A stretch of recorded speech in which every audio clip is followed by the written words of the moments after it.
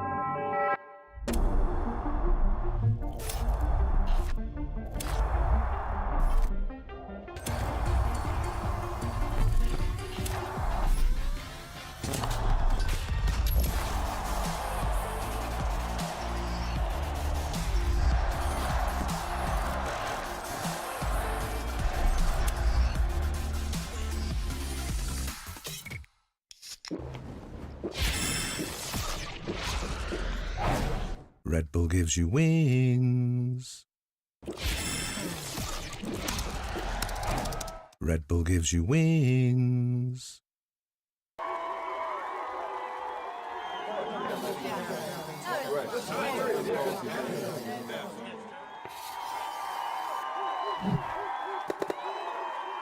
Red Bull gives you wings.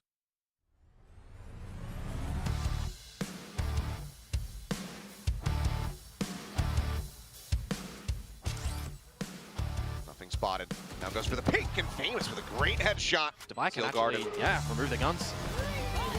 Says, let's put you back on a Thrifty. Overdrive going to be popped though, and Famous likes those odds. Pushing forward, able to find one. $sign holding things down at the back as Famous comes away with a third. Forsaken now has to do the lion's share of the work, and that is an immense amount of immediate damage. Famous with a 4 kill.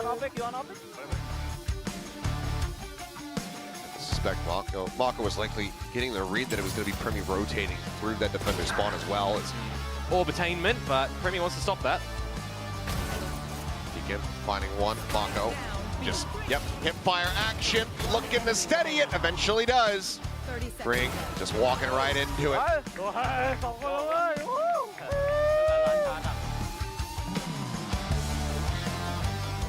Hit the headshot, which you're not doing, but you're still getting the kill.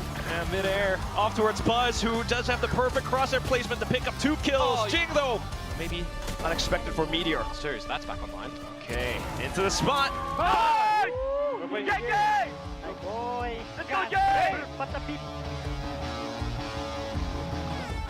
Towards the site for his utility, potentially, or play to the numbers. Which means PRX are then kind of just funneled straight into B. Something trying to fly past a lot of it, though. Does hold out towards the top market, but down towards the exact lane. Something then finding a double kill. Izu stacks. Can they hold it down in Boathouse? So far, so good. Izu with the double kill. Something swaps on, pulls out the blaze. He finds the right.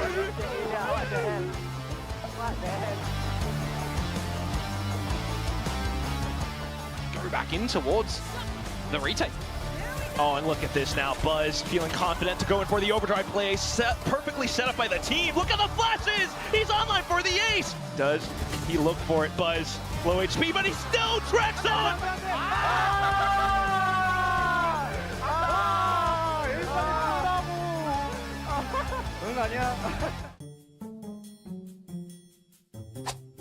Today you look so handsome. You also, thank you. I hide my forehead.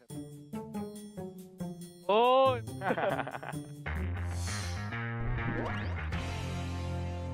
Believe me guys, today is nice day, okay? Just think like we grip everything we can, so we don't regret after the game, okay? Fighting. 파이팅 뭐야? 기분이 좋은데 오늘? 오늘 기분이 좋아. 토론토 가기 딱 좋은 날씨네 그냥. 오늘 기분 좋긴 해 오늘. 오늘 기분이 왜 이렇게 좋지? 내 태호! 좁혀러 가보자. 자 가보자잉. 얘들아 간절해지자 다시. 우리 우승하자. 오케이. 토론토. 오늘 하빈이 아픈데 누가 화이팅해? 화이팅 해줘. 소리질러. 화이팅 화이팅 화이팅. 하래. 이렇게 나와. 고 맨다. 아몬.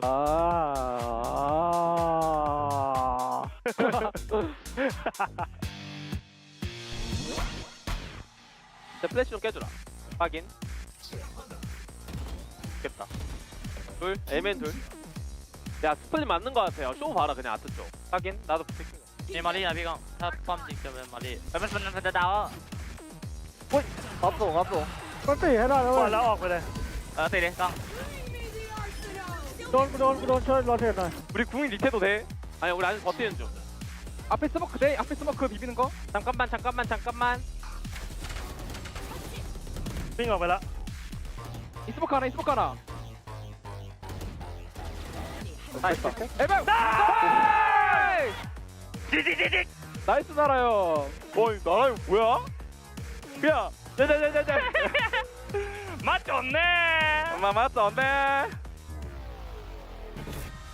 에이 조용해. 이번에 A 레이즈 좀 봐. A 레이즈. 멀리 있었다 멀리. 이기겠다. 뼈 앞에 없었어. C 조심. 나 몰래 하나 까놓을게. A랑 B 오면 나 또 도와줄게. 야 여기 백사 있다 백사. 야 여기에 킬조이고 백사에 다른 애 있어. 오맨인데 쟤. A 리테이크인가 보다. A 레이즈 아니야. A 레이즈랑 오면 있어. B 없는데 얘들아 이거? B가 되긴 해. B가. 야 와라. 스톱. 하나 더 맞고. 들어왔다. 찌리크. 하긴, 치링커만 봐. 하나 더. 천천히. 하나 더. 쟤 잡으러 갈래? 줄게 나 줄게. 메인 하나 짝방 하나. 짝방 둘이야 지금. 피 없을 거지. 형 총 먹어. 바다 앞에. 앞에 상단.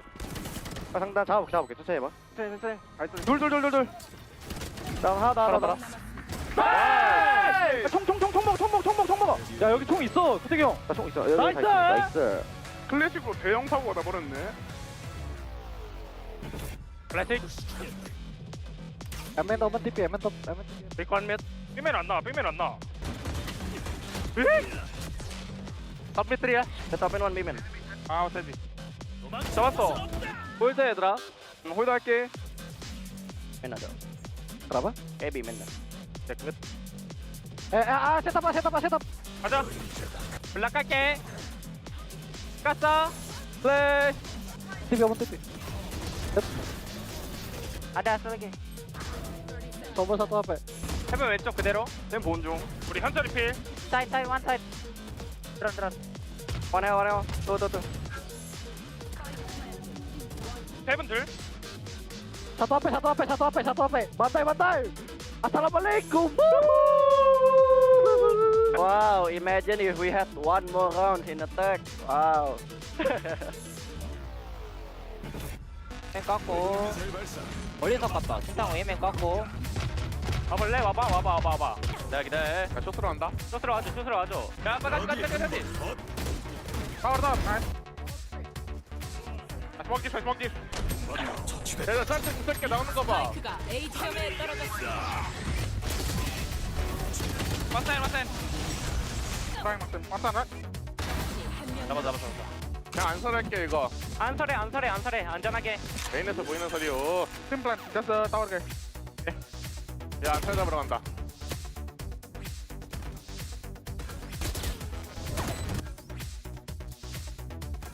명관아 좋아요. 드리블 너무 좋아하지 명관아 지금. 명관아 드리블 너무 좋아 지금.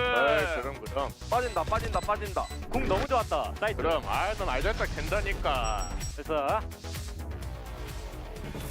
Overlap. Ada yang molly Maxim. Can you molly the bubble, Aston? Ya, molly now. 그럼 삐다 막심. 장막 내려가. 얘 어때 얘들아? 영화전 형이 이거 봐줘. 일단 가줄게. 이거 A일 것 같아. 몰라 이거. 우리 정리 안 된다 얘들아. 야, 구체 이거 CT까지 갔다. 이거 A일 것 같아. 아스파크 해봐. 나 플러스 백사이드. I'm ready now. Okay, go now. One stairs. It's backside. TK, 개만 조심해야 돼. 야, 좀만 붙어봐. 잡았어. Go. I'm blind. 하나 페트 나이스. 다 있다. 나 가는 중이다. 좀만 가는 중. 하나 더. 내가 봐. 울디야. 이런 씨. Maybe side. Heaven. 괜찮다. 괜찮아. 진상 돌 것 같아. 슛. I have done. Okay, go. He got stun. My king, man. You are my king, man. I'm not. You are queen, bro. Nice. 시멘트 폴트 연막까지 얘네. 쇼크. 타이밍 떼줘. 가봐. 팝 조심해봐. 얘네 봉봉 깠다 이거 일단. 확인했어. 야 팝 조심. 계단 왔다. 피해라 일단. 면철 개피.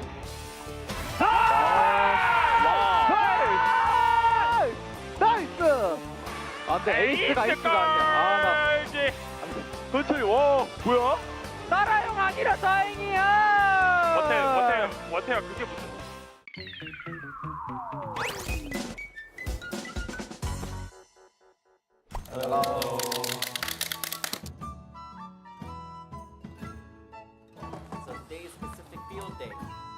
Players oath. We pledge to uphold the glory of sports and the honor of our team, to abide by the fundamental principles of sportsmanship, and to compete with effort and skill in the spirit of fair play.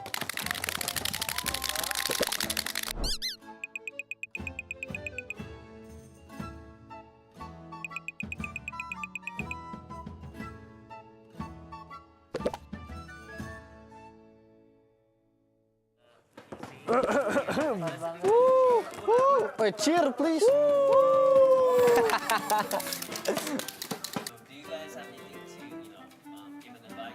He plays solo for 5 years, but I don't think he needs advice. He plays solo every day. If he loses, he needs to retire. Good luck, noob. Nope, I'm gonna win, bro.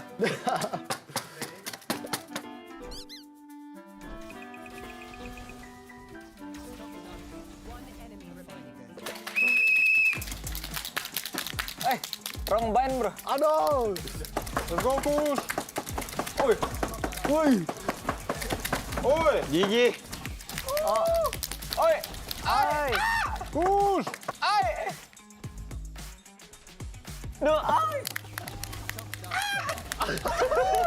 Bruh. 148, bro. Bruh. Cheer please. Let's go, push. What the? Bruh. Oi. Oi. Push. Oi. GG. Wow, that's me. 149. GG. Come on, bro. Woi, full charge. Woi, I almost passed the barrier, bro. Bruh. Let's go, hero. Bruh. GG, bro. No chat. Bro. Oh, nice dog.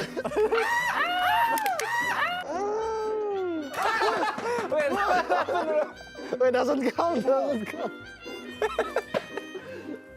Wah, lu bounce sih, lu fumble sih. Lu kenapa bounce deh? Oh, I fumbled.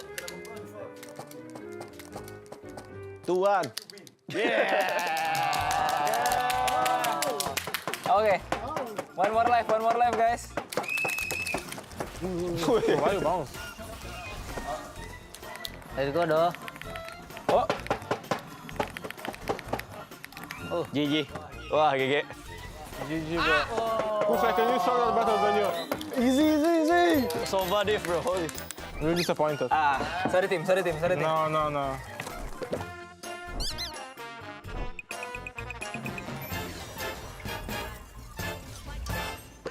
Who's gonna play? Tackle? Yeah. GG, bro. I think GG. Maksud lu apa? GG, bro. 1, 2, 3, shoot. Okay. Let's go, tackle. Dash. Uy. Good. No. Tackle, what is this? Gua miss. Run, Maxim. Oh, Maxim. Nice. Wah. Maxim, you locked in, bro. Nice, Maxim. One more. Tackle, come on. Gua fumble mid. Halo.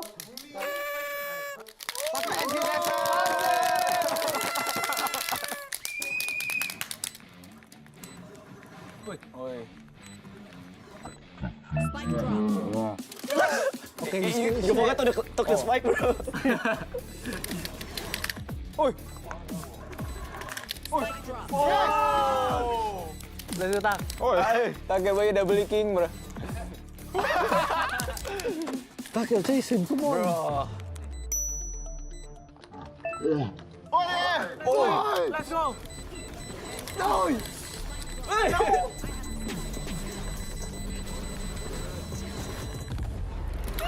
Let's go, anti-pressure!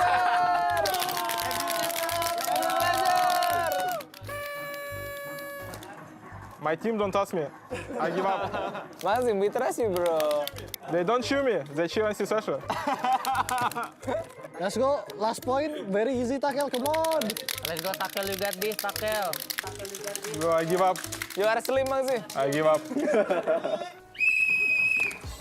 Free fire spike. Bruh. Tak, why you double kick? Wish me luck, bro.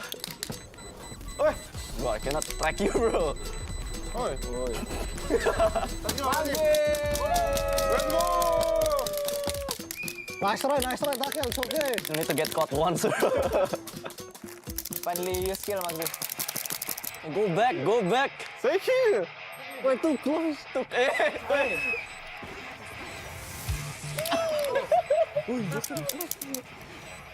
Santai.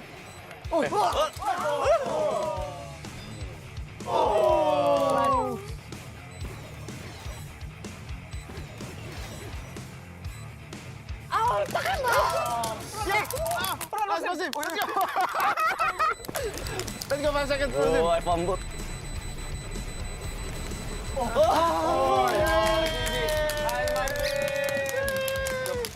Tak, what is this?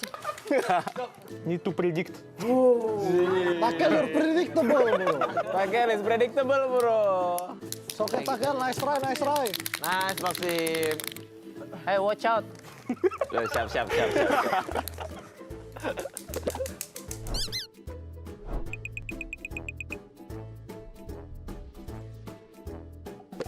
Look at me. Go. Hey, long time no see, bro. Hey, dude. Long time no see. 1, 2, 3, shoot. Draw. Lagi. 1, 2, 3, shoot. Wait. Again. I win. Ready, bro. I'm ready, bro. 1, 2, 3, shoot. Ah, oke. TP fit.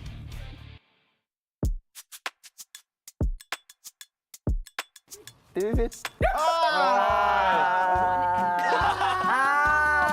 what are you doing, bro? Boo! I never touch you in my life, so I'm gonna try my best. Emang dia bukan dia pernah main di official? Nggak inget tuh.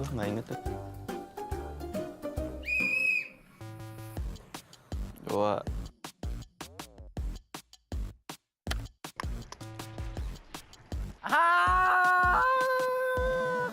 Oi! What the? This challenge so easy for me. What is this? David! Fit, you give him chance, Bro, I never touch Euro in my life. Same, bro. And this special go first. Huh? He go first now. This is like that? Yeah. Hey, me. Oh no. Why me?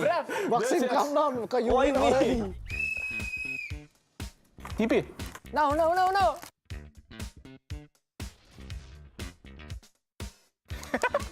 Oke lah. Okay, I take that. Oke lah. Bro, this one is easy. You just count how many seconds he Calm waited. down. Backseating, bro. Backseating. Maxim, calm down, bro. Stop teaching him. Don't fall pit.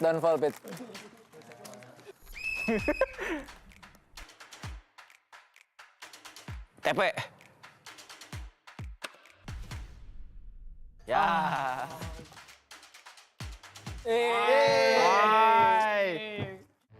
You count how many seconds? Stay there. Wait, bro. Okay. I lost my confidence suddenly. He's fumbling. Yeah. Like me. Tuh, 2, 3, TP.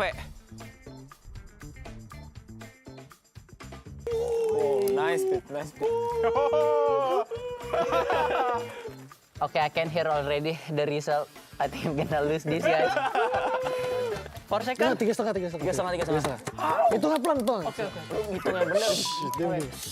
Quiet. 1, 2, 3, 4, 5, 6, 7, 8, 9.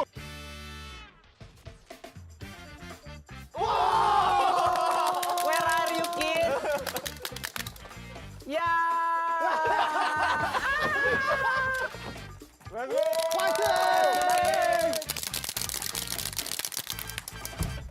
Tuh, 2, 3, 4, 5, 6, 7, 1, 2, 3, 5.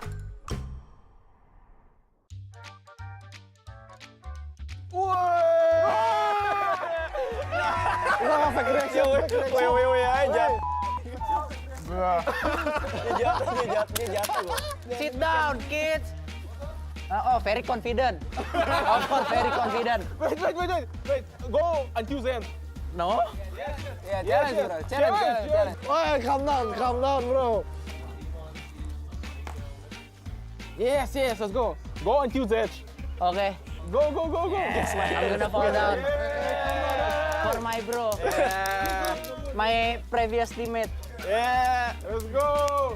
Menang Iki, menang Iki. Come on. No. I'm gonna fall down. For my bro.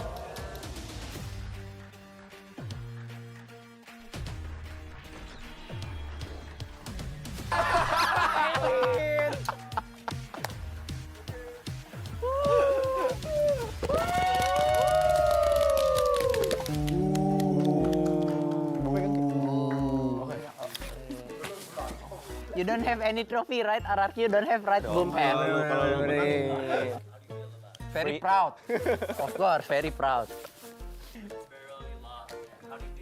It's okay, normal. What is this? Always lose every day. You learn something new every day.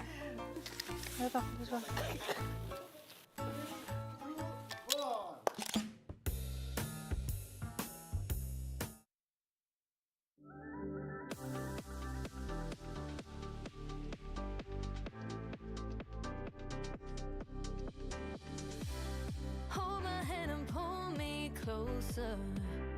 Take me to a place where we're alone. Don't tell me that the night is over. I don't wanna forget this moment. Who needs sleep when there's falling in love? And I feel my heartbeat to the beat of your drum. And when it feels like too much, no, it's never enough. I'm addicted to love. I'm addicted to loving you. I might be saving, baby, 'cause I'm going crazy, crazy for you. I might be saving, baby, it'll never be enough. I'm addicted to loving you. I'm so high on your love now, baby. I'm so high on your love now. Just a little touch from you and your mind. Just save it, it'll never be enough. I'm addicted to loving you. How can I forget this feeling? It's the only thing I want to know. I'm hearing every word you're speaking. You're the only air I'm breathing. Who needs sleep when there's falling in love? And I feel my heartbeat to the beat of your drum. And when it feels like too much, no, it's never enough. I'm addicted to love. I'm addicted to loving you. I might be saving, baby, 'cause I'm going crazy, crazy for you. I might be saving, baby, it'll never be enough. I'm addicted to loving you. I might be saving, baby, 'cause I'm going crazy, crazy for you. I might be saving, baby, it'll never be enough. I'm addicted to loving you. I'm so high on your love, baby. I'm so high on your love. Hello and welcome back to Valorant Champions Tour Pacific Stage 1. Everything is on the line today here in Seoul, South Korea. We have the upper finals and the lower semi-finals. I'm your host, Victoria, and with me at the desk, we got Pilski and Big Time. And gentlemen, are you ready for the greatest upper finals of your life? It's the finals weekend. I was born ready. You were born ready. I You was don't born sound ready. I was born ready. Yes. So ready. Let's go. Okay, Morgan, I had to ask you something. Have you ever seen Pilski without his beard? No, I have not seen Oh, him. I don't think many people have seen Pilski without his beard no, before. no. And if you are ever curious, How? this is Baby Pilski. I've never even seen this photo. I've never even seen this photo in my life. What do you do with the oranges? I love it. Look Oh my at this. God. Who's this little guy? Yeah, I used to have black and purple hair at one point. I wonder if we're going to see a photo of that. Oh. Yeah. I mean, that would be wonderful. I really hope so. Oh, the beard is starting to grow in. Oh, it's coming in there now. I won that LAN. This is the last time he ever shaved. It wasn't a good LAN, but I won that LAN. So I did basically beat complete amateurs, but I won that LAN. That's my claim to fame. And thank you. Happy birthday, Pilski. Happy birthday. Thank you, Chat, guys. take a wild guess how old he turns today. We saw some good guesses on Twitter. 39? 39 was one of the guesses. The big 4-0. And if you will, I make a Morgan, wish? if you could Wait, hold this this up is- so you can see what's on the cake. Oh. This is what we have on the cake here. Princess course. Pilipowski. Okay. What a guy. But do you have any like birthday wishes you wish to share? Block your ears because it's confidential. I would like for a better analyst to me. That's crazy. That's a crazy you should know. No birthday wish. I have to get fired now. We pass him the crown. Of course. The birthday crown for the birthday boy. I Happy don't know how you're going to birthday. put this on. It's hard with a headset, but there we go. When is the last time you showed your beard? Shaved it? Like, yeah, you showed it to anyone in the world. Never. Like, Never. not since I've been an adult. No. Oh, yeah? Yeah, I don't think I've shaved it off at all. No. Okay, well. I don't have a chin. Like, you have a chin, Vic. You have a chin. I don't have a chin. Not all of us were given a chin. We saw your photos. Doesn't happen. Do you want to try your cake? What do I just go for it? Go. It's up to you. It's your cake. I just go. Just take a bite. Why not? Go. Is it good? We picked pink for you. We know you like pink. It is very good. Thank you. You're Ooh, welcome. That's nice. Great. All right. Well, we're going to let Pilsky keep eating that. And we are going to showcase some of the crazy moments from last week for Pulsar Flick of the Week. Happy birthday, Pilsky. Thank you. Here are some awesome flicks Let's see just some flicks. for you. Yes. Brought to you by Pulsar. Who was flicking this week? Let's have a little bit of a look. See, they play with me. Yeah, How am I supposed to know who that is? Who is that? You can always have a guess, but I mean, it's quite hard in this region because everybody can shoot. I bet all of those Yoro clips are Jemkin. Jemkin is a certified Yoro abuser. We will get into that a little bit later, but look, oh my god, that was something. Yeah. Do you remember that flick? I do. The upwards off flick. He's back. He is back. He's back. He's so back. I would say he's back. I think he's firmly back. Yeah, there are a lot of cool moments. Ooh, yes, on this Fracture as well. This is the last map of the series. A really exciting way to end last week, and yeah, lots of good flicks. Now we also have a lot of great fans here in Pacific, and we have our VCT Pacific moments that you guys can share with us, and this is the one that we've chosen for this week. This is really cute. So this fan, she's a huge supporter of Boom, and she said, "Please sign my forehead," and that's looks like a 6-finger sign in her forehead. Nice. I love it. I mean, I think it's becoming a bit of a trend, to be honest. Like, you got your face signed by Tens. Tens did mine. I think we should bring this back. I think more people need to start doing this. Whenever you see your favorite Pacific players, if it's down in the lobby, if it's at international events, get them to sign your face. That's the meta. Signing paper won't last forever. Just make sure it's not a permanent marker, because literally I have a spot on it's my first tattoo. I have a spot on my face from my brother pinning me down and attacking me with a permanent marker when I was a child. Is that why you grew the beard? It blocks all the other permanent marker. Yep, that's it. My goodness. Okay, well, still, again, I want to say happy birthday again. We're going to say happy birthday all day today to Pilsky. I want to talk about where we are in the playoffs. We're down to the final 4 teams, and this is the most competitive we've ever seen Pacific, and I would argue perhaps out of all the regions. Now, the SEA, the Southeast Asian teams, have been looking fantastic as well, so this is a little bit different than the last 2 years.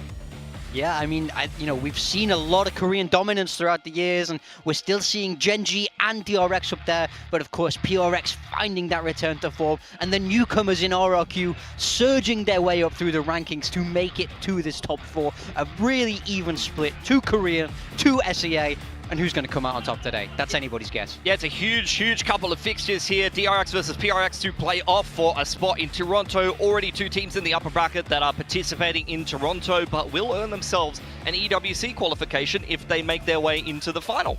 Yeah, so this is going to be pretty huge today.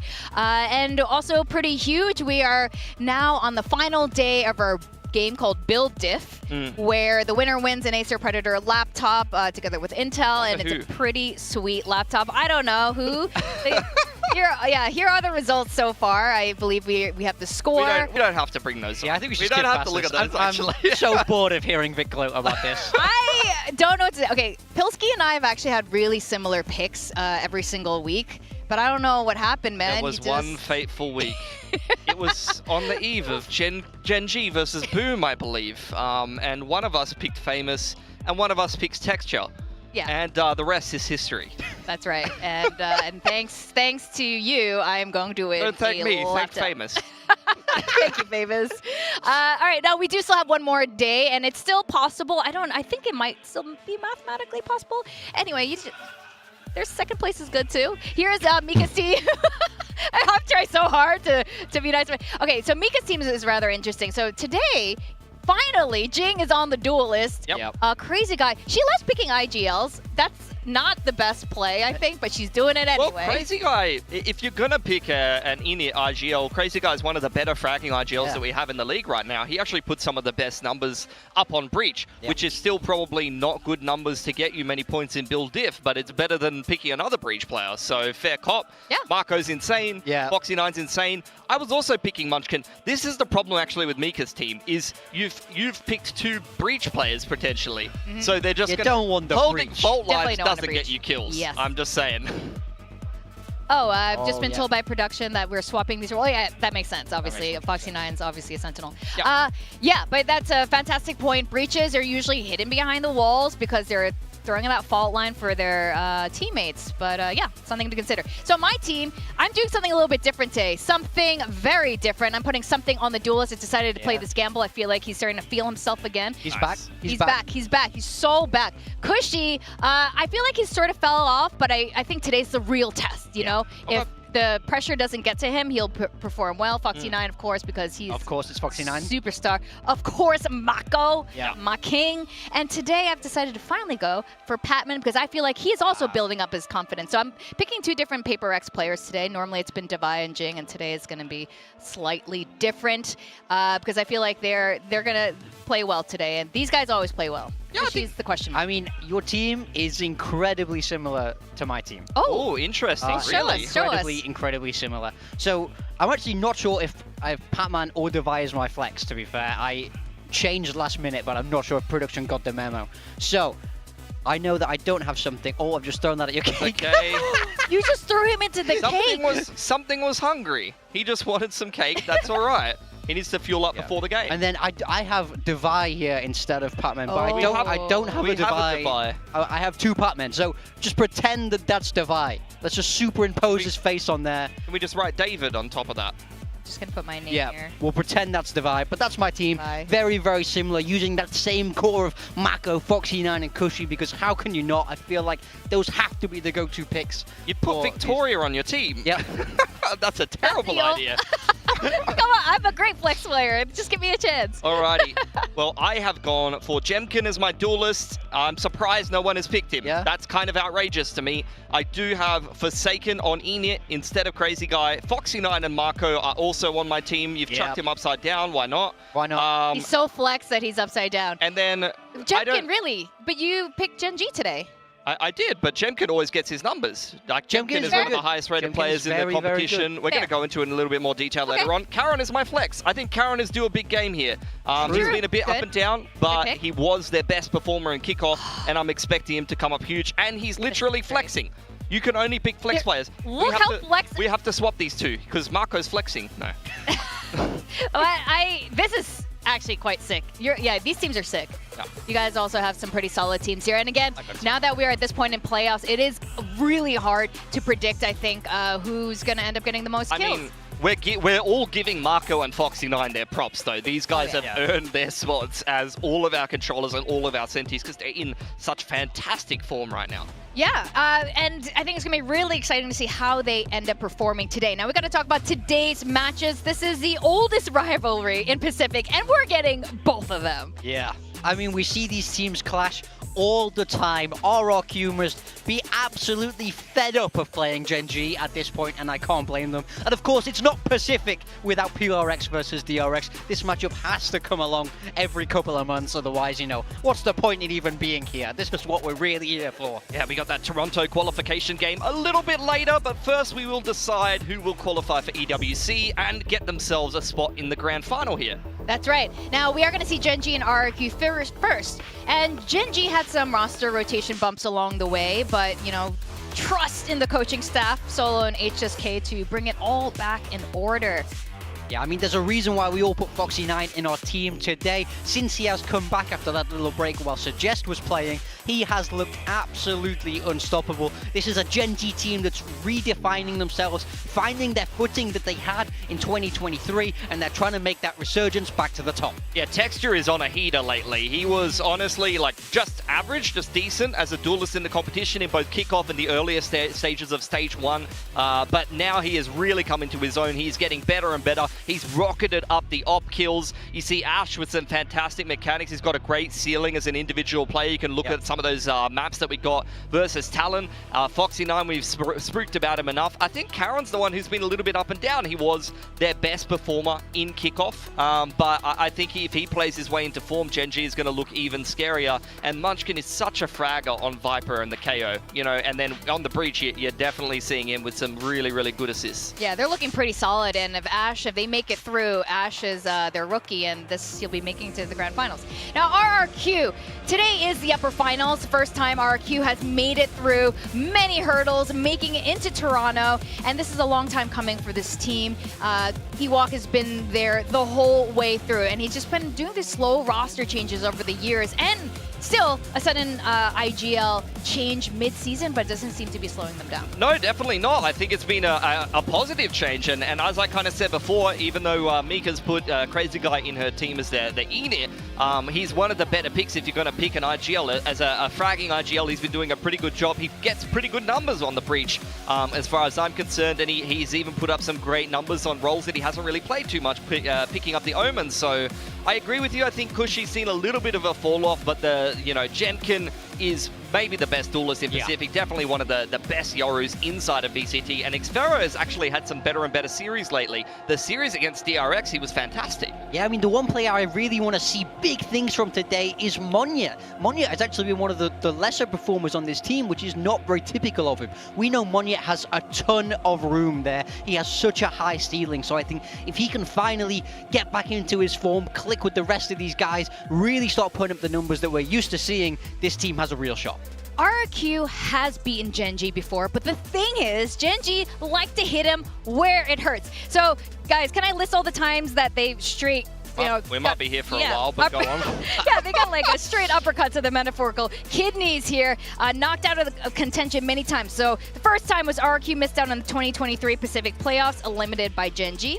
Then they got knocked out in 2023 LCQ, again by Gen G. And then they got eliminated in 2024 Pacific Kickoff, of course, by Gen G. And then they were sent home in their opening match of the 2024 Pacific Stage 2 playoffs. And yep, it's by Gen G. Can you imagine? 4 times! Oh, it's gotta be so annoying at this mad, point. like all the time at them. I mean, I remember Xfero saying in like one of the interviews at the start of Stage 1, he said, hey, I know we're gonna make it to playoffs because Gen G is in the other group.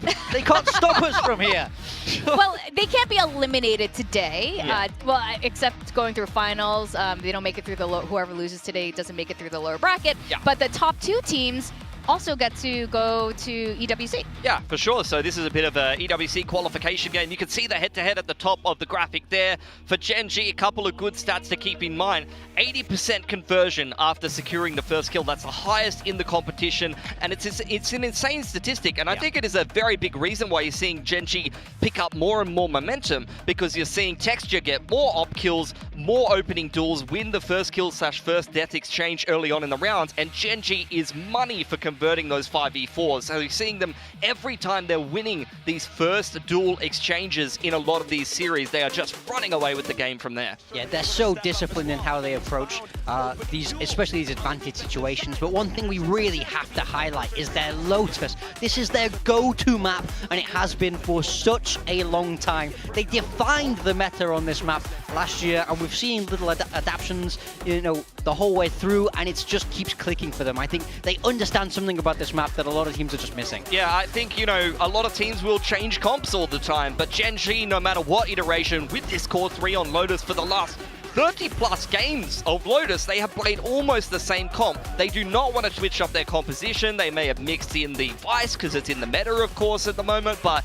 outside of that, they want to keep the formula the same, and they're quite confident that they can defeat any style, anything that you can throw at Gen G on this map. They do not care if you've got prep. They do not care if you're a good team on Lotus. They will pick Lotus into a series and they will beat you on it. They're 6-1 right now, and I just continue to see them have fantastic performances on this map. That is a very Gen G thing, right? When Gen G is playing at their finest, nothing can really stop them, even though they never change the comp. Now, Jemkin, you guys had mentioned this. He might be our favorite Yoru, and maybe not just Pacific, but globally. Yeah, I mean, you can see it. He's played 11 games of Yoru. His next highest agent, I believe, would be the Jet or the ISO, tied with 2. So he has been playing Yoru, map in, map out, abusing this agent. He's topping all of the statistics, and if you take out ISO and Brim from his agent pool and look at the stats, they go up even more. Like, honestly, his ISO and his Brim performances compared to his Jet and his Yoru have not even been close to the same level of numbers. This guy is putting up insane numbers right now for RRQ. Yeah, it's such a clear, defined meta choice from this coaching staff as well. They feel like they've identified that Yoru is broken. They're saying Jemkin, get on the Yoru almost all the time, and it's such a good fit for him as a person, and we're seeing that play out in the stats. Absolutely. And you guys have pointed out Gen G's Lotus, but I think we are almost certainly going to see an Icebox based on their past performances, respectively. Yeah, potentially. I mean, it is one of those things where we need to start to ask, are these teams going to take risks in the veto and play maps that are not as repped, not as tested, maybe newer in towards the map pool? It's been a very, very big strength for RRQ. They have been early adopters of Ascent coming back in, Icebox coming back in, so if anyone's going to take a risk in the veto, it's not going to be Gen G. They're probably just going to pick something they're used to. RRQ might be a little bit riskier with it, perhaps. Yeah, I mean, I'm definitely interested. I think RRQ should have that flexibility. We see the bans coming out now, RRQ taking out Haven, which does mean, of course, Gen G are going to be picking that Lotus. Yeah, Gen G taking out Fracture. They've been banning that map in, map out for the last 4 series in a row, and they also did get slapped on it by RRQ in kickoff, so I don't think they want to be going back to that same ground. Out comes the Icebox pick, though, Vic. You'd expected this one in this series? Yeah, I mean, they're both good at it. Why wouldn't they both play it and see who's the better Iceboxer? I mean, RRQ's picked that one up. I mean, Gen G, we saw them play the Yoru KO comp before, and it was fantastic against Talon, but I don't think they're going to be playing against Harbor this time. Yeah, I do think it definitely interacts a little bit differently if you don't have all those walls that you want to flash through. But overall, this is a very standard veto. This is a veto that both teams will have thoroughly prepped for, so I think there's no real surprises here. This is very straight heads-up Valorant. Lotus will be our first map, and as we've highlighted, this has been a fantastic map for Gen G. But also on the other side, you know, RRQ have been enjoying it. We saw them DRX last week in that close overtime map 3. They adopt a bit of a different style. They like that breach Teo. So I think I wouldn't expect to see any compositional changes here. Both these teams like to play the same way. Yeah, earlier on in the year, this was not a good map for RRQ, but now that they've gone onto this Yoru Breach Teo comp that they've been playing game in, game out, they've had a very good strike rate on it. They're 3-1 overall. They're beating some of the best teams in the competition on Lotus. The only loss that they had was versus Secret at the end of the group stage in a game where I really didn't get the sense that RRQ were very locked in. So I think, honestly, this is quite a strong map pick for RRQ, and I think having it picked into them is going to give them a lot of confidence in this veto. Yeah, I think this is going to be a really close one. I think we're going to go full distance and split whatever it is. It's going to be a ton of fun here. I will be talking about predictions with you guys once we send it down to the stage, but this is going to be a huge deal. If RRQ win this today, this is going to be the first time they've qualified to a Pacific Finals. They've gone further than they've ever gone before, but they are going against Gen G, the one team that likes to stop them in their tracks. We're going to send it down to the stage and welcome the teams for today's match.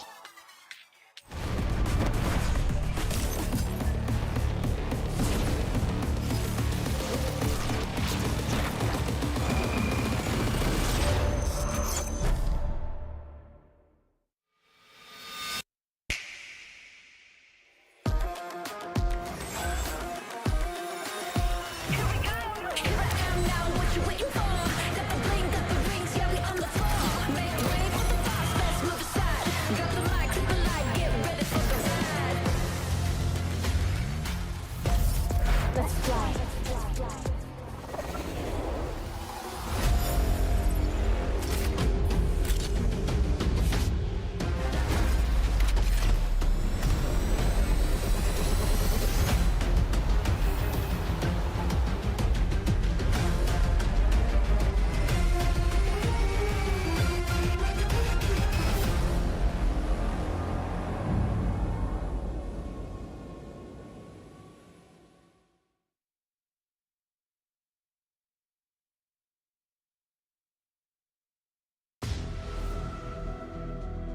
2025 VCT Pacific, Stage 1.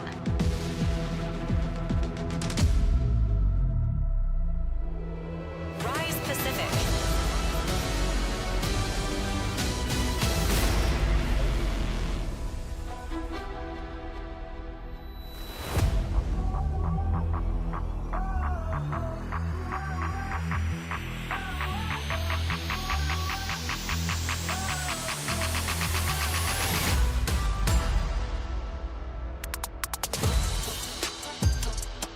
Genji.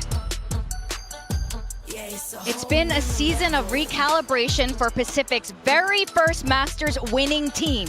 Genji losing superstar Meteor has left a void, but the foundation of last year's super squad remains intact. There's Texture, Munchkin, and Karon still holding the line. Yeah, after coming back from that Masters win last year, they were immediately rocked. Kickoff did not go their way. They finished third, which is good, but not good enough for this team. They missed out on the last Masters event. They're looking to get back there as soon as they can and get back into a Pacific final where this team belongs. Meanwhile, RRQ is on the rise. These are their opponents today. They finally broke through their first ever Masters event in Toronto. It's been a long road under Coach Ewok, marked by calculated roster changes and a very bold IGL switch mid-season. But despite their momentum, they're facing a familiar foe, the very team that has denied them year after year. The question is, can RRQ finally conquer their old nemesis, or will Genji once again slam the door shut on their chance at their very first Pacific Finals? Yeah, it's time to get that monkey off their back. They have lost way too many times. They got knocked out by Genji way too many times in Pacific. They need to ride this momentum of going into an international event. They have had players, star players, that have never been in better form. It is now or never for RRQ to make their first Pacific Final against Genji here. And with the coaches coming out, I kind of wish they walked out with their assistant coaches, because I think we at Pacific love their assistant coaches as much as we love the head coaches on both squads. Yeah, arguably the most important, most crucial role on any team, of course, the No assistant bias, coach. no bias. Oh, man. So, yeah, the veto again here coming up, and like we say, this is a very, very straightforward veto. I think both these teams could have predicted exactly these three maps. This is where their focus will have been all week. There's no tricks, there's no surprises, no one's trying to cheese here. This is going to be straight up prep. I actually really like that. You know, they just have to show the best of what they've got. Yeah, for sure. I mean, both of the coaching staffs really performing similar roles. Like both Ewok and Solo, the heart and soul of their teams. The assistant coaches are both very well known for their prep, for their anti-strat, and that's going to come in very clutch in this series. Oh my god, big time. You are all cowards. You're cowards who are afraid of change. Look at okay, to be fair, look at this audience prediction. It is 50-50 split down the middle. To be honest, I have been going against the RRQ curse. My RRQ predictions have been cursed. But that said, I do think Genji is slightly favored here. I mean, you can see the predictions here and on the Korean broadcast side. It's hard not to. We'll get the agent select coming out here. Neither one of these teams changing up too much. Stylistic difference of the Breach, Teo, Yoru, Jemkin is dominating Pacific on this agent, and RRQ is very comfortable playing this comp. They've got a lot of success on this map thus far, starting out on the defense here. Yeah, Genji's style much more different. This is exactly what they're used to. Keep an eye on Munchkin. He's so good on this Viper. The way he finds lurks, the way he finds timings. And when we get over to that defensive side, Foxy9 on this Vice has been lighting up the server. They trust him to be able to hold down these sites, but he's going to have a tough job today against the heavy util that RRQ are presenting. I'm looking forward to seeing how RRQ can kind of target this one. They do have an execution-based comp that they can really try to target what you're going to be seeing from Genji. Their trends are well established. They played the same comp the same way for such a long time now, and this is where we need to see RRQ be able to bring some fantastic prep into this one. But there you go, this man's been thrown back in the lineup, and this will, I guess, be his 100th map here. In a crazy way, Foxy9, I keep forgetting how experienced he is at this point in Pacific. He still feels, he's got this like rookie, young, youthful energy. I wish I could read that. Morgan, could you read that? Your Korean is phenomenal. I could. Yeah. Oh, yeah, he's not going to tell us though. But we got more Korean for you. It's about texture. I could read that part. Yeah, texture ace. Texture ace, yeah. Perfect Korean. Yeah, see, I just got told that was right by my producer. I'm a genius. Let's go. Not right about many things, but that's a good start. Well done, mate. All right, well, again, happy birthday, Pilski. And we have two casters today who are very familiar with this particular matchup. It's Achilleos and Paper Thin. That we are. Here we are again. Gen.G versus RRQ, DRX versus PRX. The two inevitabilities of Pacific clashing in one large day. In that second series, we'll determine who is going to be going over to Masters Toronto. But for now, it's about to settle who is going as that first seed into the grand finals here to close out stage one. This is an exciting grudge match, right? You've got two teams who are so well versed with each other. It's deja vu to see them here again, except this time it's in a position where the stakes are not exactly the highest as they could have been per se, but you've got that trip to the grand finals on the line here. You want to be that top seed. You want to have those extra bans. You want to be that team who's going to win Pacific, and especially for RRQ, something to prove. You've never been able to get this far. Now you have the chance to go even further. For Gen.G, they're looking for a return to dominance, to being the #1 team of the region. Getting into that grand final, first and foremost for RRQ. It's achieving that for the very first time while also conquering one of the biggest demons that they have faced.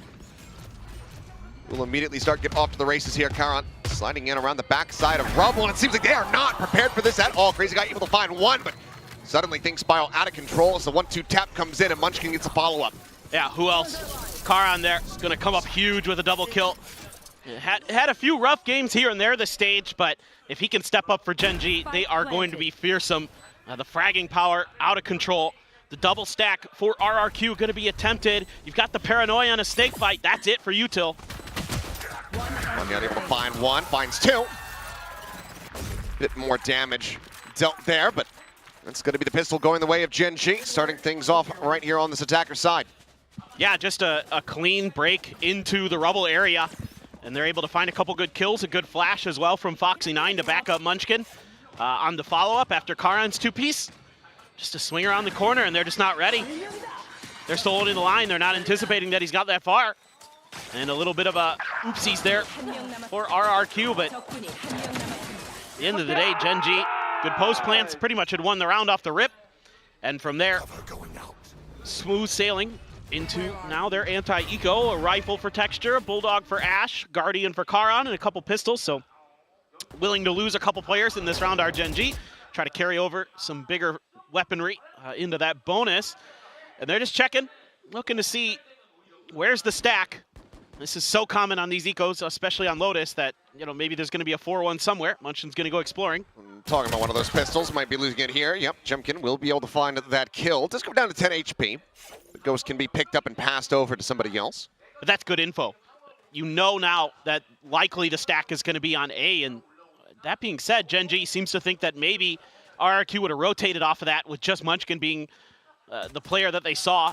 Typically, Munchkin's going to be on his own quite often for Gen.G, so that's not too bad of a read, but that's a good kill for Ash.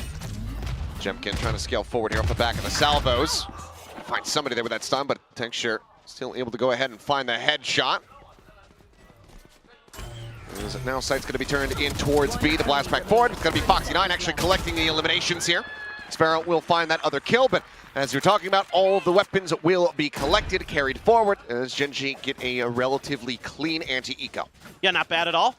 Just checking again to see if there was presence on A. Ash confirms, gets a kill. Sure, you kill Munchkin, but again, those two pistols, those two ghosts, totally fine to lose. Yeah, yep. Really nicely done. Texture goes bounding in. Foxy gets a couple kills with the ghost himself. And I look forward to some kind of Texture reaction today. I'm sure there will be plenty. It's the best. I mean, we have two of the most boisterous players on stage with him and Monyen on the opposite side. It's going to be Jimkin, though, getting involved. Statuesque, as always, but finds the headshot. And Texture gets taken down nice and early here in the round. It's definitely quite the dichotomy between some of those players. Jemkin definitely very locked in most of the time. There's Monyet. Texture going to be vibing a bit more for you.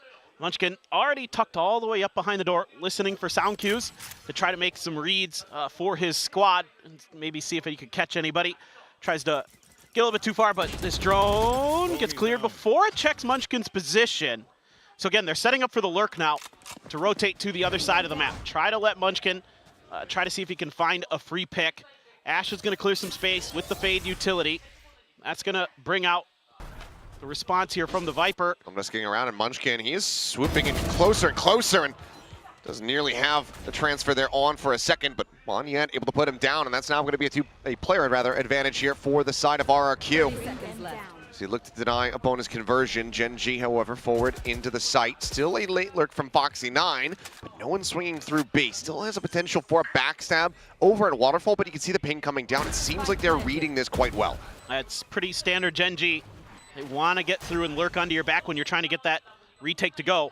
Sees the hold of a Bay there for the moment. Monyet pulls off for just a little moment there, and then Foxy9 swoops in, is able to find the kill, brings it now to parity, 3v3. Strafing forward, Caron, good for the transfer in, now just Crazy Guy left. He's just got no way to clear this out. Will just slowly drift away, try to hold on to the weapon, but that's going to be a big bonus conversion for the side of Gen.G. As fault line, will it connect? It's going to be a little bit too shallow. And it's going to be util in hand as Caron collects himself the third in the round. Huge bonus win here for Gen.G. And it's just classic sort of Gen.G playstyle. Munchkin loves these kind of rounds where he's able to get deep into enemy territory, just kind of wait it out, get that kill, get that trade, that's fine. Foxy finds the perfect timing. And, you know, it used to be Meteor who was on those lurks. Now you've got Foxy finding his kind of groove in that system. I mean, I think one of the things that, going back to Gen.G earlier in this part of the year when Foxy9 comes in on the Sentinel role, was he was having trouble finding those timings on those lurks.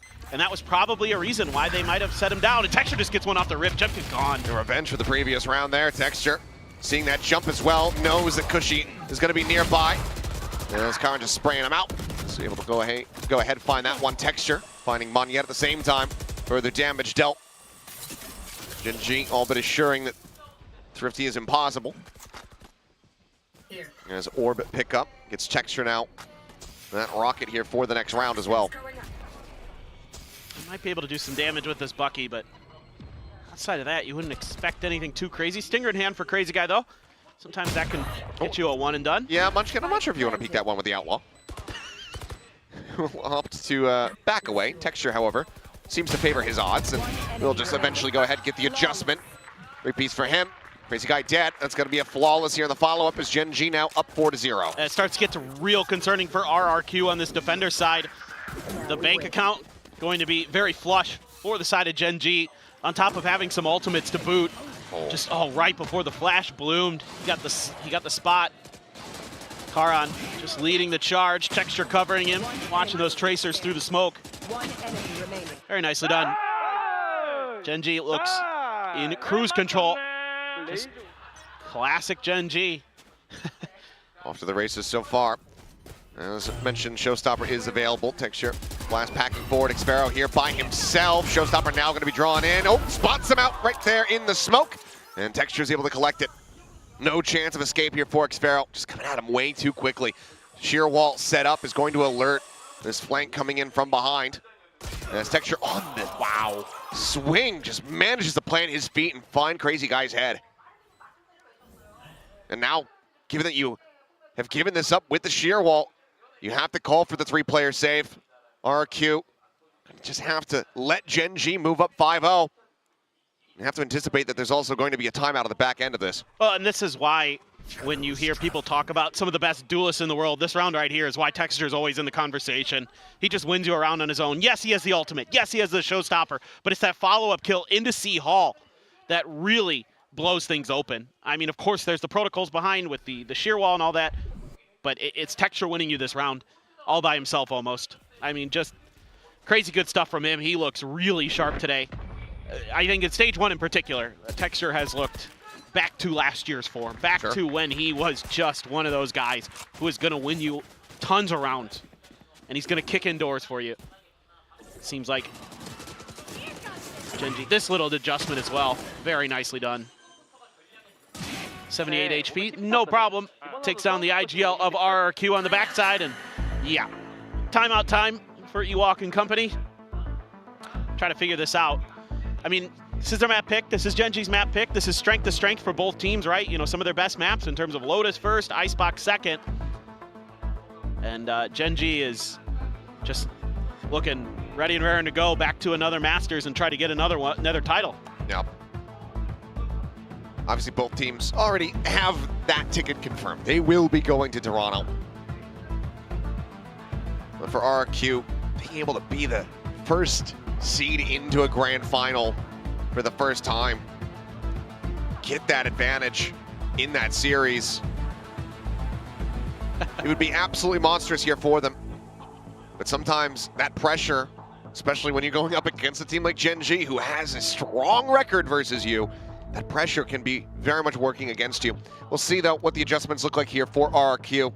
Still are on this defending side. They don't need to scrape together too many rounds to be able to make a go of this, as long as the players come online, because we know what kind of impact Jemkin can have, but right now, it's not really being seen. Yeah, and this is a tough ask for RRQ and their coaching staff. Gen.G's done a really good job of showing a bunch of different looks, a bunch of different plays off of taking early rebel control or not, seeding it over. You know, do they reaggress into that space? How aggressively do they reaggress into that space? Do they want to just get a kill and dip out like they did on the anti-eco? Do they want to control some of this territory to get Munchkin set up?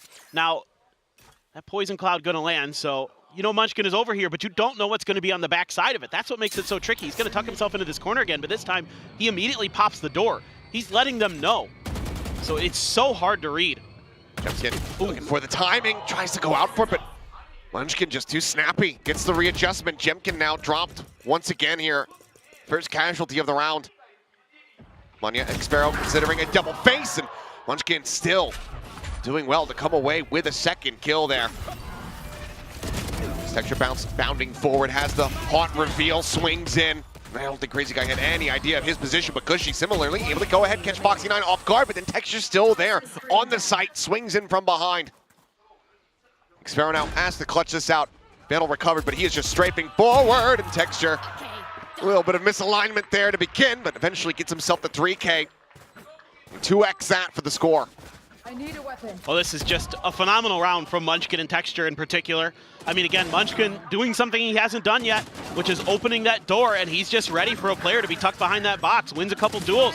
A good reveal from Ash. He pays the price throwing that haunt, gets killed, but that sets up Texture to create that extra flank angle to eliminate Cushy at the front of C main, and then just, again, aggressively push C Hall.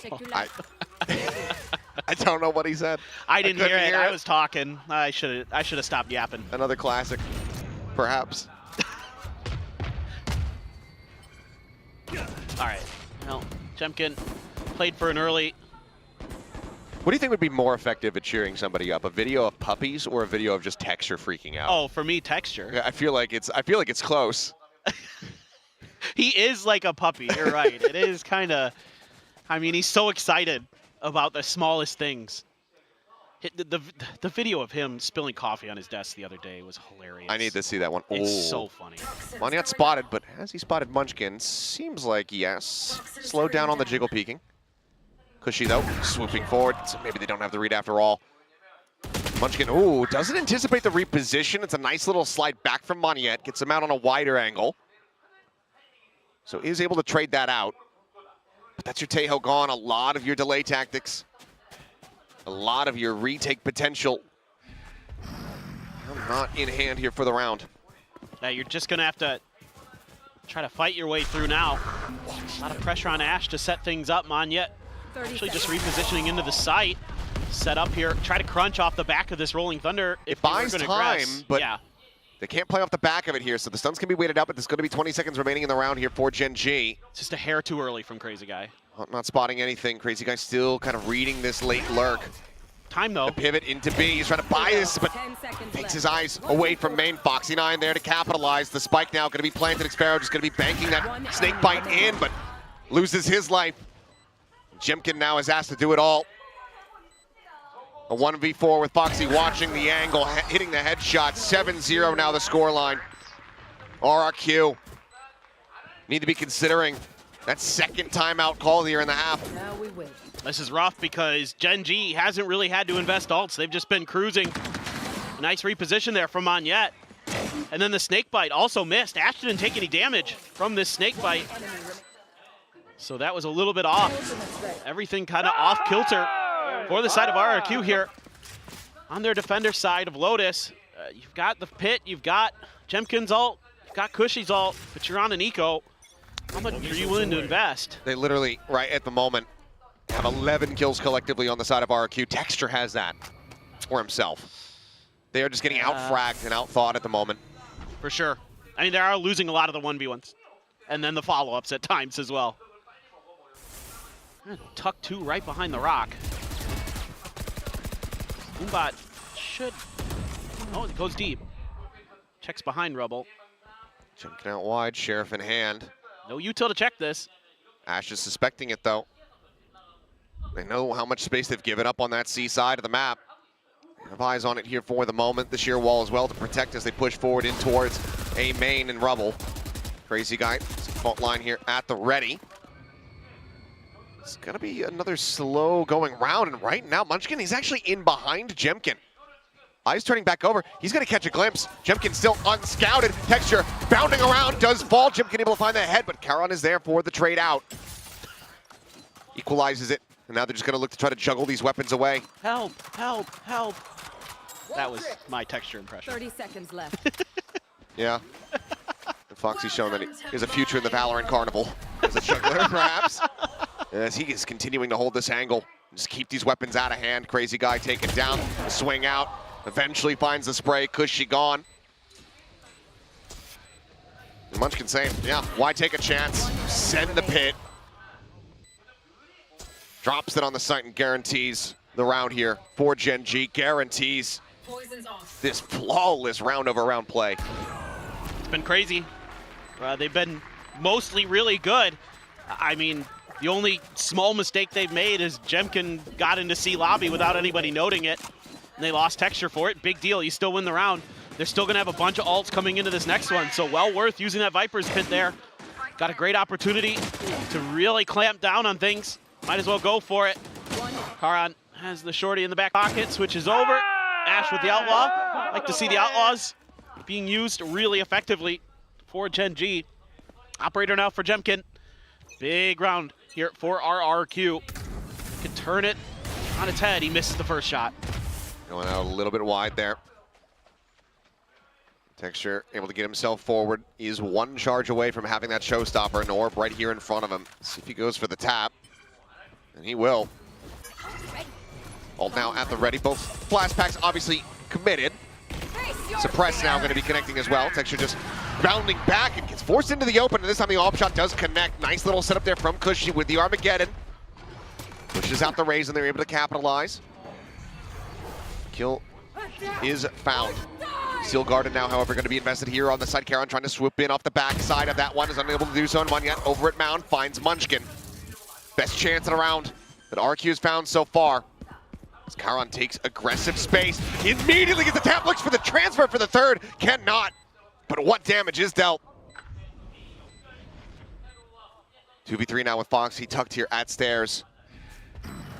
TP forward. Vanya basically shoulder to shoulder. And Foxy, some damage dealt, but kill not found. Paranoia going to be dodged out. Ash has to do it all. Spots the first. Looks for the transfer. But Cushy will stand tall. 13-0, no more. RQ will get themselves online and on the board here in round number 9. This is just a tremendous counterplay here by Cushy. Great ideas. They know that they're going to feed this ult orb to Texture, so you can send out the drone, nullify Texture's ult briefly, and then counter with your own Armageddon off of Gen G's Nightfall to isolate Texture, put him in a really uncomfortable position, and he walks out into the open of Jemkin's Operator. So that round, well thought out, well designed, and well executed. And RRQ finally gets the big win. They keep the op, so they can keep their economy okay. They're still able to get the rifles, a few half armors here and there, but all's well that ends well. Still have that showstopper to consider. Oh. And this time it's going to be Munchkin taken down. Jemkin finding the first shot. Does have this dimensional drift in case things get a little bit dicey. Gate crash is set up in Waterfall here for the moment. So Prowler waits it out, eventually clears it. This time showstopper going to be sent in towards the back. Crazy guy, however, able to trade it out. Texture dead before the rocket can connect. Player advantage still going to be here for RQ. Spike planted. Karan trying to take a cheeky angle. Swap of the weapons. It's Foxy trying to play it unexpected timing, perhaps? But Ash gets 2 crisp shots, and Cushy and Xfero now suddenly eliminated. Tucks back around the corner. The fake out leading the charge. The real thing, however, finding the kill. Double face coming in. Monyet to collect. RRQ now finding their second round win. All right, starting to get it together. Had to throw some ultimates there with Jemkin, but Gen.G not able to find those favorable trades. You know, yeah, you get the showstopper, but that's immediately dealt with by Crazy Guy. That opening pick from Jemkin, very important that he's going to find those. So many of these rounds are coming down to which duelist can break things open first. That is disgusting from Ash. Jemkin here, just leading the charge around the corner. Ash knows they're coming, but not much he can do there. 2 players coming through. Now a little bit of confidence in Odin for Monyet. Let's see what RRQ can get done. Looks like just the 2 controllers for Gen.G gonna contest Rubble. And that's gonna be a TP forward by Karan. Dodge some of those bullets. None of them connecting. Paranoia at the ready. Knows he's in there. Maybe he's thinking about a smoke now. And we'll go ahead and send one door. Going to be broken. Double face out. Karan going to be taken down. As Cushy finds texture. It's another great start to a round here from RRQ. Op shot. Not going to connect this time around. Foxy is able to go ahead and scale forward a bit. This flash not quite connecting. The shorty almost takes him down, but does not confirm the kill. Foxy with a sliver. Does manage to hold on. And Munchkin similarly getting headshot. Falls down to about half HP, but still does manage to go ahead and stay alive. Stealth drone going to be cleared. Munchkin collects the operator.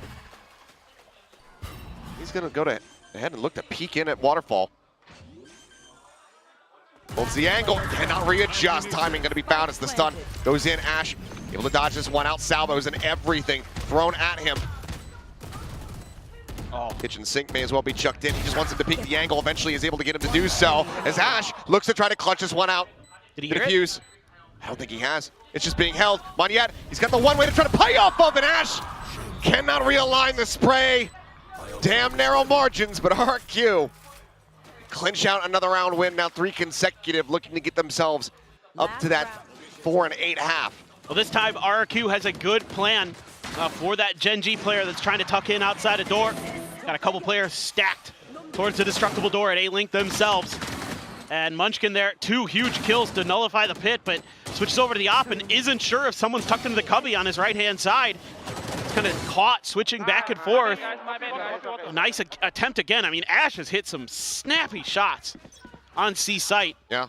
But he's only got 7 kills, but pretty much all of them have just been nice little one-taps. Yeah. Stun in, looking for the Armageddon, and that is texture dead. A great little trap play off the rip here from the side of RRQ. There's jump peek. See Munchkin and Cushy's going to slowly drift away and say, no, I'm not going to go for that again. Foxy, good last time at predicting Jemkin's angle. Was able to jiggle it well enough. Doesn't seem he wants to push any further forward. Doesn't want to push his luck just yet.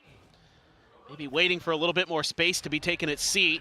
Still again, just Xfero holding the line at C for now, although Cushy starting to make his way over. So this could work out pretty nicely for Gen.G. They're able to bait the drone out. Just a little bit of pressure, but that shot from Jemkin. It's the tap of the door from Gen.G. In response to the stealth drone coming out that gives Jemkin the angle. Foxy unable to clear it previously. Munchkin's shot going wide. 3 players now left standing. Just Karan with an ultimate. Ash dead means that you don't have that Nightfall. As flash going to be sent, Jemkin does go ahead, eats the lion's share of it, but he's got the quick exit from the gate crash. Karan now going to be TPing into the back of A site, but Monyet is still holding A lobby with this rebel control. Push out, snaps down, Munchkin dead. And now Foxy9 needs to try to work his way over here, but the op has further reinforced the position. Enemy remaining. An ace clutch for Karan to get a 9-3 half. Otherwise, RRQ dragging this back as much as they possibly could. Good luck. This ain't gonna be easy. Certainly not. Tucked in behind the tree, but no one on the approach from that angle. Every single player from RRQ is here in the site. Peeks, looks for the first one. The off scaling forward, finds the tap on the one. Gets a shot into the shoulder of Jemkin. And in the end, RRQ will be able to go ahead and collect 4 rounds here in the back end of this half, covering it as much as humanly possible as they get ready to go on the attack. Yeah, it's a phenomenal play once RRQ is able to get into that operator. That really gave Gen G fit. So many of those opening picks start going the way of RRQ, and it made things really, really challenging. And that's a great setup again, a nice little trap place. You can see some of these ideas, some of these designs that RRQ had coming into this map able to come to fruition later in the half. But was that 8-round streak that Gen G was able to run going to be too much for them to overcome? I was getting worried there for a second that I miscounted rounds. Because like they went back and it was like 8-3 and I'm like, did I pull a Lakia? Nah, the HUD just had a little bit of a... Then we're all good. A little bit of a heart murmur there. Stuttered for a brief little moment. Hey! Look at who it is. RB back over here visiting. Cutest human being. They're going to say each other. How adorable. But of course, Binbon, one of our Korean commentators, has the day off, decided to bring RB back into the studio. Yeah, such a nice guy. Came and talked to us for a little bit. Asked him how IGLing is going. He said it's difficult. It's hard.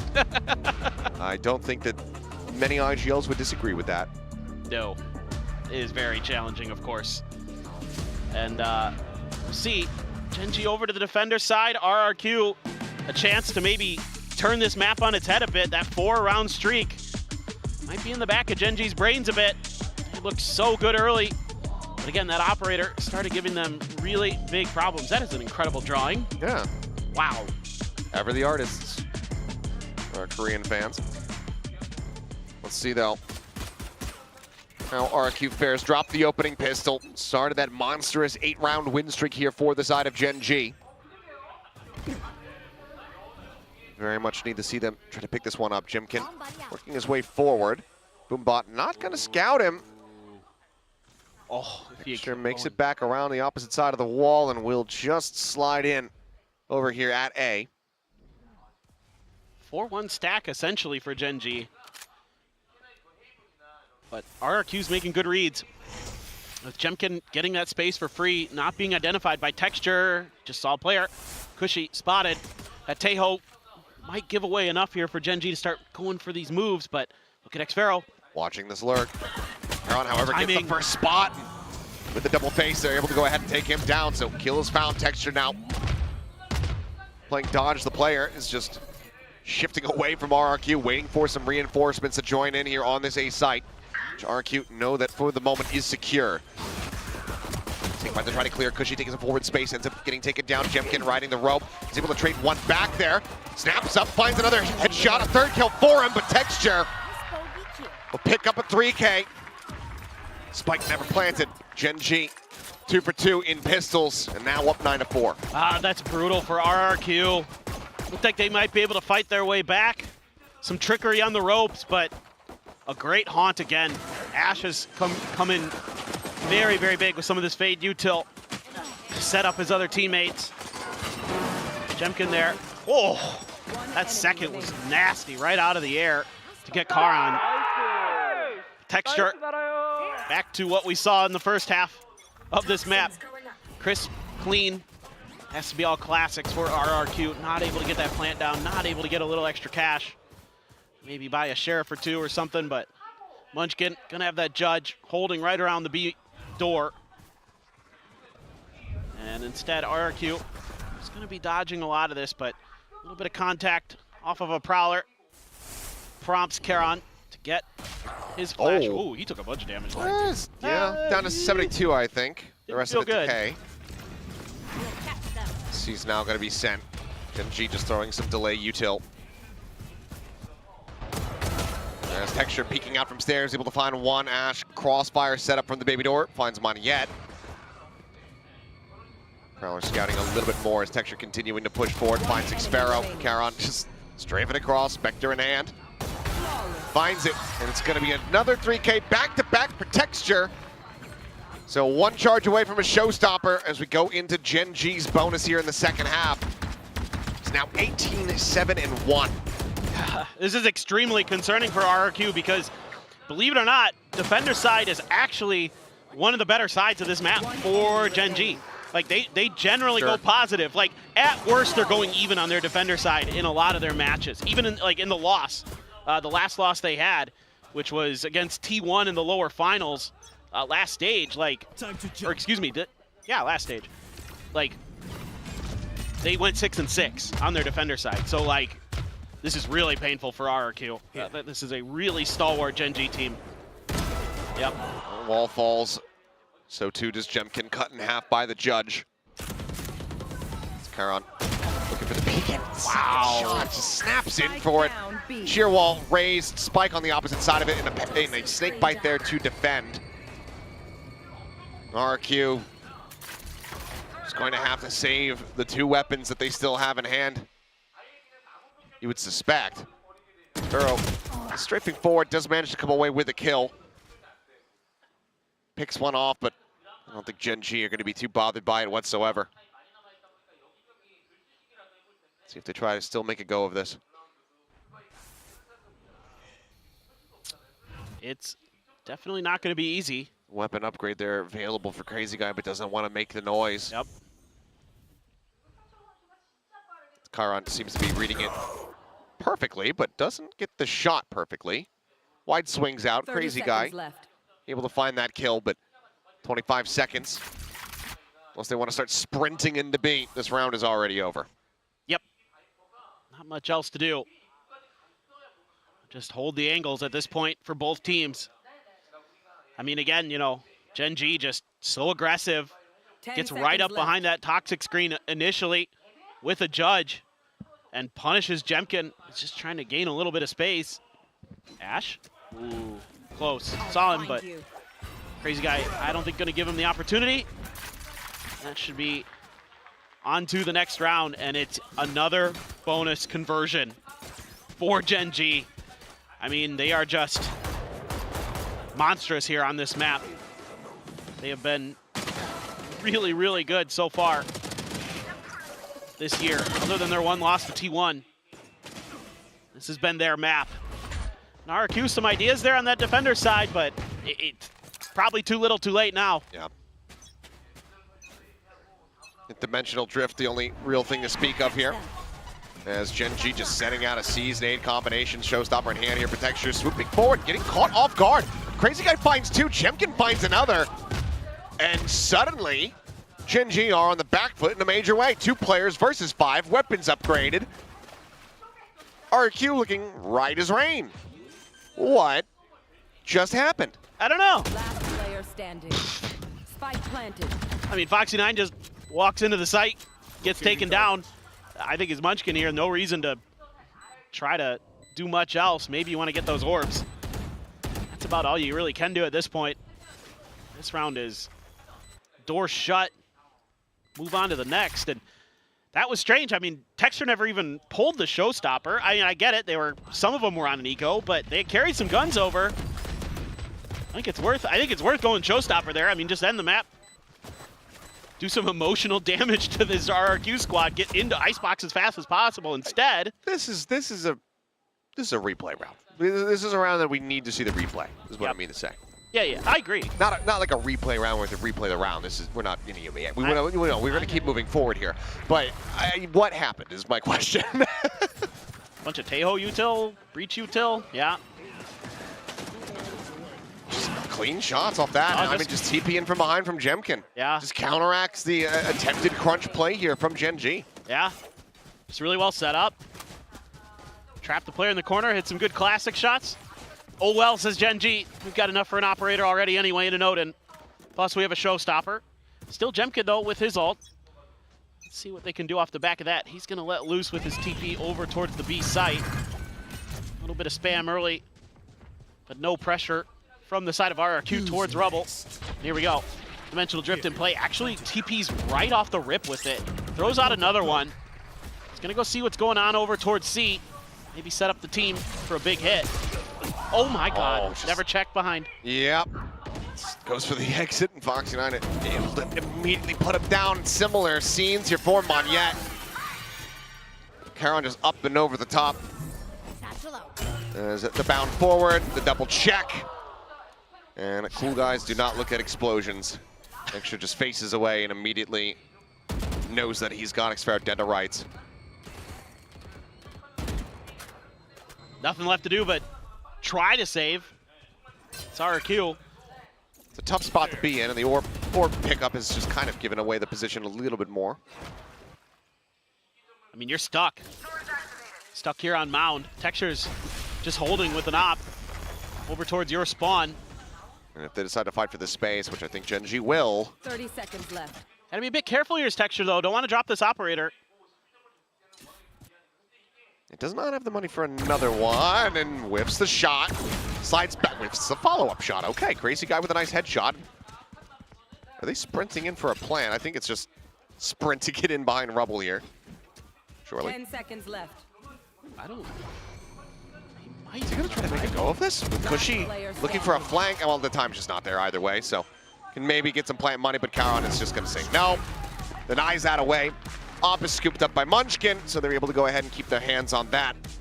12-5, map point now here in hand for Gen G. Smooth sailing. Able to recover the op, it looks like, so all's well that ends well for Gen G there.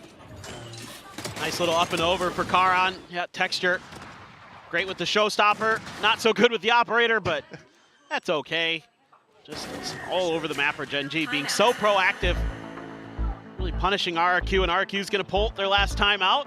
Again, this is more about mental stability than anything. Sure. I mean, look, this team could go on a run. I don't doubt it. But you wanna make sure that they're not getting too down on themselves. Get a couple wins here. Go into Icebox feeling better. Yeah. Just a quick little pump of the brakes. Make sure that all is going to be well here before this map comes to a conclusion.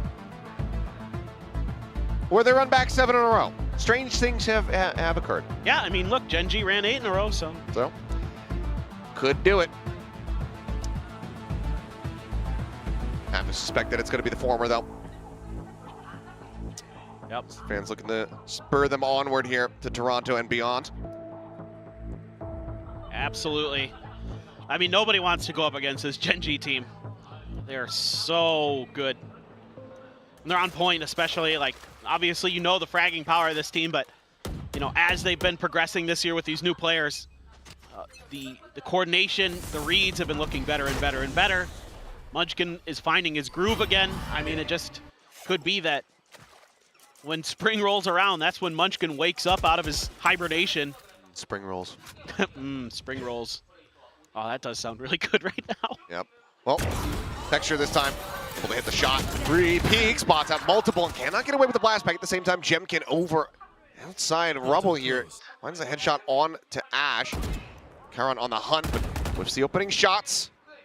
And it looks like both players widely going to be going their separate ways. C-Site still targeted here for the side of RRQ for the moment as Munchkin still creeping in behind the boxes, unread, absolutely unexpected. And absolutely unpunished. 2 kills found, 2 players remaining to the side of RRQ. Cushy and Moniette refacing back in, a bit of damage suffered here. He looks for more, presses forward, dodges the stun, finds the third, and will be taken down. Seems like 3K is all that anyone's going to get on the side of Gen G for this map. Double stack here at B main. Moniette asked to clutch this out. You're gonna be moving over towards B here pretty quick. Are they just gonna stack together is the big question. Yep, here we go. Nope. And there you go. This will just hound him down 13-5, a dominant showing from Gen G on their map pick of Lotus. Swiftly dispatching RRQ and taking that first step towards being the first seed into the grand final here at stage 1 of Pacific. That was impressive, to say the least. I mean, yes, they're map pick, but still, they were dominant. I mean, that 4-round run that RRQ was able to string together, again, get the operator in hand, and they were able to really kind of shut down some of those early peaks in aggression that Gen G was trying to take, but this looked like old school Gen G. Munchkin's all over the damn map. You never know where he's gonna pop up. Texture's just absolutely frying on those entries. Charon in the back line doing multi-kill things that he does. Everybody looking sharp. Ash, I thought, played really well with the fade. I really think some of his utility was extremely crucial to setting up Texture, to setting up some of these rounds, clearing some space on some entries on their attacker's side. And Foxy, he looks good on the lurks too, so what else can you say? This team looks well drilled right now. Yeah, all in all, maybe, you know, 1 or 2 overheats from the side of Gen G. The crunch attempt not reading what they're going up against and not really just spotting out Crazy Guy's positions. But overall, this was a damn clean effort from the side of Gen G. That being said, though, we know what our RQ are capable of. And Icebox is a map where they have put that on display with regularity. It's always one of those maps that Jemkin happens to just go crazy on. But that's what they're going to need right now, given the form that we're seeing from Texture, if they want to extend this to that 3rd and final map of Split. But for now, we're going to get ready to go ahead and pass things back over to the analyst desk to break down the action from Lotus. Thank you. Yep, Victoria, Pilsky, and Big Time here.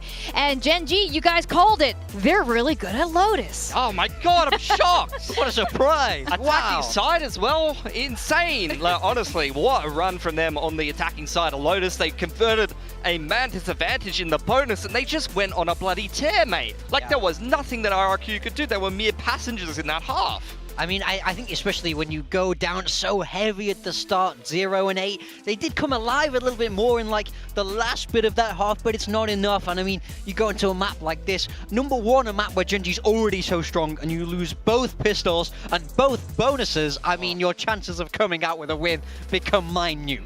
I like that Texture wasn't screaming for help this time. He was just screaming for joy. He's always screaming about something. But he was definitely screaming for joy here. Top fragging looking fantastic again on that raise. We'll break down a bit more about these entry duelists and how they approach the map here. But I mean, everyone performed really well on Lotus for Gen G. Yeah, like, absolutely. Frags aside. Effort by committee, their macro was very, very good. I mean, we can touch on that a little bit more in detail in the future, a little bit later in the segment. But RRQ, I mean, you definitely did not want to get swept aside on Lotus. You knew that this map was coming up in the veto, but it is the Gen G Classic. You know what they're going to pick, you know what they're going to do, but you cannot necessarily stop it. Their fundamentals are way too solid, and RRQ, the approach that usually works well for them, did not go particularly well. And what I usually say about RRQ is this is a team that they all show up together. It's often an effort by committee. Make no mistake, it's led by Jemkin, but lately their individual players have been performing really well as a whole, but this game, pretty much everybody but Jemkin went missing. Yeah, that's right. In fact, let's take a look, like a step back and take a look at the macro and how Gen G approaches this. Yeah, so I want to talk a little bit about numbers theory and having your IGL on the wing. And you can see this will be a very common start to a round for a lot of teams on Lotus. You've got the Viper sitting outside A main. The rest of the boys are looking to take some C mound control. Now, your IGL over on the wing can hear all of this utility. He hears that there's 4 players over towards A for RRQ, and they therefore know that it's just a solo anchor Viper on this C side of the map. They isolate him and pick him off with the showstopper, and the round is over from there. And this is something that really frustrates me playing ranked, is that a lot of people, they just don't understand numbers theory on Lotus. They don't know, like, I hear 4 pieces of util on A. Don't go A! Everybody just runs out A and dies every time! Thank you! Can you preach this? People who play ranked, please listen to Pilsky right now. 2v5. Every round, I'm just staring at a wall, you know? I'm playing Senti, I put my little, you know, Killjoy turret up facing front B, everybody's dead, and I'm just there, like, you go can to the hear side it. where there are less people! Just go to C!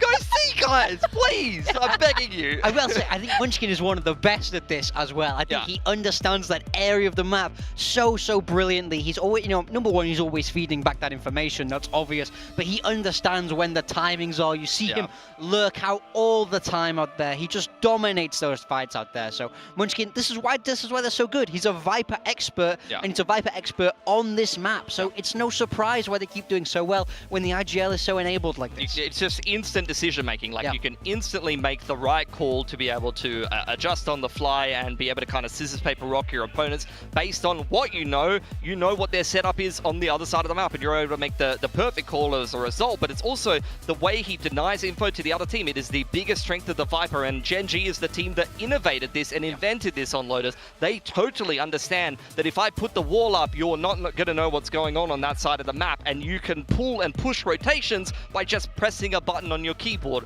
Free life hack. Yeah, free tips, guys. Listen to the desk.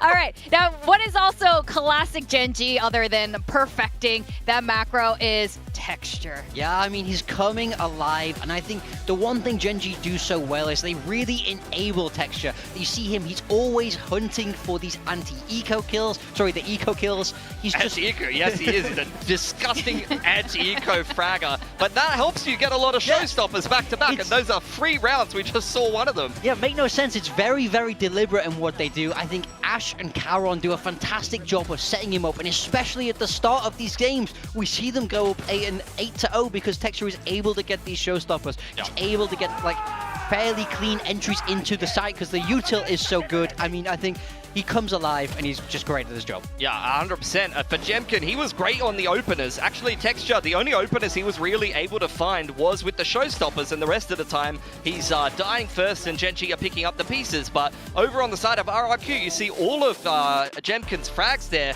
5 out of the 6 he got in the opening half there, the first half of the game, were opening kills. So RRQ is very consistently able to find man advantages, but they're still not able to pick up rounds. Yeah, it was 9-9 in opening kills this game. So and they still got dominated. Yeah, I mean, that's what you need to do against this Gen.G team, right? You can't give them that free first blood because they will just roll you. But I think it also shows the strength of Gen.G, the strength of people like Texture, where they're always able to claw their way back into the round. We keep seeing Munchkin sit in these ratty little positions. They're so good at it. You know, we used to have a protocol on one of my old teams called Gen.G, which is about how you're able to kind of stay alive in these late round scenarios, because I think when the round breaks down, this team is absolutely at their best. Yeah. Oh, absolutely. And now that we are going to be heading into map 2, this is going to be Icebox. Both of these teams good at Icebox.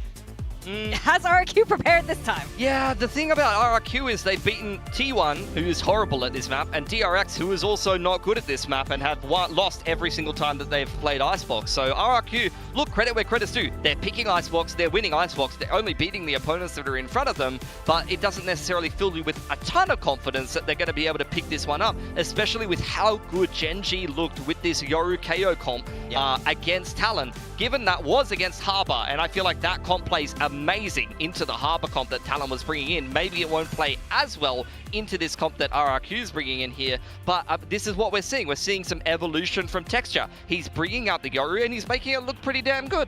Yeah, I mean, I remember the first game we saw as Yoru, we were not as convinced, but then he settled into it and looked a lot better. The only changes that we've seen between these two compositions is, of course, Jemkin stays on that jet. He stays true to himself, true to the comfort of Icebox. Yeah.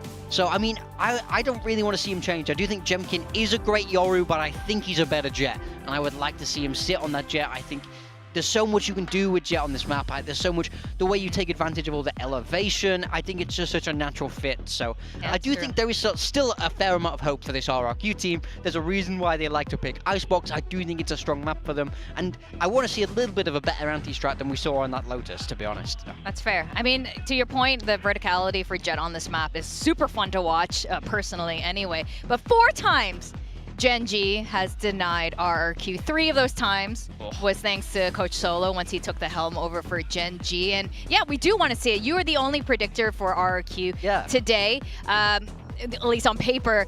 And how are you feeling now? I know you said like there's a chance here, but how are you feeling? I mean, about map this? 1 was rough, but they lost both pistols, both bonuses. You know, it's so hard to win a map when things go like that. I think they just need to kind of find that little bit of consistency, get the anti-strat flowing, and get Jemkin a lot more activated in this game. I mean, he is so good on this jet. We talk about it all the time. Yeah. I need to see him getting more than just that first kill and then dying. Jemkin's going to get his numbers. Like, where are the rest of the boys? Yeah, that's what I want to know. None of the rest of the boys besides rocked up Jemkin? to Lotus. So we need to see that well-rounded performance. I've said a number of times now, but that is the strength of RRQ right now. It's not just a hard carry from Jemkin. He is undeniably the most impactful player on this team, but everyone else on RRQ has been in pretty phenomenal form as well. I think Cushy was in better form in kickoff. Maybe he's fallen off a little bit in stage 1, and part of that's due to how good he was on the Sova, and it's not really something you get to play as much. And even here on Icebox, you're probably not going to be seeing it because you're seeing Teo have a lot more prevalence. So look, let's see what comps these teams are going to be bringing. If there's there's going to be any change-ups, any little adjustments that you're going to get from these teams.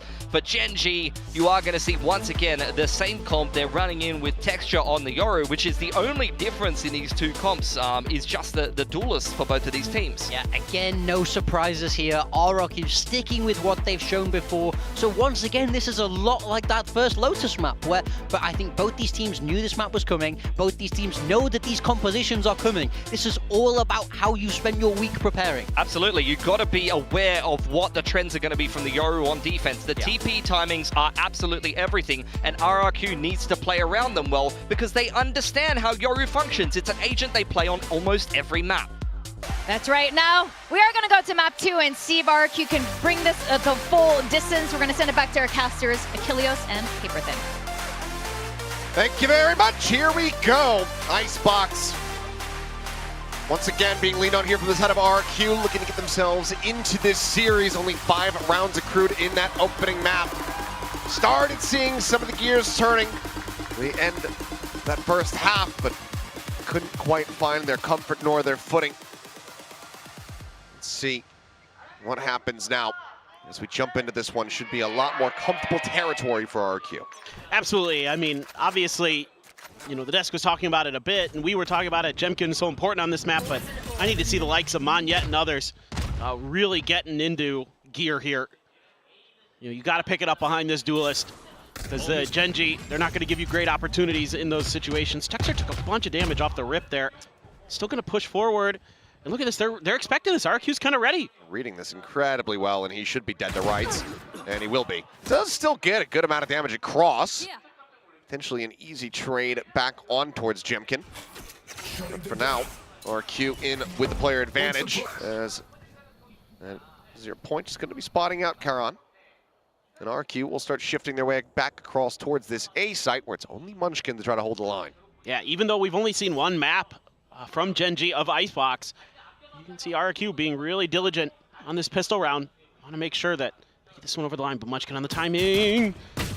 Peeks out, up and over the top. Xfero able to go ahead and find himself a second elimination now. Putting that Sheriff to damn good use. Site opened up, 3-player rotation needed here from the side of Gen G, as they will start pivoting across. 30 seconds left. 3v5 going to be a tough retake. To say the least. Got a little bit of util here and there, but not much, just really Ash. Gonna have some available. As the stun, salvos will come online. Jemkin really weak. Staying planted here in this forward position. Right up and over the top here from Karan, but the question is, does he look down? Because Jemkin is looking up. Push forward, Foxy9 not ready for it. Jemkin still able to come away with one. Karan turns back, finds Monyet, but cannot get the previously tagged up Jet. So just the one casualty. RQ, they will find their first pistol of this set. Go ahead and take the opening round here on Icebox. Yes, it's a tremendous effort here by RRQ. Some good reads early, expecting aggression somewhere on the map, and find their man, take Texture down, and then Munchkin there trying to find that timing where he can sneak in, get a freebie and get out, but they've got a player up on belts already, and I think maybe more players than Munchkin's expecting in that scenario. He pays the price. The heavy stack after losing Texture was still on B for Gen G, so they weren't anticipating a re-rotate, especially with the 0 Point being invested from RRQ. So good change of ideas, good change of util, Jemkin. Ooh. Tries to play for it, but salvos are out trying to box Karan in to see if they can grab this orb. Scale a little bit further forward. Karan does have that Sheriff, though. Going forward. Push up, flash is going out, and that's going to be Foxy Ash taken down. On finding one. And it looks like RQ suffering the one loss, saying, okay, we don't really want to play around this anymore. Let's back away. Or at least fake back for a moment. See where they do end up. Like where they've got Xfero watching for these rotations. Munchkin just one tap away from being taken down, 26 HP on him. Knows that they've given up any eyes on Tube, so he's concerned about a potential push from Kitchen, but in the end, flank's not really going to matter too much as Texture just swinging out is able to find a timing kill, but does just leave 2 remaining players now as Munchkin somehow does not get hit by that stun. It's a tiny bit of damage across, but cannot find any more eliminations. Karen will come away with a second. And it's decent damage dealt here from the side of Gen G, but RQ still start off 2-0. Yeah, and they're still going to keep 2 Vandals, so that's not the end of the world at all. Again, kind of showing us similar ideas. Put some pressure on the B. They get too much resistance. They swing back to the other side of the map, and this time the trap from Gen G is a little bit further back with Texture. He just pops around the corner with that classic, goes for the right click. Karan gets a couple big kills with the Sheriff, so the investment, well worth it, I think, for Gen G. It is going to be an outlaw for Jemkin, seeing that money, and there are 3 players who are going to get one-tapped by it. So this could be a little bit tricky for Gen G. So going to push forward. Just around the corner here is Texture, and it's instantaneous with that headshot. And it's just on it today. That is brutal. With the Phantom as well.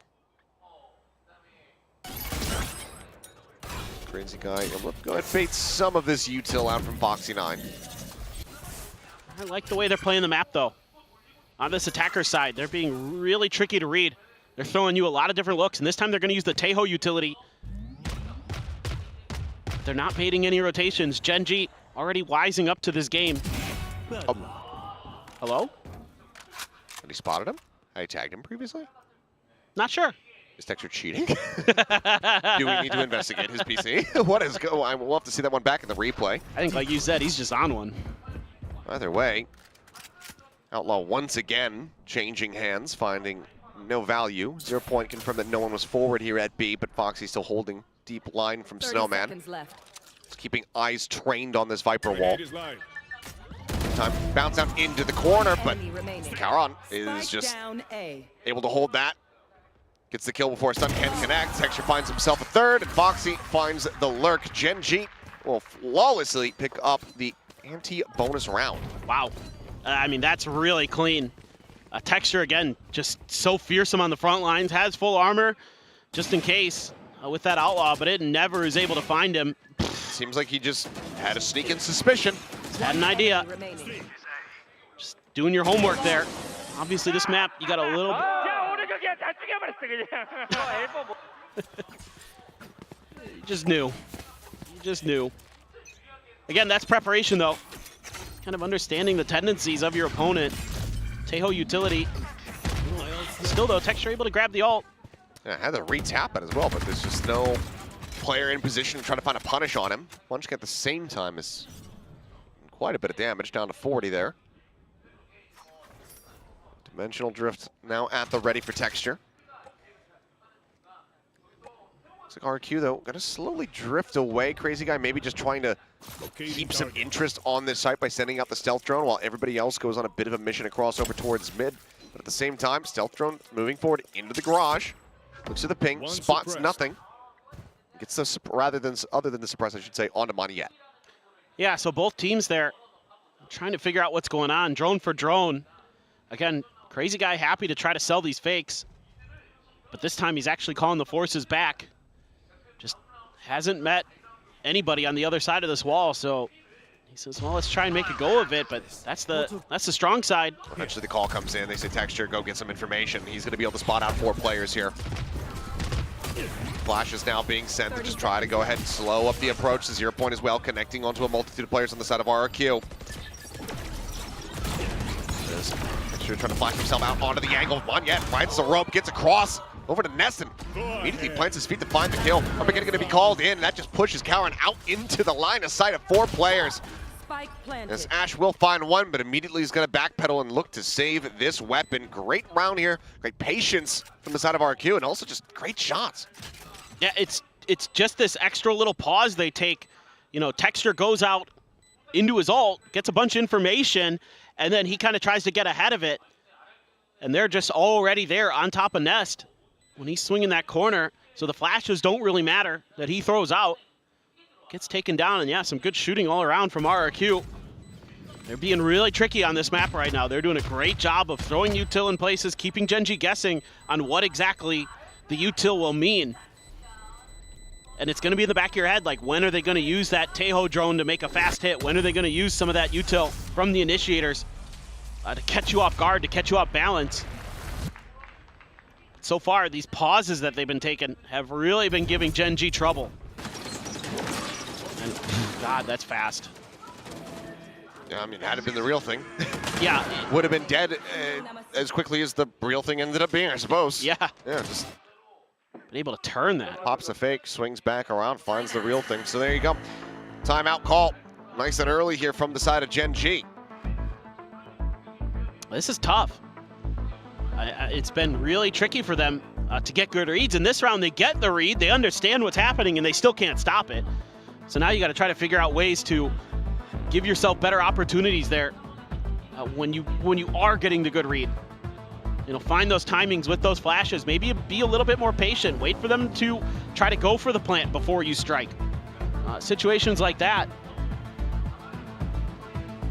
can be tough. You know, you're trying to get ahead of your opponent, you're trying to catch them off guard, and instead it's you who is unaware of exactly what's going down.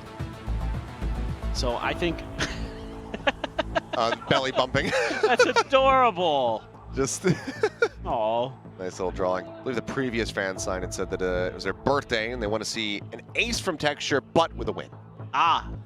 And now the fans, they seemingly have turned to calling him Taxture, putting the 4 in instead of the 3 in his name for Mr. 4K. Taxture. Also, he is tax season. It is. That's what I've been... Pay up, citizens! That's what I've been doing the last couple of days. I just got mine sorted. Mine are getting sorted. We're working on it. So here you go. Like, this is kind of tough now because is this going to be a fast hit? Looks like it. I mean, Kara's taken just a ton of damage. As Ash able to find one, finds himself a second, being pretty. Whoa! He actually gets a turn for the third. What? How does Xpero not have him dead to rights? He's going to look for a little bit more. Full flash in. Monyet still hits the headshot. Excuse me? Another one. What is this round? The reel's coming off until the very last moments as Texture just gets the flank. Otherwise, Monyet had a real opportunity to clutch that one out. I need a drop. It's a replay right now, please. God. What in the world happened here? I mean, okay, Jemkin storming forward, never even sees Ash.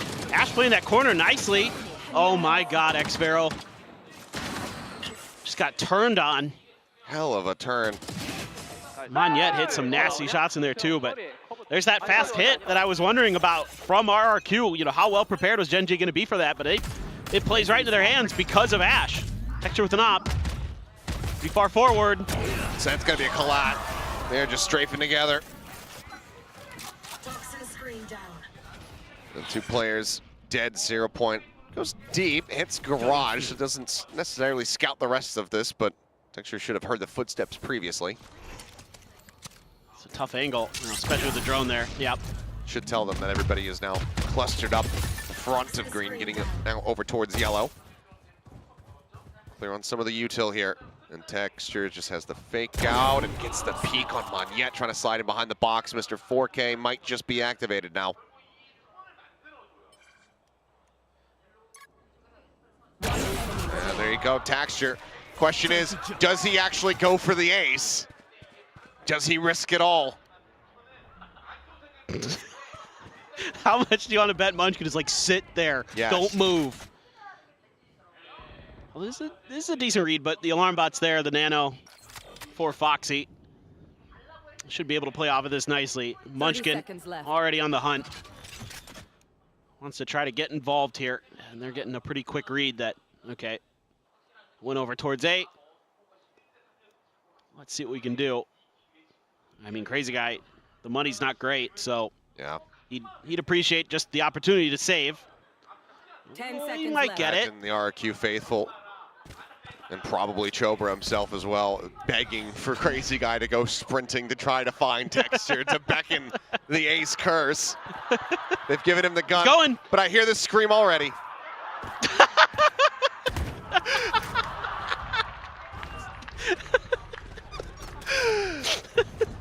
Oh, He's just... it's a gift that keeps on giving. It really is. We don't even need to hear it. You can just see it, and it's in your brain. You know what he's saying. Yeah. That, Slight delay as from us, like what's happening on stage to what we see and what the audience sees.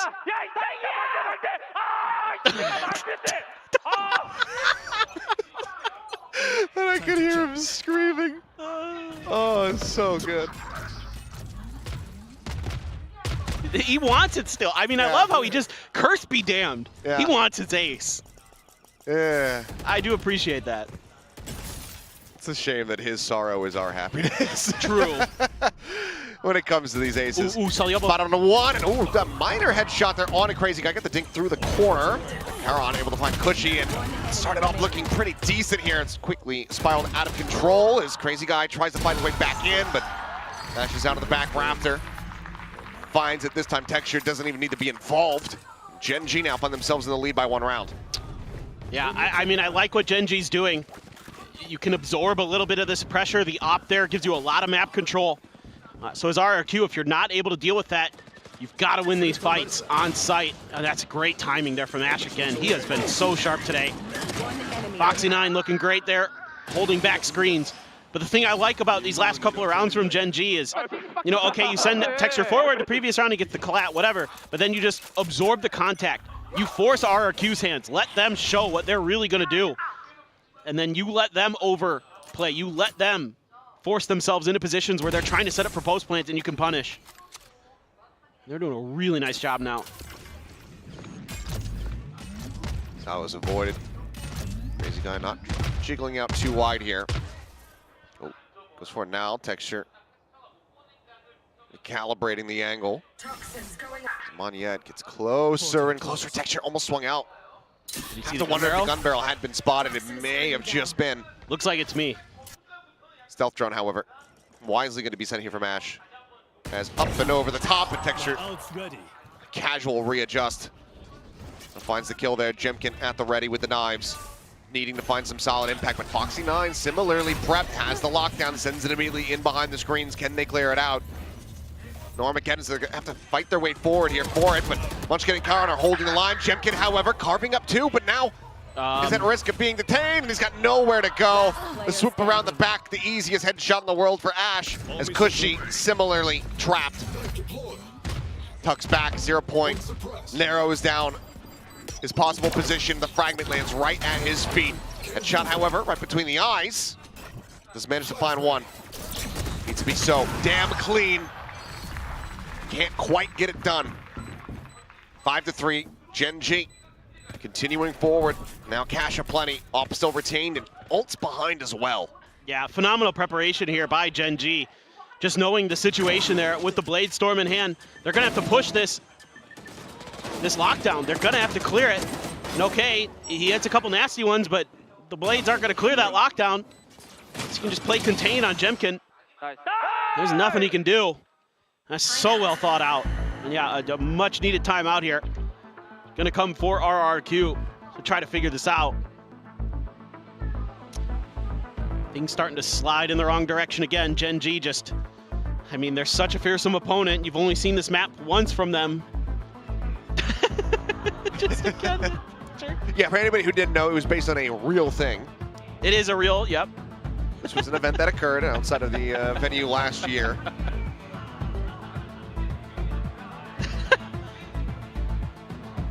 Oh, ooh.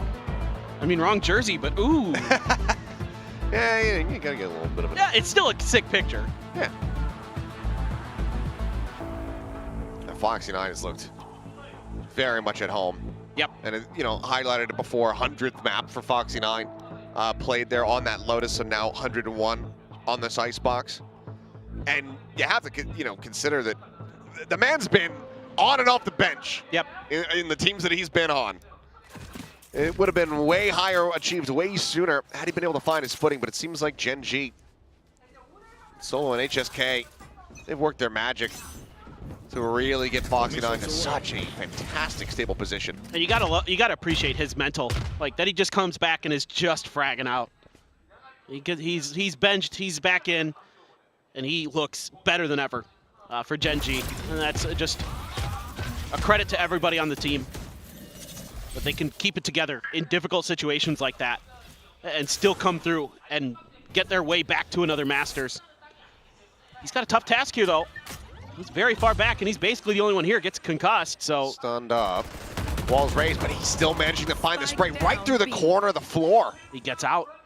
Slides back. Turret obviously not going to be alerting this forward spot here from Jemkin, but Stealth Drone very well may, and it does. ping out comes through. However, Stiltron does get sent before the pit, so now they don't have that. Sparrow on the deepest lurk, but he needs his team to be able to hold the line in order for this to bear any fruit whatsoever. Jemkin finding the first. Knows that a couple shots came through. Is looking for Cowan. Drop down. Foxy9 finding 3. One yet. Jemkin dead. Foxy9 on for the ace.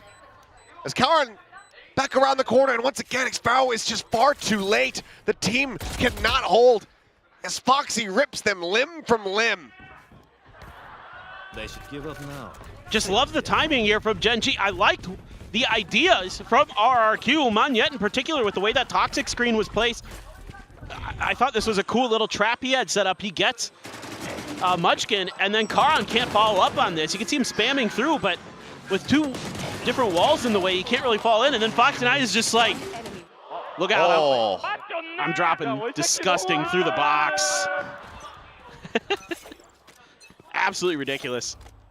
Texture likely saying, see, doesn't feel good, does it? Not getting the ace. How do you like it? Everybody's always making fun of me.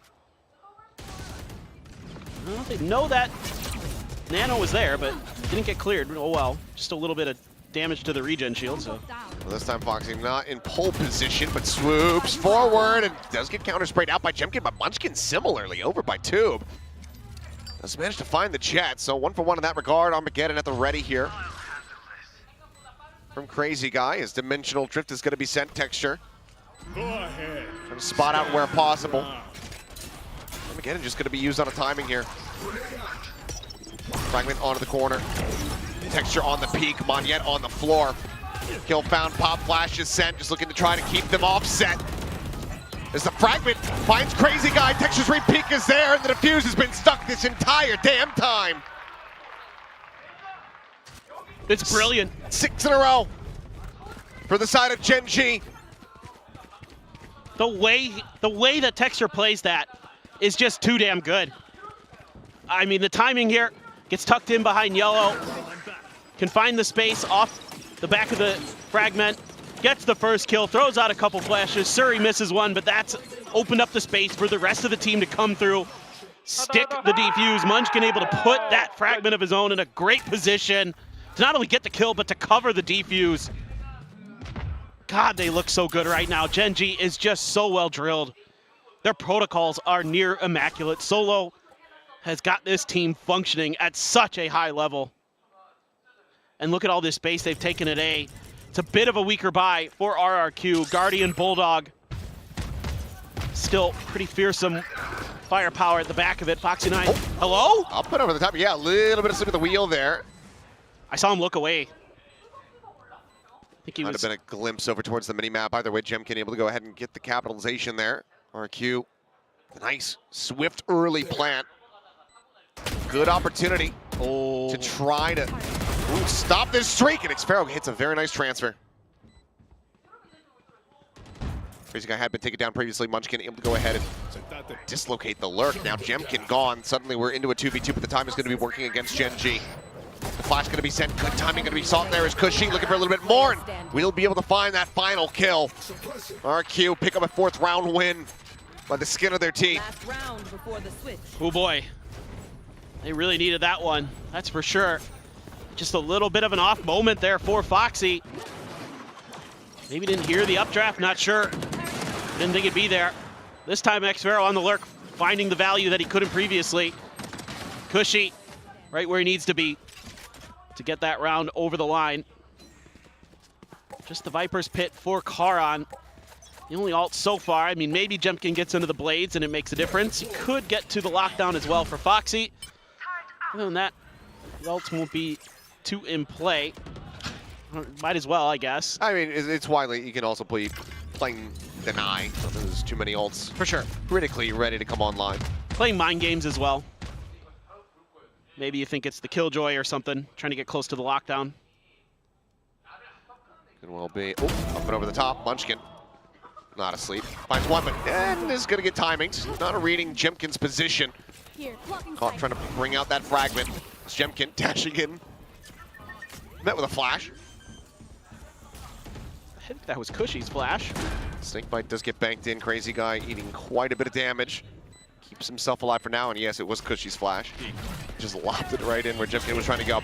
Speaking of which, though, flash is going to be sent. Jemkin eating another one, but not before Ash gets taken down. Up and over the top of 410, Cushy able to find one. Foxy going to be eliminated as Pick gets dropped in, and Texture pushing forward. He's able to find the enemy Jet. Still, though, a 2v2, and Calron caught outside. Hit now dropped all on Texture. And the time is just not going to be on his side at all. Swings forward, spots one, finds the headshot, finds another.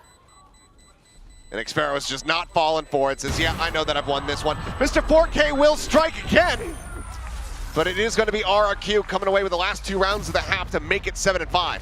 Yeah, it's kind of one of those rounds where you get into the post plant, you got all that utility, you got the nanos, you got the salvos, you got the fragment, you've got everything in the kitchen sink to just buy a ton of time.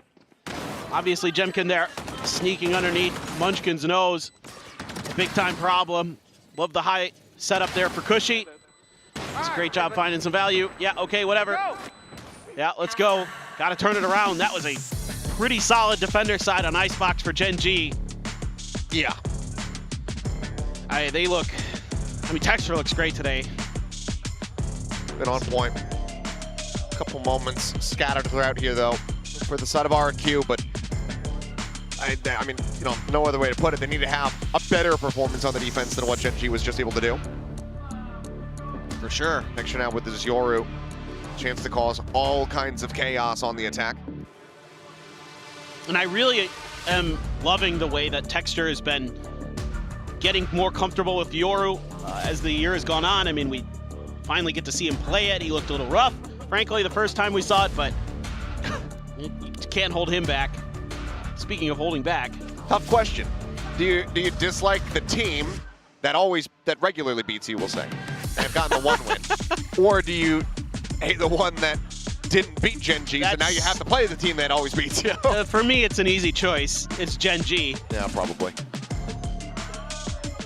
Let's go with Texture. I'm scared. Time to break the ace curse. Yeah. I think business as usual is probably going to be the strategy for Gen G fans. Yeah.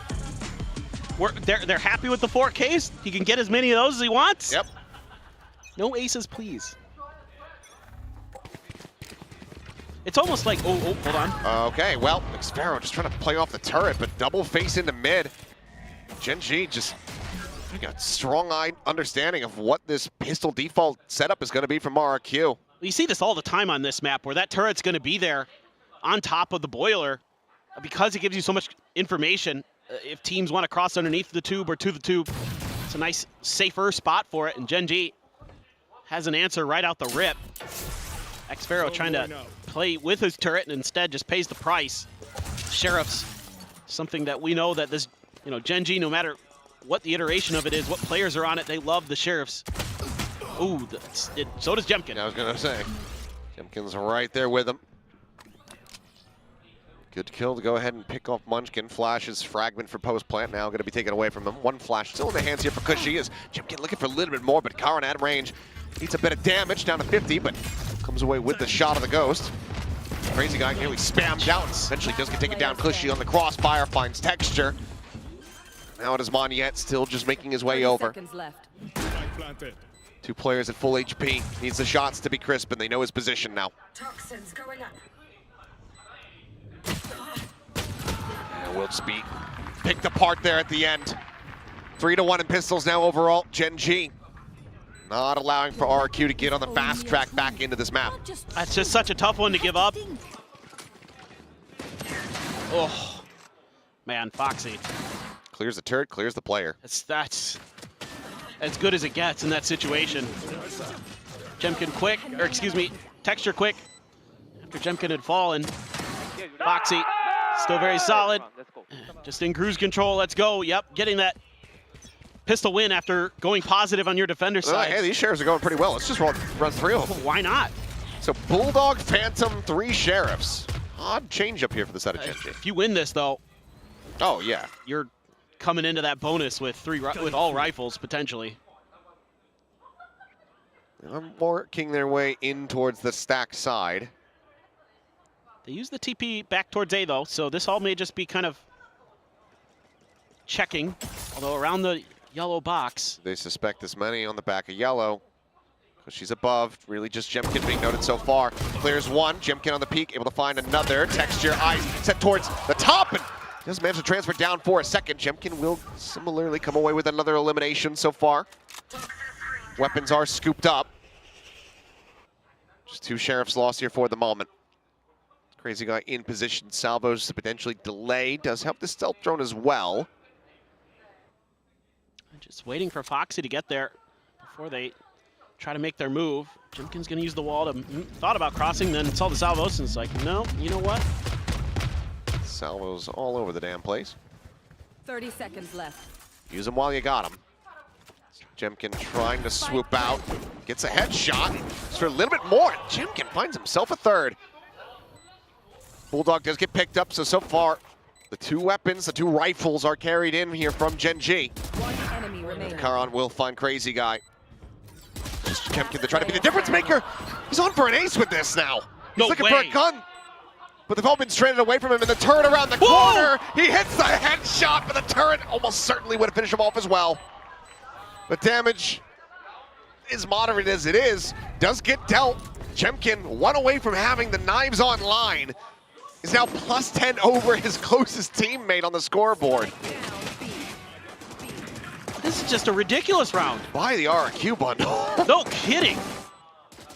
That is some of the best classic stuff you will ever see. And that is outrageously good. What a turn there from Foxy, but again, for Gen G, even though you lose that, it's not ideal, but you still have enough for rifles. But now because he gets those kills, he's got a glass cannon operator. They know their win con. This is what worked for them in Lotus. Get to that operator early. Do they read this? Right now the answer is looking like they do not. Oh, jump peek and gets the shot. Munchkin, the one to take the fall. Texture similarly just strafing out into the open. Foxy9 trying to open up this A side a little bit, finds a kill, and it seems like that's more than enough for Gen G to make the call to pivot. Oh yeah. You don't want to mess with that operator, but Jemkin's wasting no time trying to get over towards A. Gotta cut off the vision. But Karan, where is that poison cloud placed? It's going past screens here, untenable. With an operator there.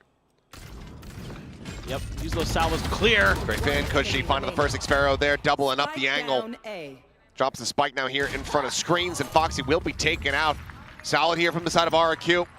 Closing out the anti-bonus, but it wasn't even a pure bonus from the side of Gen G because Karan forced down. It's going to come in. Not much money to speak of here. Looks like it's going to be a lot of stingers. Kind of some weird decisions there, but maybe not anticipating the out with the first one. I get it, but the second one, that's a little bit of an overheat from Texture, you could say, I suppose. Guardian, some stingers, classic for Karan. Do have Texture's ult, so who knows, maybe if you find an opening pick. Munchkin, hello? He's just eating damage from below. Had it been Valorant, he would have been dead, but the Stinger does manage to take him down to about half HP. Crazy Guy just going to be dropping off the screen there. Some aggressive forward positioning taken from Gen G. They pump the brakes, and now they look to hit the go button. Jemkin going to be finished off as the salvos do collide. Because Crazy Guy going to be picking up one apiece, but so too do Foxy and Karan. Now suddenly it's a player advantage for Gen G.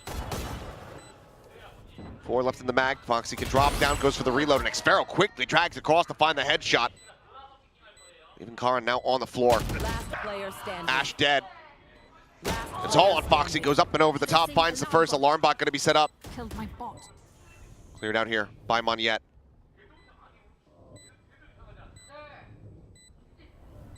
Slow and methodical. Spotting nothing here for the moment. The tap, and up and over the top goes Moniette. Down he will fall. That is a Red Bull clutch for Foxy9. His 10th in Pacific, as Gen G will find their 10th round of the map. This is scrappy as heck, but Gen G's flashes are so good at the back of sight. They break things open.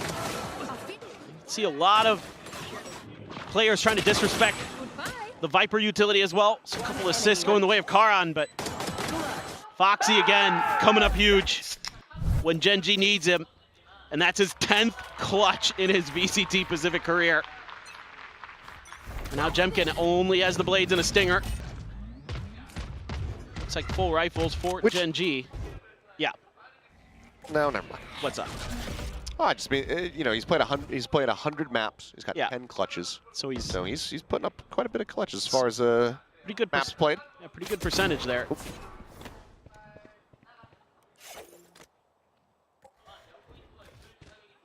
Yeah, that has Gen.G thinking different ideas. That's a lot of map control, though, for RRQ. That drone, not going to see a ton, but they know the space is clear. So Spot on the rear end of the turret. That's not going to do too much. Negative information, though. Still nice for RRQ to know where they can take space and how they want to position their pieces. They're just going to leave Jemkin there.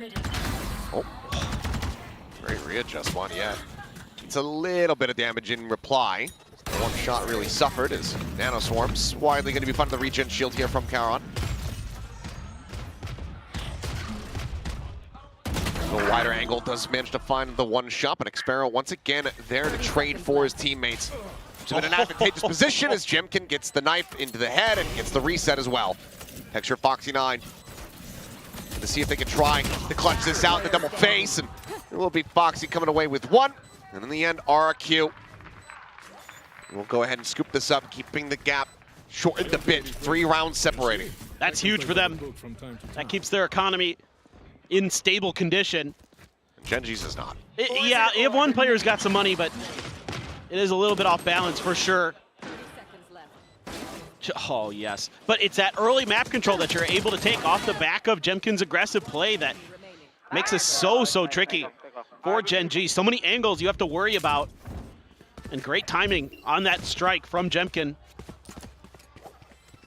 So it is going to be a hero rifle for Textures. Some alts to work with. Still have that dimensional drift. Yeah, don't want to go too much further forward. You get some info. See Jemkin's there. You go to the other side. I don't blame you. I wouldn't want that either. That's not fun. God, you have so many alts here as Gen.G. I would at least like to see the dimensional drift ripped at some point. Especially with the Phantom in hand. Just send it. You can take this round. Could be a real backbreaker. Oh, never mind. Well, there goes the Phantom. Picked up quickly by Munchkin. But dimensional drift, no more. Yeah. Foxy gonna drop down and almost finds the timing. Had it lined up, but Jemkin just a little bit snappier there. Readjust to find the headshot, and RQ gotten themselves the lurker out of the way. Munchkin trying to pop flash his way through that wall. Forced back here for the moment by the salvos. Now we'll look to try to go in for the plant. Spike planted. Do have the Armageddon. Munchkin with that rifle trying to buy a little bit of extra time. This is how we Here we go. Of Armageddon. Sent out here from the side of Crazy Guy. Munchkin able to find the first, finds a second. No way. Swings out looking for a little bit more. Ash at the same time able to find Jemkin. Suddenly, the Armageddon does get called. Crazy Guy pushes forward, takes a ton of damage, and manages to clean up the 2 kills. Bails them out of the round.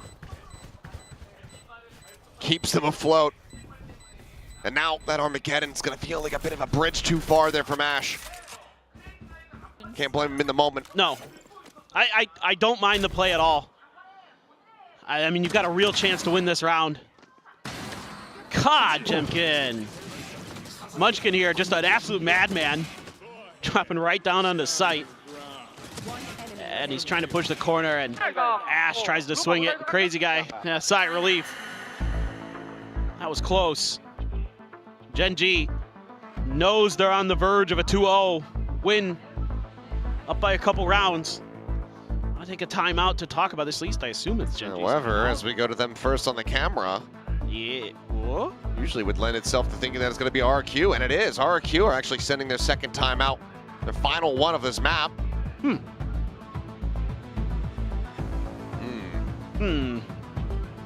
Curious. Yeah, I'm kind of interested in that. It's Maybe he just saw something he didn't like. Yeah. I mean, maybe the way they were playing that post plant, you know, kind of feeding over those kills to Texture, maybe, or excuse me, Munchkin being a little bit over aggressive when they don't need to be. Because there was a real window there where Gen G, one more shot goes their way, maybe they win that round. Oh yeah, I mean, if the molly was a little bit more shallow as Yep. well, Crazy Guy wouldn't be able to get out away from it. Fall down, what, 18 health? Something like that. Yep. It's 18. So, okay, I get it. And, you know, you can also rely on the fact that if you start doing well, Gen G's likely to take a timeout anyway, so you're still going to have kind of that cushion. But look at their two duelists here, 20 and 21 kills apiece. Going back and forth that's what you want. I wonder if honestly it's a call because of these ultimates that are available here from the side of Gen G. The Armageddon's been used on both sides, which means that these lockdowns are going to have pretty fair reign unless those fragments can really land directly on top. You make a good point. I don't disagree. For now, site is opened up and the plant is in. Yeah. Well, now it's a lot tougher for RRQ because the lockdown proficiency is going to be there for Gen G. They're going to use the pit as well. Sure, in deep, out wide. And Crazy Guy finds a headshot. The pit in there as we have the dueling lockdowns. Cutting across RQ. To tuck back. One player detained. Xfero going to be caught there behind the box. Munchkin is not spotting him out, and he is getting spammed to all hell. The push forward, strikes now, finds the first, but it's swiftly going to be dealt with. Given the previous damage suffered, Foxy9 able to find one to defuse. Pulled off. The time ticking, it's just not going to be there for him. Crazy Guy frantically trying to sprint away, but he cannot do anything to bring this round back to bear. Gen G will lose Foxy on the back end. They still win out this crazy war of attrition. And they now get up to 11. But again, it's because RRQ has to give up the space. It's that extra ult that Gen G has with the dimensional drift that buys them the space, and then you force the lockdown out of RRQ's hands, and that's exactly what you want as Gen G, because you can then wait a little bit, place your lockdown, and it gives you that extra little second to set up for the defenses. It gives you the chance to put down that Viper's Pit, kind of counteract everything that RRQ wants to do in that retake. Still make a hell of a go of it. Gemcan up and over the top, but it's just a target-rich environment texture. Gate crashes out, and sights over towards Belt. Manages to come away with the kill. I liked the anti-flash setup, the dash. It would have been a stylish little play. It's one that Gen G are able to get away from. Yeah, they're, again, very well drilled. Able to deal with that. I mean, we've seen Gemkin get aggressive towards that position before. Gen G able to dial up an answer this time. We have seen success from Gemkin earlier. But are they going to be ready for these players that are tucked right underneath? I mean, they were expecting maybe one on the other side of the fence. Uxie's checking shallow, but Crazy Guy just flushed out. And what are these shots? Munchkin instantaneous with it. No real chance of responses. Xfero does get noted by the 0 point, just the stinger in hand, and that's going to be the call to pivot. Gen G suspecting that they have drawn all of the attention across the map, and they would be correct. They even threw a fake TP and a flash just to sell that for sure.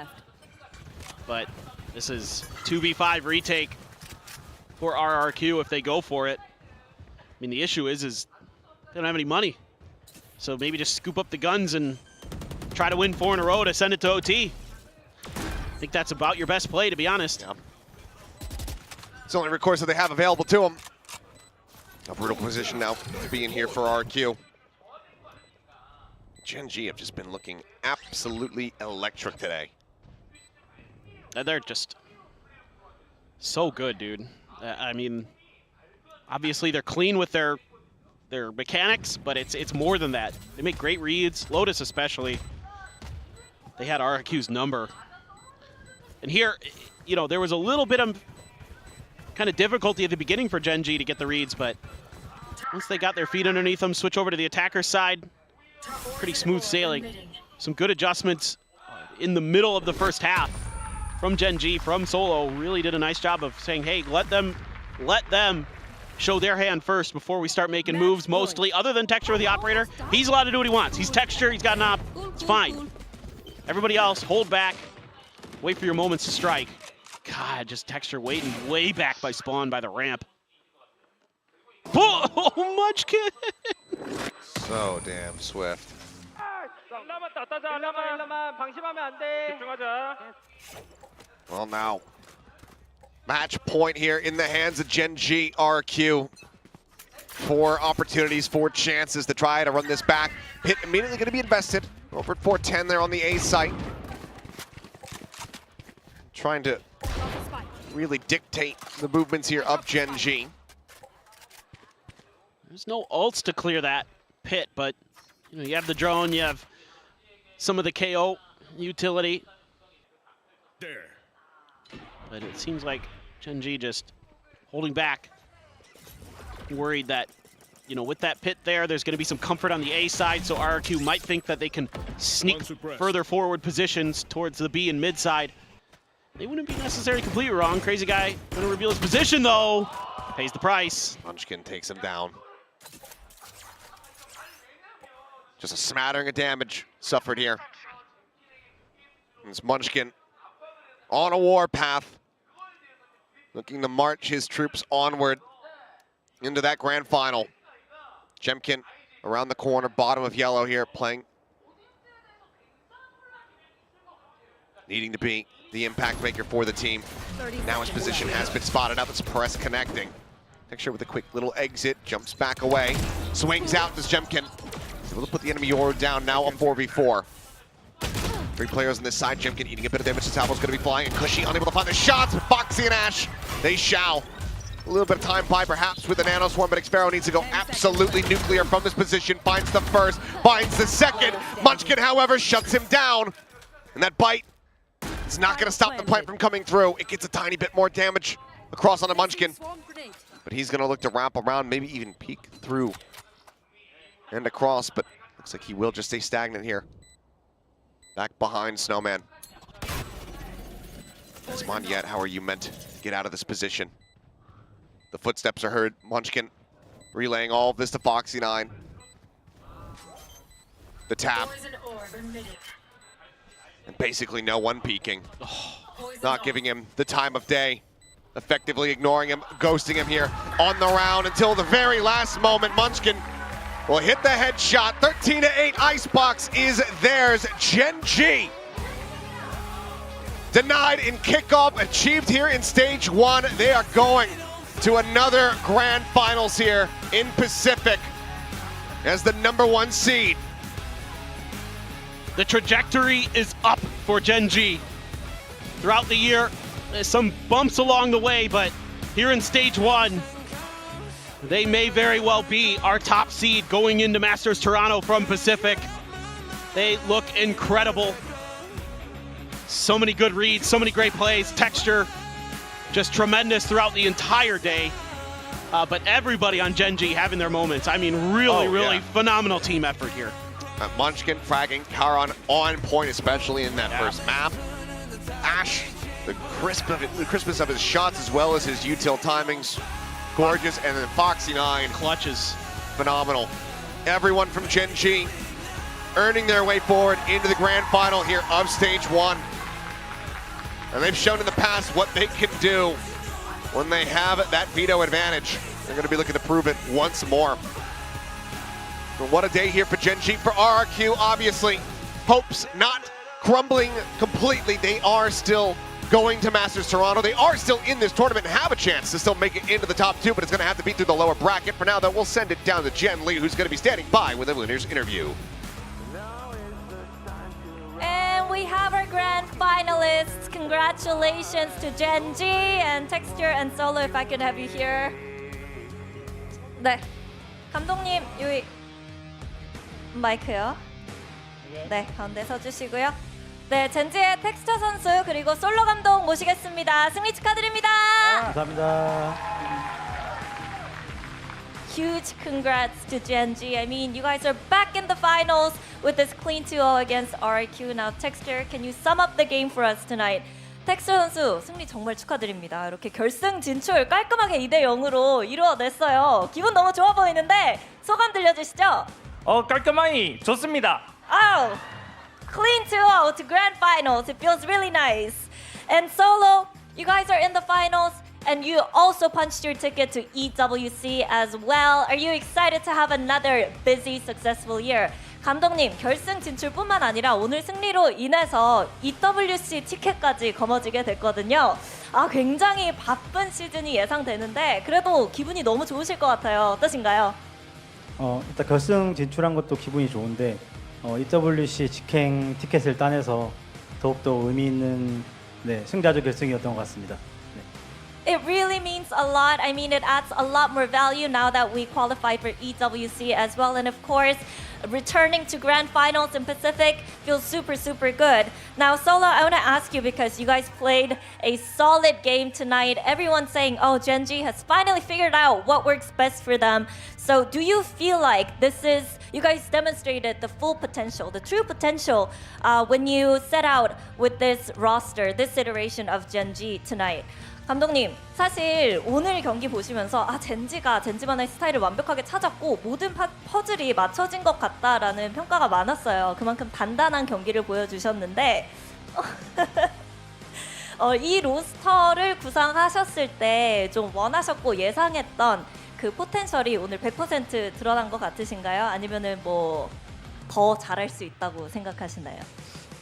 아직 저희 폭시나인 선수랑 애쉬 선수가 스크린 때 훨씬 더 잘하거든요. 진짜로. 네. 그래서 아직 좀 지금 퍼시픽이 큰 무대이기도 하니까 아직도 긴장하는 게 없지 않아 있기 때문에 계속 하다 보면은 더 좋은 젠지가 될 수 있을 것 같습니다. 네.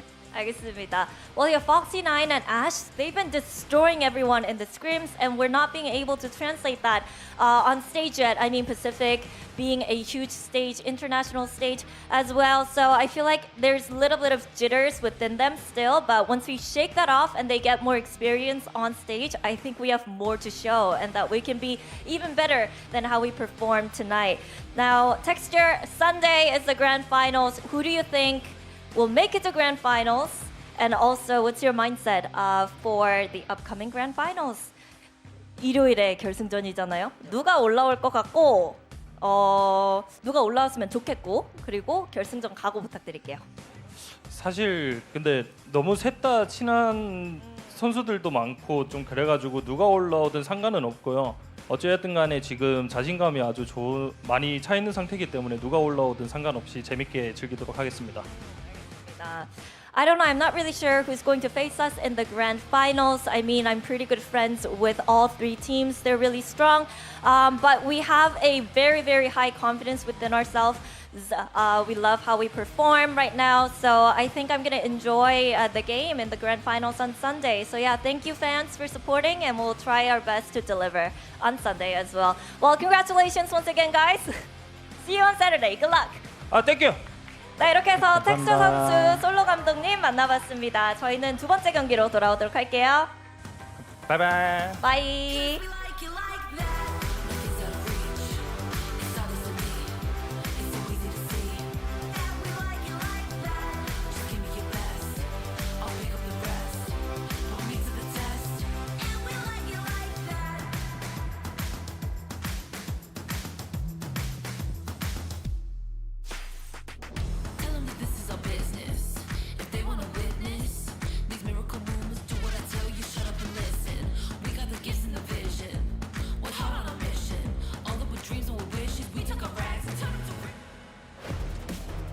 Ooh, I really enjoyed the end there. Senator Texture just saying hello to all the people of Pacific. They looked like they were grilling Bane.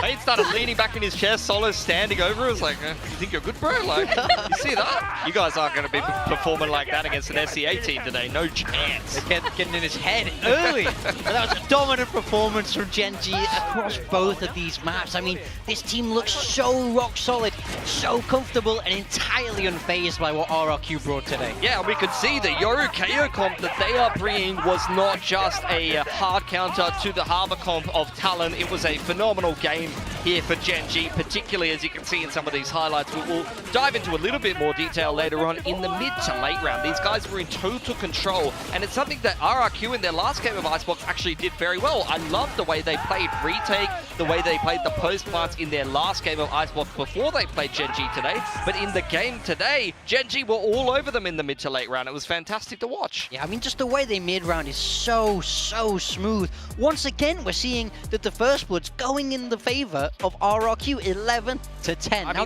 that's crazy when we think about this Gen G team. We know they're so good at, of course, winning when they get that first kill. Yeah. They're very best in the league, but they're also very good when they don't get it. That's what makes them so unstoppable. As I say, they're mid-rounding. When this round breaks down, we get towards the end, and it's these unreplicable situations, right? These are stuff you can't really prepare for, you don't really plan out. It just shows how smart all of their players are. I mean, this is what happens when you have two of the best duelists in the league going head-to-head. At the same time, though, only 4 first kills for either of them. So you're seeing actually a lot of other players getting opening kills, getting involved in the round. And at the end of the day, that comes down to how positional and rotation-based Icebox can be, especially when you do have like your retake A setups and things like that. It's not your duelist finding openings. It is your sentinel on the lurk, or it's your controller player that's walking up tube in the mid-round and things like that. Your sentinel's ability to be able to find the gaps and be able to pick players and be able to create opportunities is very important on Icebox.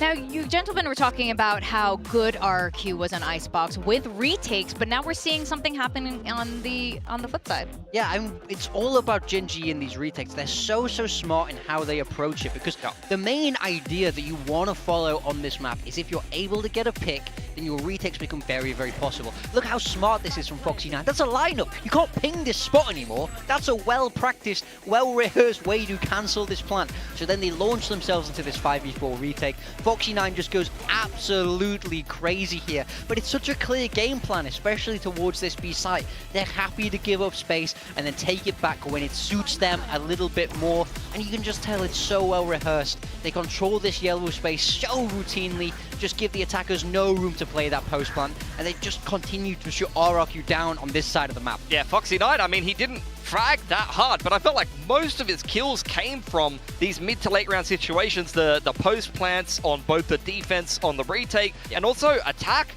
When he's playing the post plants, he was playing it so well. Both of the times that he found himself sitting inside of a pit, positionally, he just could not be faulted, and he came up with very important multi-frags to win key gun rounds on both situations. Yeah, I think it's huge, the improvements that we've been seeing from Foxy9 over the course of the season, even since last year when he was on DRX. Now, are you guys op enjoyers, and do you like watching them? Like, who's your favorite duelist to be on the op? Oh my god.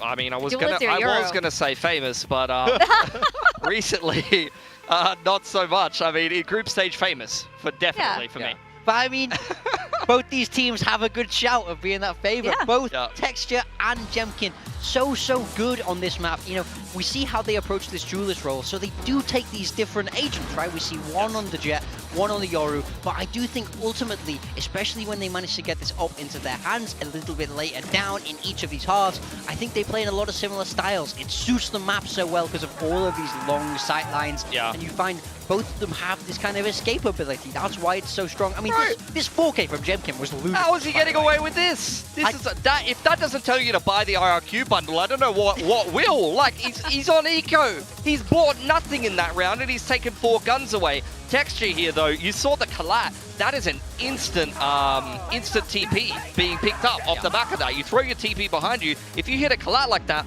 you've got 3 Yoru TPs straight away in towards that round. The ability to be able to find picks with Yoru on the op is fantastic. And Texture, I mean, that's another great series for him. He just continues to pick up more and more momentum as we head deeper into this Stage 1 playoff. So it's no doubt that we found Gen G in a grand final here. Yeah, I have to say, I was worried about him at the start of the year. I thought this was not the Texture that we've seen in 2023. Has he fallen off? But no, he's right back where he was, if not better than ever. You know, he's looking to carry this momentum all the way through to Sunday's final, where they're looking to lift that trophy once again. Yeah, I think Gen G is now looking like the form that Solo surely was trying to bring them up to speed on since the beginning of the season here. And not to take away from it too, but RRQ, they are going to learn how to work under pressure. Toronto is not going to be less pressure. It's going to be more pressure. But I'm sure they're taking a lot of learning lessons from this. And of course, Texture mentioned he can't even decide who he'll be facing off in the grand finals. He's friends. He does have friends in all three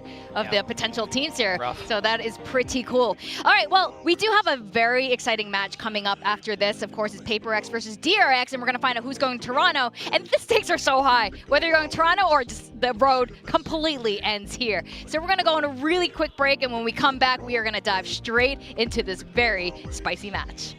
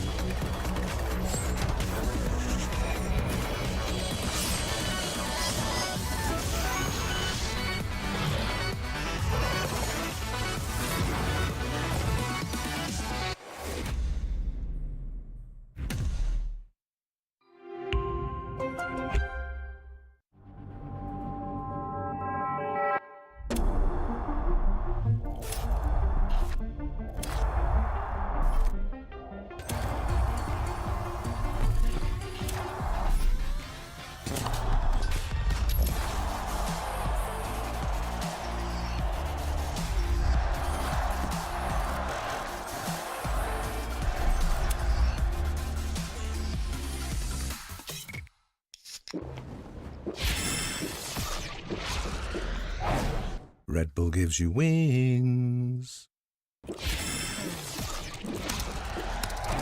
Red Bull gives you wings.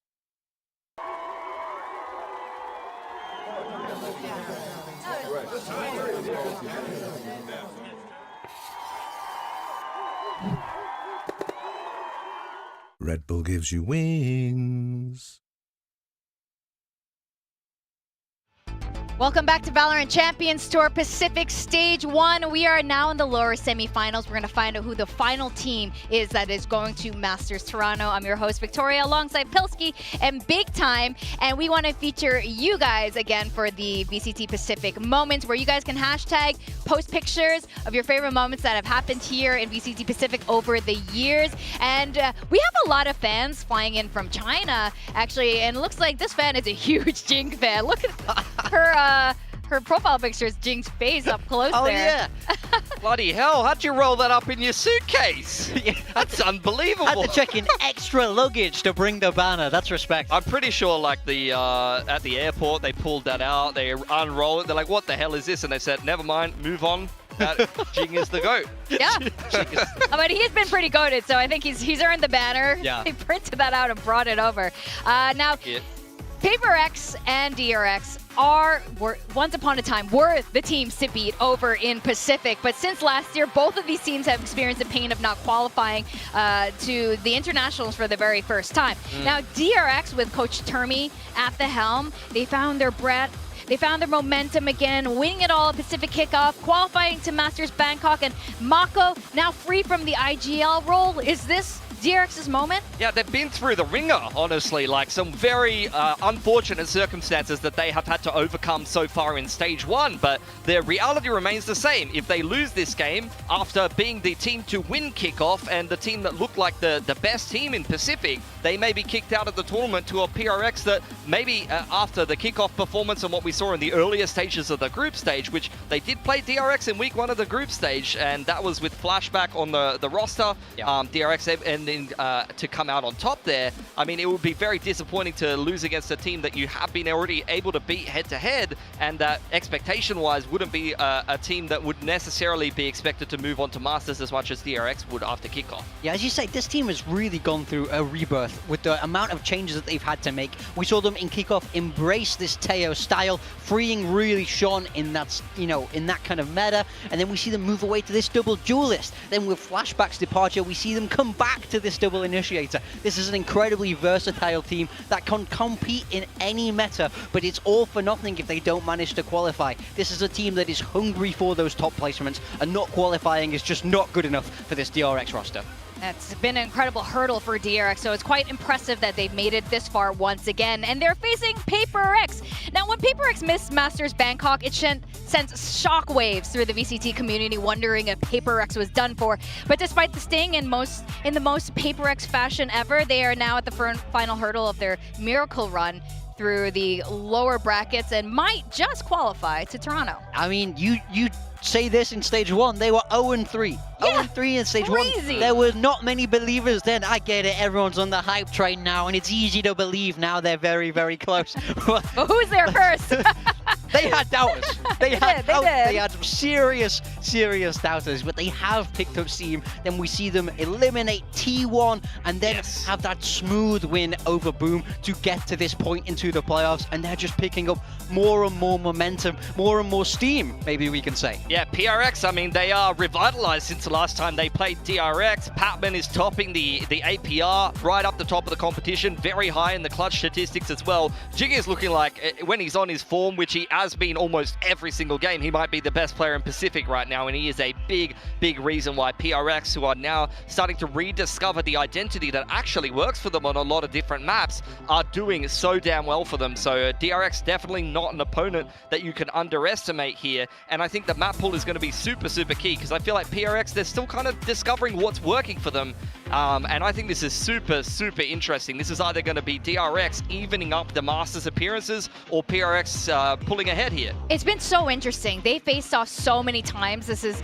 the original Pacific El Clasico here, and it's fascinating because DRX, the coaches have never changed. Termi and DRX, their playstyle was very different. They were polar opposites in terms of playstyle, but now they're a lot closer than they used to be. Yeah, we see more and more teams like to embrace this little bit more chaotic style, give their players that little bit more freedom. It's definitely the way it's trending. And what's so funny is we saw PRX almost try and move away from that. We saw them try and add a lot more discipline, add more structure, and now we're seeing them kind of pivot back to what they're well known for. And I think they are the very best in the world at this chaotic style where they really thrive in the moment. They play on those individuals. All of these players are just fantastic. All 10 of them across this server can really embrace this. But as you say, such a long history between these teams, and who knows who's going to come out on top today. Yeah, I mean, sorry, go on. Yeah, no, during the Alpha group, we did see them face off, and we did see the evolution of DRX. I have to personally say I did enjoy seeing Flashback on this roster, playing that double duelist. I kind of wish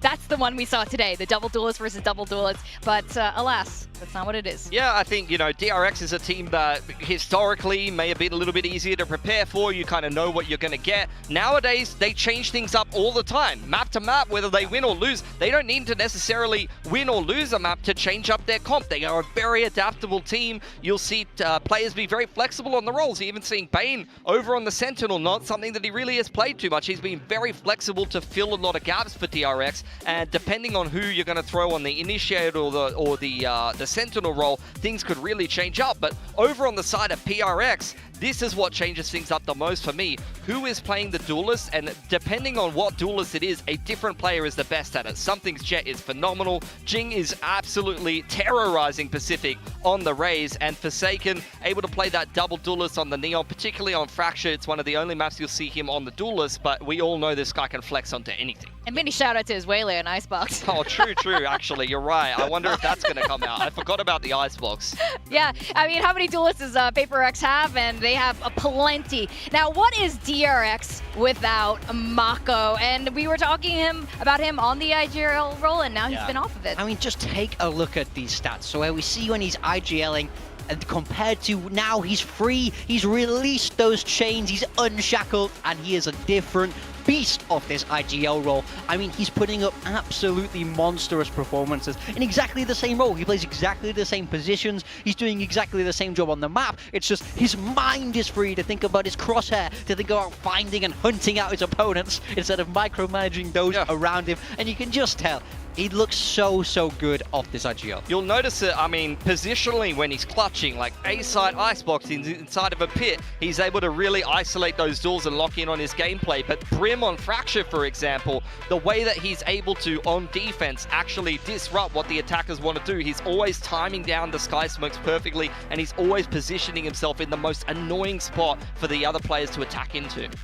Now, these are our map head-to-heads here. I'm curious what maps these two teams are going to be ending up picking. To be honest, personally, I would like to see Fracture. Again, these are going to be the last final days that we're going to be seeing Fracture before it's gone out of the map pool here. And we know both of these teams do like playing it. Well, what's not interesting in this video is both of these teams' well-defined permabans. Yeah. PRX here selecting their Lotus. Their Lotus has been phenomenal since they swapped comp 4-0, and their defense has been very good, but DRX is going to be a team to pick Icebox here.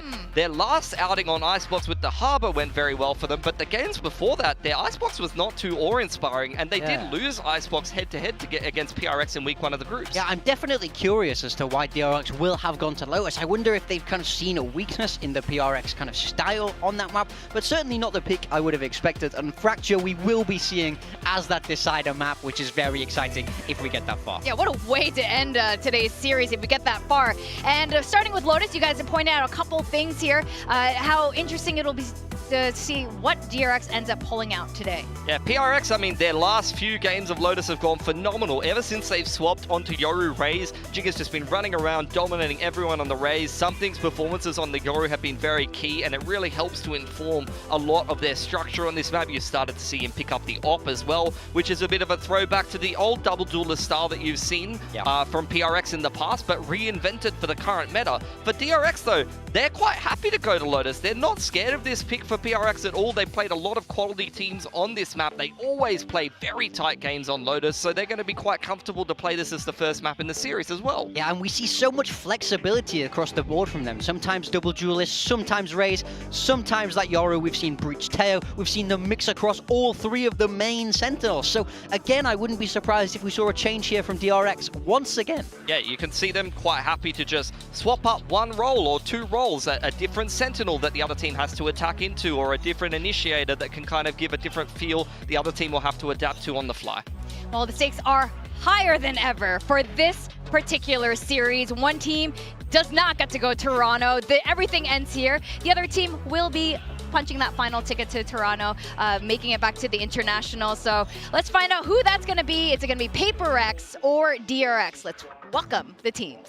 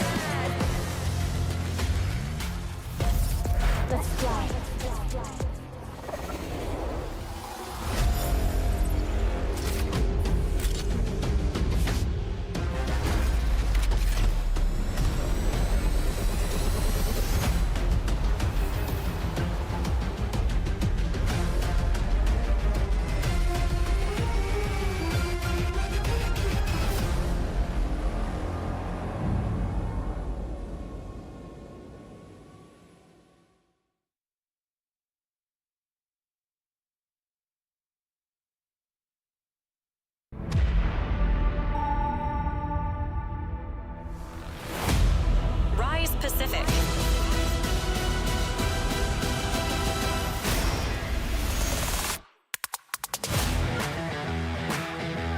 DRX. There is only one spot left to qualify for Masters Toronto, and tragically, but great for us, it is between the brothers RX, DRX, and PRX. For DRX, it's been a season of redemption. After falling short last year, they regrouped under Termi's steady hand, storming through the Pacific kickoff and earning a spot in Bangkok. But now they're up against their longtime rival, the team that shares part of their name. Can they defeat PRX once again? Yeah, Hyunmin is such a scary duelist inside of Pacific. Marco is unshackled, and DRX are looking to derail this PRX hype train before it makes it to Toronto and maintain their appearance at Masters events. PRX is the opponent. They were once a favorite on the international stage, and they faced a reality check in March, missing out on their first ever Masters event. This was a team that once held the record for the longest consecutive qualifications, and they were suddenly left watching from the sidelines. But they fought their way through the lower bracket, now just one train stop away from reaching Toronto. This might be the most PRX storyline ever. Yeah, the former kings of Pacific had to watch their crown fall, and they're picking it back up. And if they win today, it rests firmly on top of their head as they can lock up to be the most attended once again in these Masters and international events, making it a 7th. Such a storied team, such a storied derby between these two rosters as well as these great coaches. Yes, these are legendary coaches at this point here in Pacific. They face off so many times. There is a huge friendly rivalry between these two teams, but I know when they both go to international events, they become best friends, and that's why it's so sad they cannot go together this time. Someone has to go home today. Yeah. One of these two teams will not be making it, but it's so hard to call who. Arguably, both of these teams deserve to be there. They have such storied past attending these big events, so it's going to be sad to say goodbye to one of these, but as you say, fantastic for us to watch. Now here are the predictions. We got two glowing in blue, Pilski and Achilleos. And honestly though, I think this could still go either way. But Pilski, why did you go for DRX? I feel like DRX is the most solid team out of the two here. PRX have a lot of momentum in the lower bracket, and you can see everyone is on the hype train. But make no mistake, in my opinion, I don't think DRX are underdogs. I think they're the favorites in this series. I would agree with you. I was shocked when we saw how many of us predicted for PRX. I do think DRX are still the favorites into this game, but it's so easy to get behind the boys at PRX. But you picked PRX. I mean, I believe in them. I believe they have a great story, but I do think that they're the underdogs. Really? I think DRX have been proven to be such a solid team. Arguably, they should have locked up their spot already. Again, in that RRQ game, they were one round away. PRX have had a much harder time. Well, you guys saw the sign just now. For them to win, all they have to do is throw Mini into the coal there to fuel the train to victory. Just throw an old X-Fanatic coach. Seeing the agent compositions picked here, DRX are making another change. We're seeing them bring out both Vice and Deadlock. Now, this has to be a deliberate counter to this PRX double duelist style. They have a lot of stopping power and a lot of utility across the board. Both Vice and Deadlock have a lot of different tools you can use to kind of slow down this double duelist. I think it's going to be very annoying for PRX to attack into that, and especially be able to attempt the post plants here on the defensive side. But DRX's defense has been so good on this map. They are 36-12 in defensive rounds the last 4 maps. Like 75% they are owning on defense with this double duelist, and a lot of that comes down to something on the Yoru and just how annoying Jing is being on the Raze right now. I mean, you guys make a good point about DRX, so I don't know who the underdog is here, but DRX definitely knows how to play double duelists now, even if they're not doing it today. But that means they have a lot of tools to face against a team like PRX. Now, these are rivals and brothers in arms, and to take us through the Fated series, it's Achilleos and Paperthin.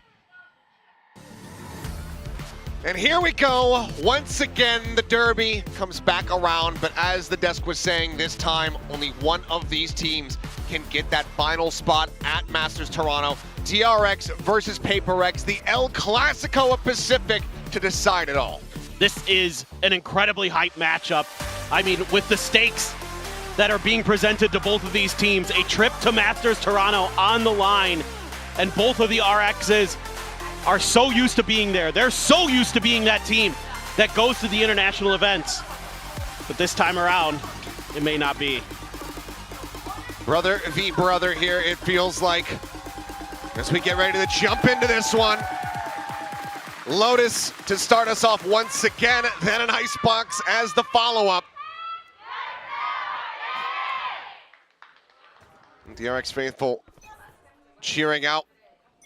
Sure, the PRX faithful cheering from behind their PCs, majority of which will be watching from home.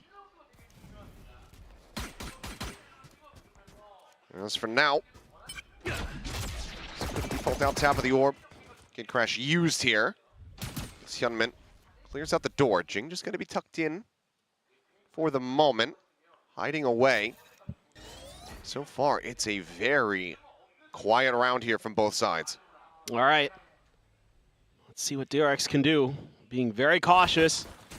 You know, you want to figure out where these double duelists are going to be coming at you from, especially Jing, who has been devastating, especially in pistol rounds for PRX recently. Back on the raise, back on that comfort, and he's been making the most of it. Saw how quickly he was able to get those showstoppers online versus Boom on this very map. I believe it was 3K into 3K when the pistols came down to it. 40 seconds still remaining on the clock. Everybody from DRX now clustered up as Bane. Lineup set up here for Waterfall. The wall will go up and over the top. See where it plops down right there. Perfect position. Starting to get cleared out here. And for now, the site going to be taken by DRX. Devi holding back here on the corner. Headshot finished off, freeing. Clean with that ghost as ever. Now looks to back away as Prowler and Paranoia both get sent over towards this singular player. He swoops back down over towards Waterfall, is able to find himself a second kill as Mako, unscouted, unnoted, and untenable, has torn apart 3. And DRX will take the opening pistol. Yeah, just good map control here for DRX. They're able to push some space on towards Rubble. Use some of that info they're finding early to pivot over towards C. PRX has to try to fight their way back in. And that grenade made Jing feel like that corner was going to be clear, but it didn't go quite deep enough. Mako was able to slide down the ramp a little bit, retake that position, and clean up the round. So DRX comes out with that first pistol. Ever so important. Going to have an outlaw. Hyunmin looking for an opportunity. Smoke blooms just in time for the players of PRX, but it's DRX's smoke. 4 targets through that smoke. Now scaling forward, Hyunmin going for the peek, finds one target. Quick little exit here. Estrella sticks around for a little bit longer. Finds one, swap to the ghost. Hyunmin tagged low. Backpedaling, but swiftly puts Forsaken on the floor. Orb going to be picked up here, freeing, looking to get that Armageddon online. As seems like the quiet over towards A being signaled over here to the rest of the players. Hyunmin asks for the rotation. They abide. DRX successfully avoid the final 2 players of PRX.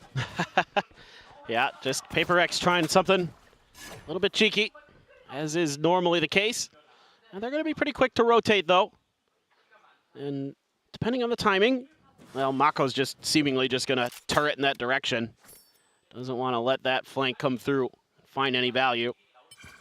But this is going to open up some space here. DRX going to grab an extra orb, figure out who they want to give the plant over to. Try to fast track some of those ults. Mako sending the Paranoia, tapping the door. He's constantly shifting back towards the site now. Peeks out, back Rubble, finds one. Not going to be able to find a transfer for that second. So it does get taken down. Bit of damage going to be dealt here, but it's going to be Hyunmin as well, finding himself 3 charges towards that dimensional drift. As DRX start things off 2-0. Yeah, that's just solid stuff from Hyunmin. Hasn't died yet. 3 kills so far. Mako, though, just, you know, relieved of the IGL duties and is just able to go out and frag and is accomplishing that. Has been a real force for this team as usual. You just are going to expect that Mako's putting up numbers. Now it's PRX's chance to try to respond. Still, though, a couple Bulldogs, that Outlaw, some good weaponry PRX is going to have to face. Mako TP'd, back Rubble, bit of pressure coming his way, swing out, something able to find the headshot, puts him down, line spray forward into the smoke. Not going to be rewarded with any damage. A 1-for-1 at the end of it all. Jing left dead on the floor. Sheer wall here as Batman, I'm not sure if that jiggle went wide enough to actually get the spot out. Estrella holding the angle. They got a double face, but he actually pulls off. He's finding the timing here, does Estrella, to go ahead and get himself out of harm's way. And Batman now send that Prowler out. Seen by DRX. It's just going to be freeing on his own. Salvo's about to come back online. Forsaken just got a peek. Would have been a belter of a shot. Instead, just quick little back pedal. Hyunmin on the floor. Player advantage now here for the side of PRX. Forsaken looking for more, and he will indeed find it. 3 kills. Spike now on the ground, wall tripped, freeing. Locked in position with the player on the flank. 30 seconds left. Well,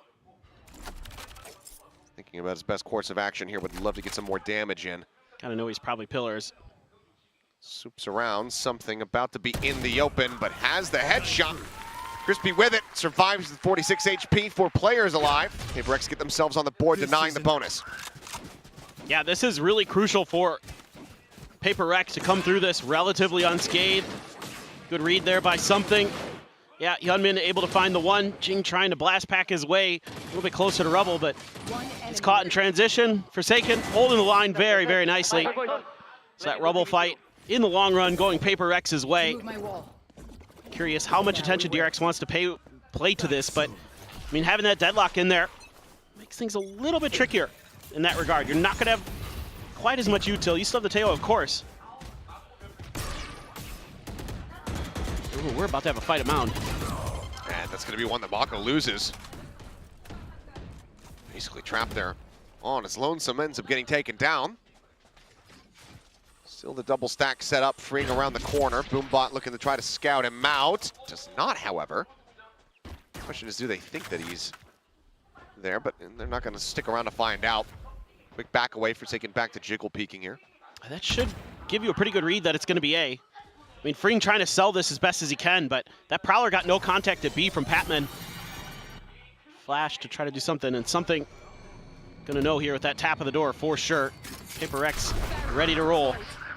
Wall to try to block off stairs. Estrella given the task of trying to breach this position here, perhaps. Jing gonna be taken down, but Bane and Hyunmin quickly traded out as something does manage to find the one. Estrella doesn't even get the opportunity to be involved in the fight, which is a glimpse there. On to Patman. B-site opened up 2v4 though. 30 to try to left. keep the lead. Freeing, is he going to be ready for this angle? And he's just slowly walking forward. There's the check, and there's the snap. Forsaken. Looking damn clean so far. Dimensional Drift even committed just to give no opportunity whatsoever. Estrella is going to be harassed by the Yoru as the defuse gets started.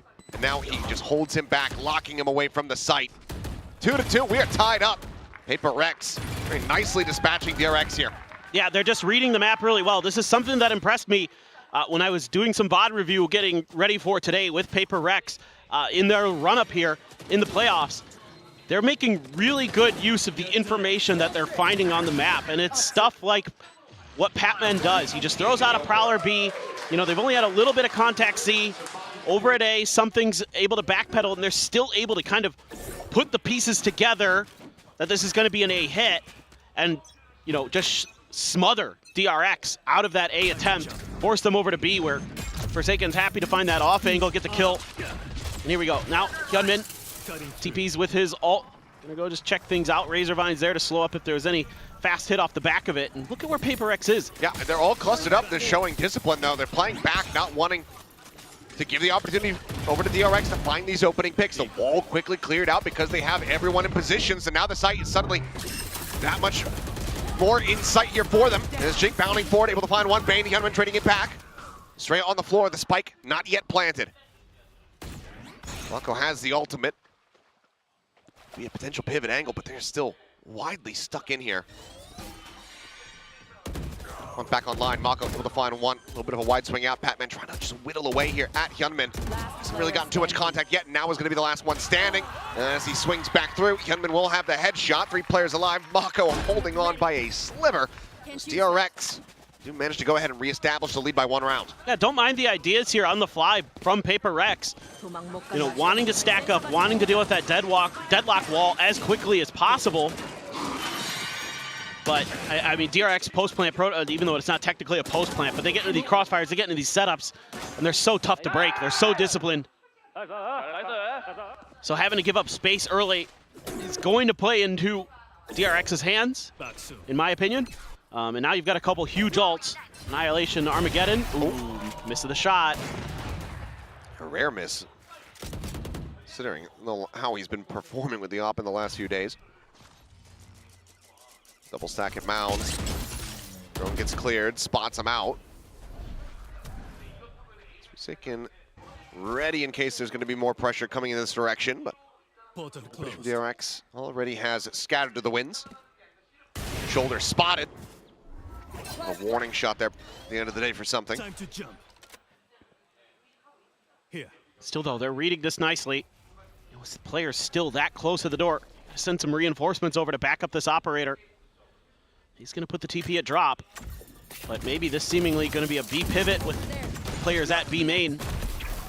There is that Vice wall. Yeah, looking for the net just in case there's somebody playing close. No one going to be spotted.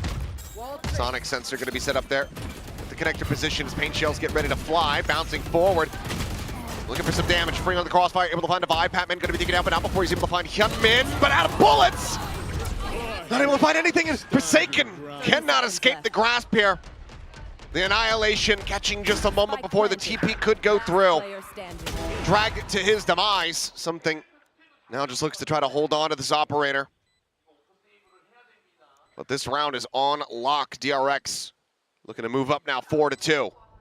Yeah, DRX doing a great job. Saw it early in the pistol round in the follow-up where they're really working the map nicely. Here they're kind of back to it. Getting that early B main control. PRX giving up a lot of space. DRX able to take full advantage of it this time. It's a quicker pivot. It's an instant decision to set up that B crunch. And it works an absolute treat. Don't want to mess with the op anymore, though. I'm just going to let PRX carry that over. Curious if we're going to see an early timeout from Alex and Mindfreak. Weird to say that. Still getting used to it. That being said, Looks like I the think answer is yes. Good. I think it's the perfect time to do it. And I think really what I'm saying here is get a little bit more aggressive at the mains. Get a little bit more aggressive at C-Mound. Take a little bit more map control here. You don't have to go nuts, but because it's going to be, especially with that op there, you should be able to do a pretty good job of locking down one side or another, either C or A, and then playing a little bit more aggressive off the back of that is potentially what it could be. But also talking to some people behind the scenes, Mindfreak really getting involved during these timeouts. He's like really got some good ideas. There were some timeout calls previously when they played Boom that he came through with some really good calls that literally won PRX rounds. So nice to see him getting involved and still keeping that positive mentality, still being that team player. Yeah, but Patman as well was, oh man, he was so good on Fracture last week. He was so clutch, dude. And that's a huge part of that victory for them. Please, May DRX, have an go to opportunity. Toronto. Yeah. May still have an opportunity to have that impact again if this goes to 3. And this is PRX's pick here, this Lotus map, so we'll see how they fare.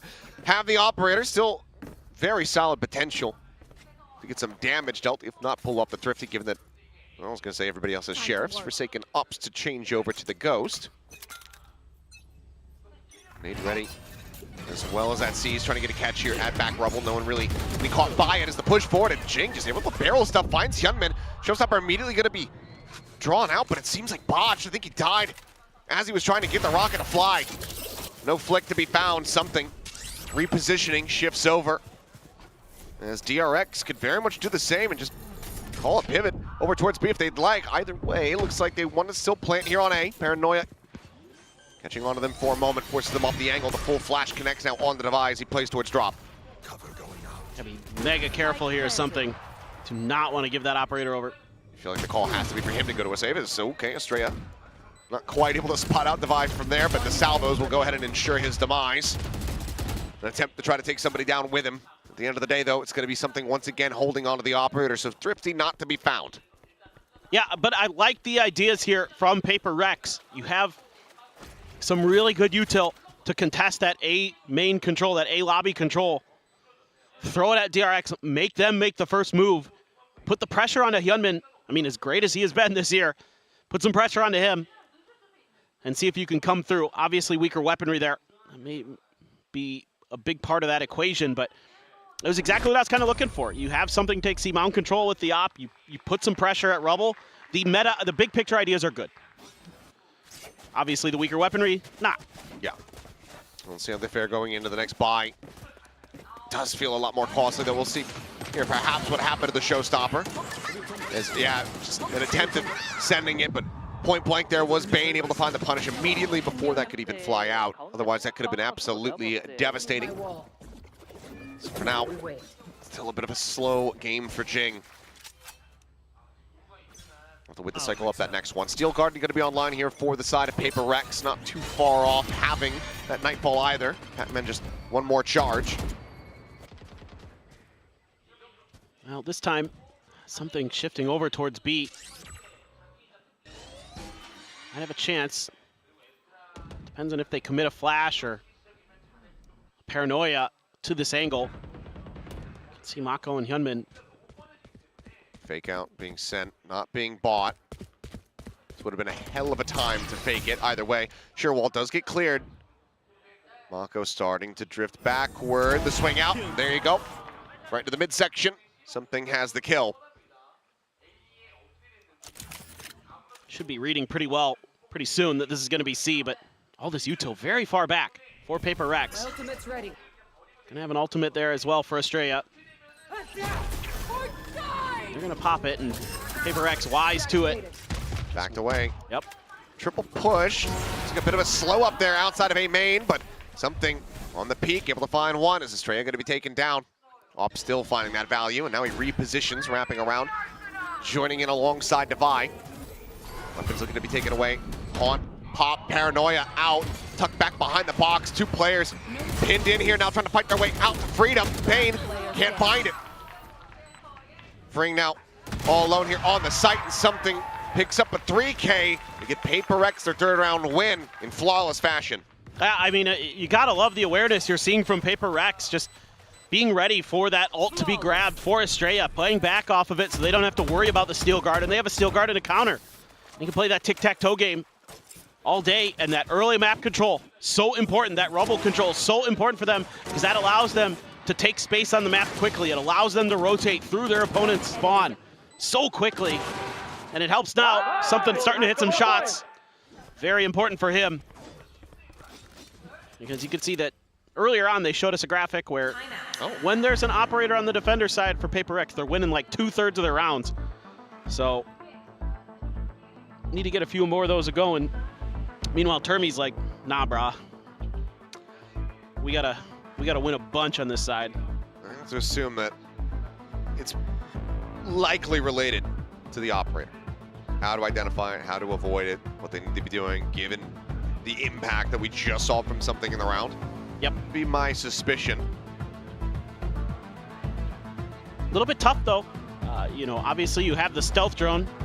That's the only thing that's really going to give you that clean look. Yeah. That free look. Hard clear. Yeah. You can do some soft clears, right? Jiggling and things like that, which you expect to see, but some good smokes as well from Mako. But, you know, with a double sentinel composition, it's going to be tricky to scale forward to get past that op. I mean, you're not going to give yourself as many tools to deal with it. So it has to be a lot more diligence with your individual play and positioning. For every op shot that something hits, DRX is well aware it's another corpse thrown into the fire by Sliggy and Co. It's another fueling the train. It's another shovel full of coal. Oh, they're throwing the fans in at this point. They're desperate. Oh, that's right. I heard. Yeah, they're running out of coal. Yeah, that's right. Pop flash turned away from Pac-Man, looking for the transfer and has it. Bane just does not have the weapon at the ready. Huge outplay, gun barrel going to be spotted. Mako still, however, able to find two, but Jing on the peak. Shuts him down. HL trying to force Estrella back. Manages to trade one. Now it's just freeing alone. Spike in hand, can try to get the play here. Try to get that spike planted, perhaps. Now they're worried that he got all the way up to stairs, but little do they know, he slipped through towards B. May just wrap all the way to C. Indeed he will. And that vice wall not going to give you any info on this one. It's just going to be a free plant. Op and a Vandal. So it just comes down to how to Devi and something want to approach the situation. Something a couple flashes though, so some decent opportunity. They could figure out where he is, but Freeing kind of guessing correctly here. Will put himself in a really nice position to use the salvos and the concuss potentially. He's going to hear that door. Let's see what PRX can do. Swing all the way around slowly here towards the waterfall, but if something gets set up on the line and anticipates this, could be brutality, but freeing. Finds the peak, finds the shot, but peeks out as he sends the salvos. Plays it impatiently. And Defy gets the shot to go ahead and bail them out on the round. 5-4, just under 2 seconds to spare. Tell DRX maybe getting a little bit antsy. Off the back of the timeout, not being able to find the win. PRX got to be grinning ear to ear. For sure. Should be able to keep an op in play as well. Jing getting involved. Good setup there with the trap behind the smokes. Again, you're going to see a lot of that trickery from PRX. They love to try to catch you off guard. Hyunmin going to have an op now as well, though. So both of our Yorus going to be sporting the snipers. And you do have a couple ults. Patman has his. Armageddon. He's nade. Oh, God. Hyunmin does almost take some damage there. Grab net. Catching something there. But he can TP right away.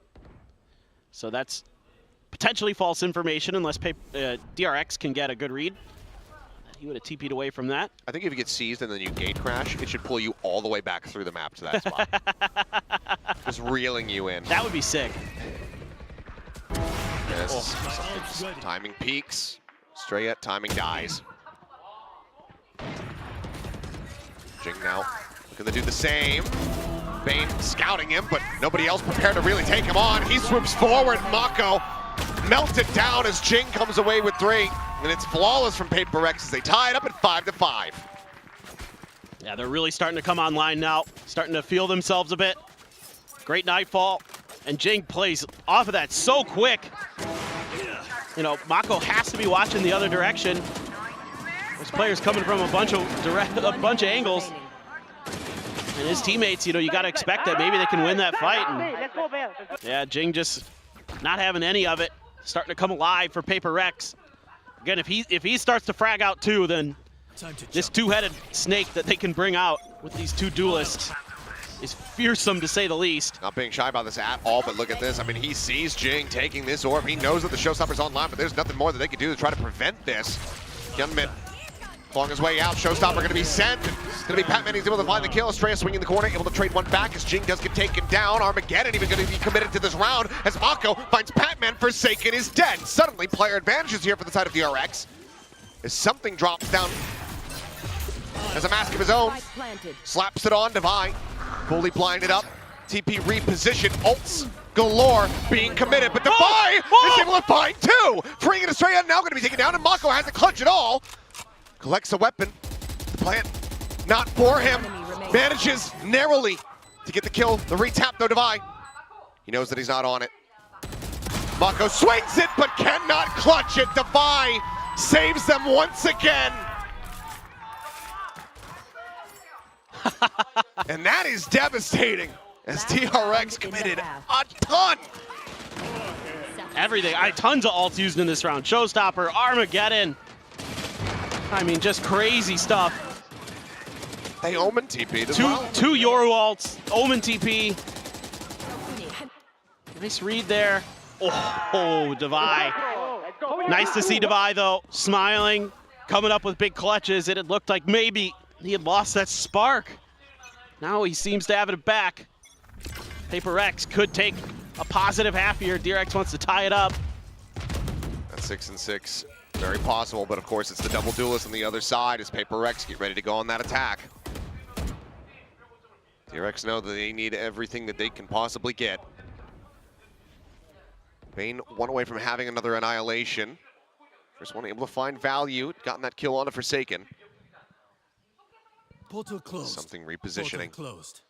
Both of them operating basically in tandem as both send out gate crashes. And Strayet's just strafing in to B. Double stack setup. Patman gets himself the kill. Handed over on a silver platter. Tight angle for something. Look at the read from PRX. They're already in position here. I tell you, they've just done such a good job with their preparation. TP wide, however, it's actually sold him short. He spotted nothing, did Forsaken. Calls for the rotation out. Something tries to scale forward, and then they don't read that Hyunmin hadn't moved that far up. Seal guard looks to try to slow them up. Jing is able to find one. Spring is going to be taken down. Spike going to be recovered. There's that Annihilation not finding anything. Batman pushing up. Shots just fishing through the smoke as Mako often does. Finds himself a kill. Looks for a little bit more. Tags up Jing, but as the smoke dissipates, Jing finds the headshot. Too many players. So damn low. Now all on Hyunmin. With just 8 HP. Sends out the fake. But he is dead as he exits that smoke. 7-5. PRX out in front with a massive 5-round win streak to end the half. Other than something just walking out there and dying at A main, this is just a great read. So many good reads from PRX. They're really understanding this map so well. But, you know, you look at it from the perspective of the second half. You look at the double duelist versus that double sentinel. You know, who's going to be able to slow who down? How impactful is that deadlock going to be? How impactful is that wall going to be? That extra little bit of control you're going to be giving yourself, potentially a C site, front of B, things like that. I mean, you have double wall, right? You have the vice wall, you have the deadlock wall. That's so annoying. You have to be so diligent here as PRX. Oh, I wonder who she's going to... Tough choice. Yeah. Will surprisingly go with DRX. I'm so shocked. Oh, wait. Okay. Do we have another one? One more. It's a best of 5. Apparently not. Master of Valorant, all-time Korea #1 Omen. That's what Mako stands for. Hold on, let me write that one down. It's pretty good. Master, what was it, of all time? Korea? Korea #1 Omen. Korea #1 Omen. Okay. Put that one in the old notepad for later. Yeah, I mean, I think overall you have to be pretty happy with that defender side as PRX. Normally, but going up against a double sentinel, I don't know. Obviously, that's going to be a big question mark. You know, how are they going to be able to adapt to that? I will say, God, if there's any team that can do it, you got to feel like it's PRX because these guys just are so on the fly anyway. That's just how they roll. Yep. Maybe this is just really isn't too big of a deal. 2 sheriffs in hand. Sheer wall. It's going to be double facing. Estrella takes a ton of damage. He's got 3 HP. Just ate that paint shell. Come in on the corner. Hits the headshot into the spray down. Forsaken. Gets himself a second. Spike now planted. Freeing coming away with 2.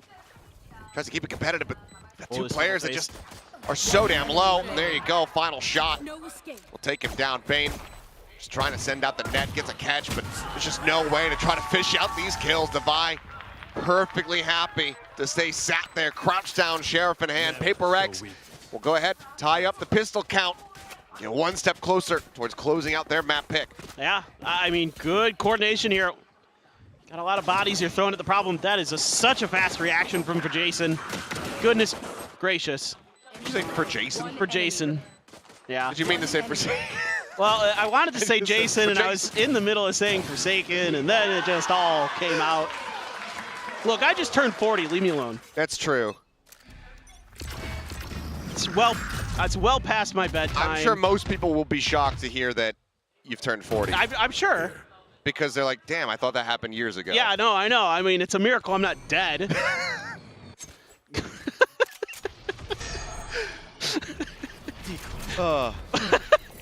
I love it. Anyway, so exec here onto the A site coming through for PRX. No real opposition in their way. DRX just going to be looking to play a bit of a death ball retake perhaps, maybe even cluster up and die to the spike. Though, knowing PRX, they won't be happy with that fate for their opponents. They will go on the hunt. Oh boy. Something. Little does he know, there's quite a few players right around that corner, but they're actually mostly going stairs, so he's going to have an isolated fight up there. This actually works out pretty well for PRX, I think. There's headshot. Being able to find one. Devi eliminated. Some decent damage is found here onto the players as Mako frantically trying to take down something. Gets to the 20, however, but cannot find the kill. Great job. Overall, fairly clean. As PRX now 9-5, one away from hitting double digits. Yeah, so far we haven't really seen the utility from the Sentinels have much impact for the side of DRX. Got to start now. It's a great read from PRX as well. You know, most of the players are coming from the stairs area. That's where your crossfire is.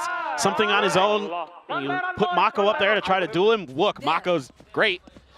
But in terms of how you kind of draw it up as PRX, that's exactly what you want to see with that retake.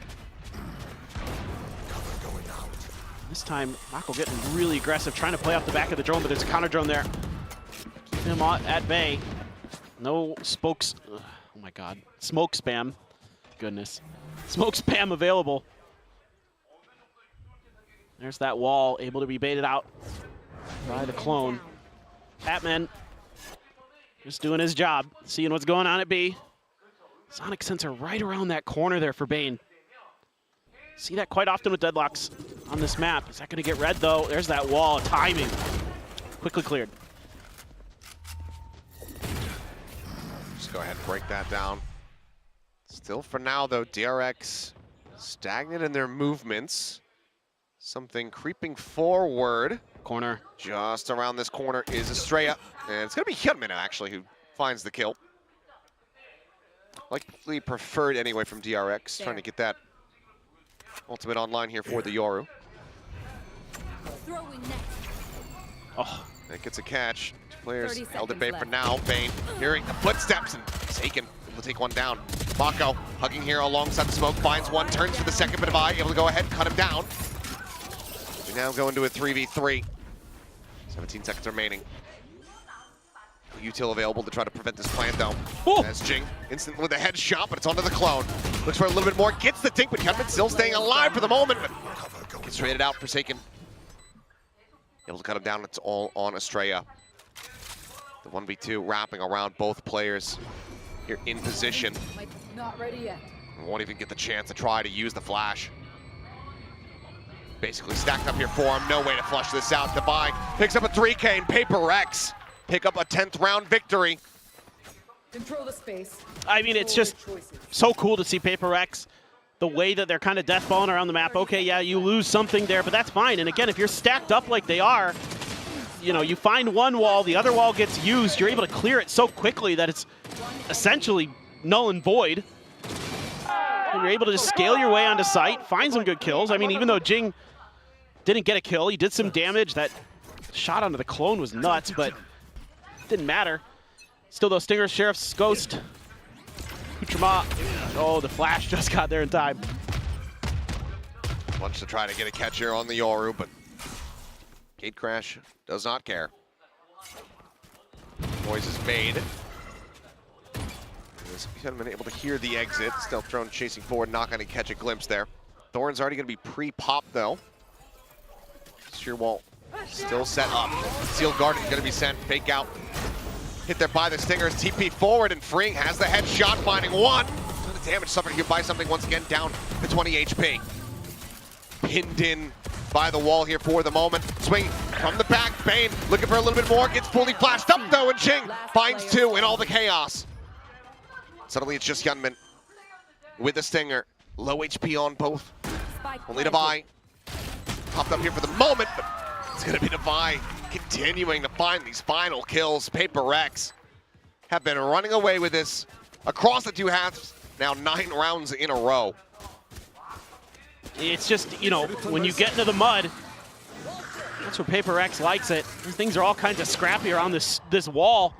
You know, it's nicely placed. It trapped something, and then everybody's trying to figure out a way to deal with it. They throw a paranoia at it as well, and it looked like maybe DRX was going to come through, but the weaker weaponry cost them. It's a good idea. Now that PRX is kind of aware of it, try something a bit different. Still though, Vice Wall going to be at C, and this could just be a pretty quick hit. Forsaken spawn. Bane seemingly conscious about this, is swinging out and losing the fight. Forsaken has the Vandal. He's able to take him down. Mako. Tap of the door, finding kill onto Devi. Cutting through. And has widely been the final boss for a lot of these rounds. Hyunmin going to go rushing forward here with the dimensional drift. Sees that they're not committing in with the plant. Straight holding here behind an upper. Jing has sight set on the angle. Pull out of the dimensional drift here from Hyunmin. Immediately going to be chipped down. The 2 HP. Forsaken able to find that kill. Estrella arriving in from behind. Support Jing, the spike still not yet planted. Face forward here into Mako, who's able to gun down 3. Forsaken answers back with a shorty. With 7 HP, there's nothing more to be done. DRX, they close out the round, but PRX still have smiles on their faces. They know that they're still continuing to do so much damage to this economy. It's a really good early read from PRX, but DRX able to stabilize and hold so many different angles that PRX never felt comfortable that they could put this spike down. They knew they had the Armageddon in play as well. So DRX just able to kind of find their timings. Just let the clock run, make PRX make some moves, and then just punish them off the back of that. The timing there from all the players of DRX coordinating together on that good. Still a ton of work to be done. Something grabbed here by the net. Did he see Zeno Hyunmin? I don't think Gun Barrel's been spotted, but I don't think Hyunmin's been scouted either. Has a gate crash. They are frantically looking for each other, but right now Hyunmin with the advantage. Catches something completely off guard. Makes a quick exit, just gate crashing back over onto the site. Yeah, they immediately ping the other side of Rebel where that TP would have come through. So we're really aware that that could be a possibility. Bane has his ultimate as well. This could get a little bit dicey. Trying to hold down that post plant. Just getting there may be difficult. Got Hyunmin and Bane very, very close. Going to throw up the wall, immediately cleared. For what it's worth, PRX has been really on point with making sure that deadlock util doesn't do much. Door tapped. Jing looking to play entry here. Now is committed forward. Hyunmin able to stabilize, finds the shot before getting taken down. It's going to be the... Oh, he got the hit actually. As the Annihilation goes bounding forward. Catches one. Have they cleared him out? 30 seconds left. They certainly have now, but it will still lead to his demise. As Bane turns over to the side, finds Forsaken. Batman dead. Estrella arrives at the front of the site. DRX now 2 rounds in a row. Still 4 separating. Well, seemingly able to find their footing a bit more. Again, just a little bit of trickery from Hyunmin. Something not ready for it. Probably kicking himself a bit. Even got the Nightfall invested. Batman. Forsaken. Yes, that was disgusting. He was jumping around. He just turns and headshots his opponent. So, okay, now it's PRX's turn to be on a weaker buy. Jing does have his ultimate, showstopper there. Bucky to back it up. The paint shells. And yeah, right into his face. Mako sends the paranoia early. And he's just going to ult to get out. Really thought there was going to be a ton of pressure coming his way. And at the same time, in his defense, other side of the wall, it is PRX. Sure. I don't blame him. Very true. You have to, well, there's also a showstopper here from Jing, which might just be about to see. There you go. As Mako counting up and over the top, TPing and nearly TPs right on top of where I thought that rocket was going to go. Had Estrella not gotten that kill, that would have been both of them absolutely destroyed. Mako stays alive. Shot hits the clone. Flash forward, Estrella playing here within the smoke with Mako, still playing up on top of the site. Comes away with a second kill here. Peeks in for a little bit more, but something manages to bring about his demise. 5 HP remaining here on the Yoru. Swing onto the corner though, and Patman going to be taken down. C. And it would have to be some of the crispiest shots that we have ever seen in quick succession to one another. And it will be Hyunmin narrowly scraping by to keep himself alive. 8-11, DRX now 3 away from tying it up. Yeah, I think PRX probably should pull the trigger on the second time out here and talk about how they want to deal with these walls at the front of C. It seems like originally they were just kind of throwing the clone at it, and now they're trying to get through it in different ways. I think you're better off just early around taking some out control, throwing the clone at it, getting rid of it, and working the map off the back of that. Because every time they tried to just go through that Vice wall, either just sending, you know, something through a TP or Jing blast packing forward, it's been dicey, to say the least. Yeah, there was one round where they won getting through that way, but it doesn't seem to be consistent. So I think you really need to be diligent with clearing out this Sentinel util. And yeah, just a fan from that one. Unsure who to vote for, so they'll hedge their bets. Can't decide. I don't blame them. No. I love both of these teams. It really does feel like sending one of them off in this kind of fashion, given they have to play against one another. I mean, RB is probably going to be cheering for, we would suspect, DRX.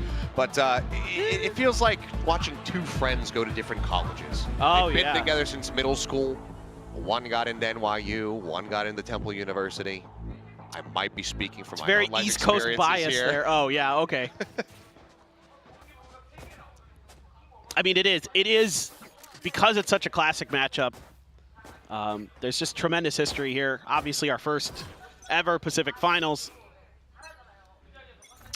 You know, you want to see both of them succeed. Yep. What in the hell? Hyunmin, it seemed like he had no idea where he was. Looked like you walking down the street, but then he got his bearings and he got the shot. What? I'm a good walker. Don't take that away from me. So you haven't any, you're not bad at walking, you just don't know where you're going. Oh, well, that's intentional. Yeah, okay. Well, that shot has certainly brought this round to a bit of a screeching halt. I mean, you've got something's alt, but you lost. Quite a bit of early oomph there. There's that wall. I just walks past it. Yep, has been popped, and Estrella immediately going to be sending that Steel Garden. Forsaken TPing forward here within the smoke. Mako, like he's suspicious of this. As Salvos going out backwater, and then Estrella peeking out, able to find 2, 3, as Forsaken does fall. Patman answers back for a singular kill onto the Vice, but he's paranoid up, he's up and over the top, and Mako likely just going to go for a quick little peek. Finds a headshot, and that's going to be DRX now, continuing with a win streak of their own, 2 away. Uh-oh. Things starting to get a little bit out of control here for PRX. DRX coming right back. Jeez. I mean, the ideas were good there. It's just the timing a little bit off for Jing. He's just a little bit slow behind that flash. A number of times that we've seen Jing go for that setup and come away with the kill. Yep. Him versus Kong Kong lives rent-free in my head. Yep. Also had the operator. Jing, he won that fight. This time around, though, and been not allowing for it. So Op still retained. It's going to be a double push-up. Has Bane in tow as that smoke now blooming here, and as the Haunt gets ready to come through. Let's just take that gate crash out. Looking for that sonic sensor. Now they're going to have to rethink this. Take a moment to consider. Got that rebel control. You want to show some presence on the rest of the map. From two sides, the clone in tow. Absorbs that op shot here for them. Wall set up a tree, freeing, able to find something here at the door. As Prowler quickly cleared out. Patman able to draw down the Sheriff, finds the kill, and that's going to be a weapon now collected. Estrella looking for some timing shots. A tiny bit of damage going to be found. Let's push up from Mako. Finding the lurk. Devi gone, 3v4. But tight quarters contact as the Stingers are going to be able to find some value. Shorty going to be drawn in. Narrowly gets away with that. Now goes ahead, throws on the Dimensional Drift. His weapon's going to be juggled around. Forsaken, however, grabs the operator. He's going to have to contend with Hyunmin here from behind. Classic drawn out. Forsaken is able to find that, grabs another weapon, but Bane capitalizes before he can get that steadied. Time ticking. Patman on the cross angle, needing to clutch it out. Bane drops down. He faces forward, and Patman hits the Red Bull clutch to get PRX up to map point. What a round! This is it. He has been so good for PRX in these clutch situations. The new kid on the block, making it look easy. He has just been so reliable post-plant.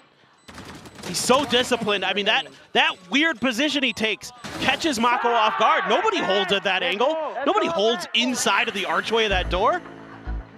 And then he backs right off, buys himself a little bit of time, confirms his other opponent's position, and deals with that. And this is the last time out. All 4 going to be used here. DRX with the final one, trying to find a way to get 3 in a row to send it to OT. Looked like maybe they were going to get it done. Patman had other ideas. Please go to Toronto. Well, timeout call needing 3 in a row. The take this into overtime. DRX has been playing a good amount of overtimes as of late. No stranger to it. We'll see how things look going into this one. PRX just going to be looking to bring this to a conclusion right here, right now. Not leave that door open any wider for DRX. There's something, oh boy, he's got a judge. And he's got a dimensional drift. This ought to be good. This ought to be good. Certainly there's some kind of setup here with this. Plus you could use the Nightfall. They're one away from a Sealed Garden as well. They've got a ton of ults online, whereas DRX don't have much of anything. TP forward with the dimensional drift. Something on the hunt here. Wall just going to be shut down as Bane frantically figuring out where the hell he can go to escape. Will ride the rope. Nope, drops down and something runs out of time. Face your fear. Waits too long. Burns the pot. Food not being eaten tonight. That's Bane able to find one more there before Jing comes in for the trade. Drop down. Quick little avoidance there from Hyunmin as he tries to stay alive. Jing similarly has to take the rope down out towards safety. Clone looking for that little flash out. Shorty drawn down. Hyunmin carved up as Devi at range. Able to find the kill. Now alone, the spike, in the meantime, has never been planted. It's not in play. Devi needs to try to clutch this out. Eats a bit of damage to Paranoia, going to be sent. Goes backpedaling, but freeing is just here around the corner. They need to try to hold on to these web pins. Devi has the chance! And he gets so damn close! But freeing will get the final shot. DRX will keep themselves afloat. Just thought it was going to be another classic Devi clutch here. Jing doing what he can to try to disrupt at the top of rope. DRX able to stabilize at the back of drop. Freeing able to reclaim that rope space and use it to set up a crossfire there to break free of that entrapment. Man, oh man, I thought Devi was just gonna send us on over to Icebox. But now he's got the Steel Guard. I mean, they're one away from a showstopper. They can try to get this orb. Steel Garden, equalize the weapon, playing field. Yeah. PRX could certainly get this done in thrifty fashion. Get that Annihilation to contend with. No turn. You know it's probably going to be A. That's been Bane's home. Wall sent out, freeing. Ooh, catching a glimpse, knows that they're there within the smoke. The Annihilation immediately going to be sent there. Devi going to be taken down as Freeing's able to find one, sends out the stun, looking for the hit. Doesn't manage to find it, but it gets the headshot on the Forsaken all the same. As that is now something. Alone here on the site and taken down. Flawless. DRX dispatching the thrifty attempt. Some, let's say, moderate frustration perhaps in the face of Coach Alex. Oh, for sure. As DRX is now one away from pushing this into OT. And from there, who knows what the hell happens. Well, exactly. It's been such a good second half here for DRX. Once they got a few rounds in, really started to find their comfort on this defender side. Just can't quite get this double duelist to connect. Something 13 and 14, Jing 14 and 19. A little bit off balance using those flashes. Jing. For a turn of the flash, unable to find it. Does he just check the angle? Freeing flushes him out. The showstopper, no value found once more. Freeing, pushing forward. Gets a tap on the Patman, forces the rest of the team back, and now the spike dropped here inside of B, but something pushes up into upper. Catching Hyunmin off guard to the corner. Freeing now going to be flushed out. Steel Garden holds back the remaining players. Spike planted. As we go into a 3v3 in the post plant. Util, ults burned. Not much more to work with here on either side. Mako breaks down one of the walls. The rest now expired. Net lobbed in as Mako tries to go for the swing. Estrella fallen. And there you have it. A kill apiece to bring it to an end. OT not happening. 13-11. PRX will close out their map pick of Lotus. Oh man. And Devi pumping up for Zakin there. Gotta love the energy that we're seeing today. That was a hell of a comeback though for DRX. It looked like this was PRX easy go into Icebox. DRX had other ideas, And just in time, PRX is able to stabilize off some huge plays from the likes of Patman, Devi, coming up big when they needed them most. And we'll see. Forsaken really solid throughout that entire map. What does Icebox look like between these two teams? W train bound for Toronto. You can see how bumpy the ride was on that little artwork there. The tracks are a little rickety. Yeah. But they're holding. When you're laying them one by one after the other, stability is not going to be that much of a concern, nor will it be guaranteed. This was by narrow margins, but PRX crucially do get their map pick, and now they are one map win away from getting themselves to another international event. Missed out on the first year this year. They want DRX's ticket. We'll see if they're going to be able to get it. Icebox is all that is going to be standing in their way. We'll see how DRX looks on that one as well. A bit of a rocky start, you'd have to say, for the Korean squad, but started shooting back, started finding their footing and getting a read. So hopefully that is going to continue. They just get one hell of a map 2 between these two teams. We'll see what happens up as we go ahead and take a much-needed break after all the chaos from this opening map of Lotus. We pass it back over to the analyst desk to break down the action. Hey, what's a DRX PRX game without a little bit of a heart rate spiking a little bit here and there, especially as we near the end of this first map. DRX almost made this into an overtime, but PRX, you know, they continue to I want to say dominate on Lotus, but DRX really figured out a lot of things. Sigh of relief. It was only a fake comeback, guys. Don't worry. Fraudulent comeback on the cards there. I mean, still definitely could have been overtime. That was a 3-on-5 conversion right at the end there to be able to just scrape it across the line, 13-11, and that just shows you how annoying this DRX comp that they prepped coming into Lotus here is to attack into. The deadlock vice, an absolute nightmare for PRX to navigate, and it just once again shows you how flexible DRX is as a team. This is not the same ideas over and over again. DRX, you know, Korean approach of just perfecting the same approach over and over and over again. They are a different team every time you bloody play them. And would it, like, I don't think it can be a PRX versus DRX game without it going to all 24 rounds. It's just meant to be. We all knew that this fake comeback was on the way, whether they converted it or not. Both Omens topping the charts there. Obviously different styles. Mako with that 0 first blood, a little bit more reserved compared to Forsaken's much more aggressive approach onto that Omen, but both of them big standout maps.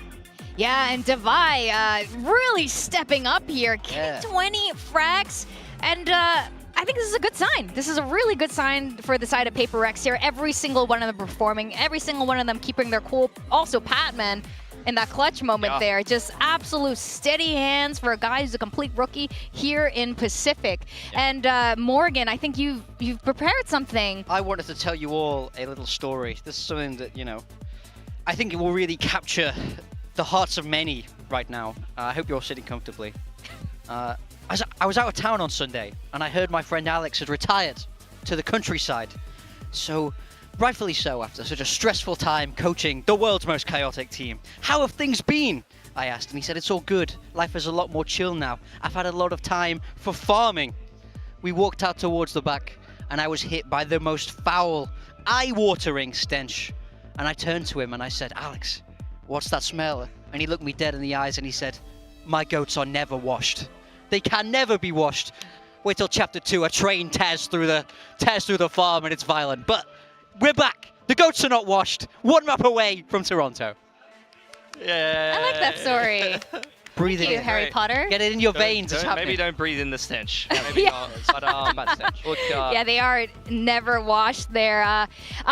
So, I will see if this is how things will end, if they are going to continue in the 2-0 fashion here, but we need to rewind a bit. And PRX on the defense, really solid ideas. Yeah, absolutely. They're just so disruptive on this defensive side, and you see that being the C traps, multiple different setups where they can get involved in the action, and then over on the other side of the map, you got something with it all. Yeah, I think it's about understanding the stylistic differences between these comps, right? When DRX are running this double sentinel, they have to be slow and they want lots of map control. Once they have that map control, they're in a really good spot because they can hold it very easily. So PRX go out in front, they go forward, they disrupt, they get on those deep deep uplines to not give them any control. That's really good macro understanding, really solid coaching, and good game plan. Yeah, absolutely. I mean, their defense has been super solid across the last 4 maps. And again, I thought they were actually going to need more than that on their defense because, but on the attack, they managed to clutch up a couple of rounds, come in with enough ideas against the deadlock. But DRX brought ideas of their own into this game. They completely changed up their comp. And I love this pistol round. This really reminds me of the set execute that you run on a set A site with the deadlock, where you throw the wall up over the top, block one of the major retake pathways in through waterfall there. And the other thing they did so well was disrupt PRX before they could come in for these retakes. You see players taking duels in towards spawn. So not only are you running into deadlock utility and vice utility, but you're also getting disrupted by these individuals taking fights with you if you try to complete your retake. Yeah, we saw at the start of this game how PRX's approach was to try and get into the site fast, try and not let them get that spike planted. So when you're able to have those set play walls that buy you a lot of time, it lets you set up for that post plant, which is obviously where their comp was very, very strong. I'm just really liking what I'm seeing from both sides today. PRX could close this out, but really, who knows when you have a map like Icebox. But I think whoever ends up winning today, very well deserved, and you know, I think they'll have a great performance over in Toronto. And I still don't know who's gonna win. I'm very happy again to see PRX kind of up and up, you know, track by track, fish by fish, at least for Lish, for David anyway there. And I didn't pick Divide today, unfortunately, and who is this? Big time? Yep, I have. You got some good numbers on the board right now. And Jing. I mean, Jing could have got me some more if he could land a showstopper. Oh man! It's a free kill button. It's a free kill button. He just kept walking around with it. He never shot it. He just both times. He was cursed with that. So if he's playing Raze and Icebox, which, you know, I'd become surprised. But if he does, God, then I hope not. I mean, these two teams, they have played each other on Icebox, though. We cast our minds back all the way to week 1 of the groups. It was the opening game for these two teams, and Icebox was picked by PRX. This time it's being picked by DRX, who have not been great on this map. They've lost most of the times they were playing, but that was with the old comp that they were running. This time you see them mix in the Harbor up against Talon, and it worked an absolute treat. But the last time these two teams played, PRX played this Waylay comp with triple Initiator, and they got 10-1 on the attacking side. They rolled them on attack. Yeah, I mean, I just don't see PRX bringing this out again, though. I don't see this Waylay coming. I certainly don't see this triple Initiator coming.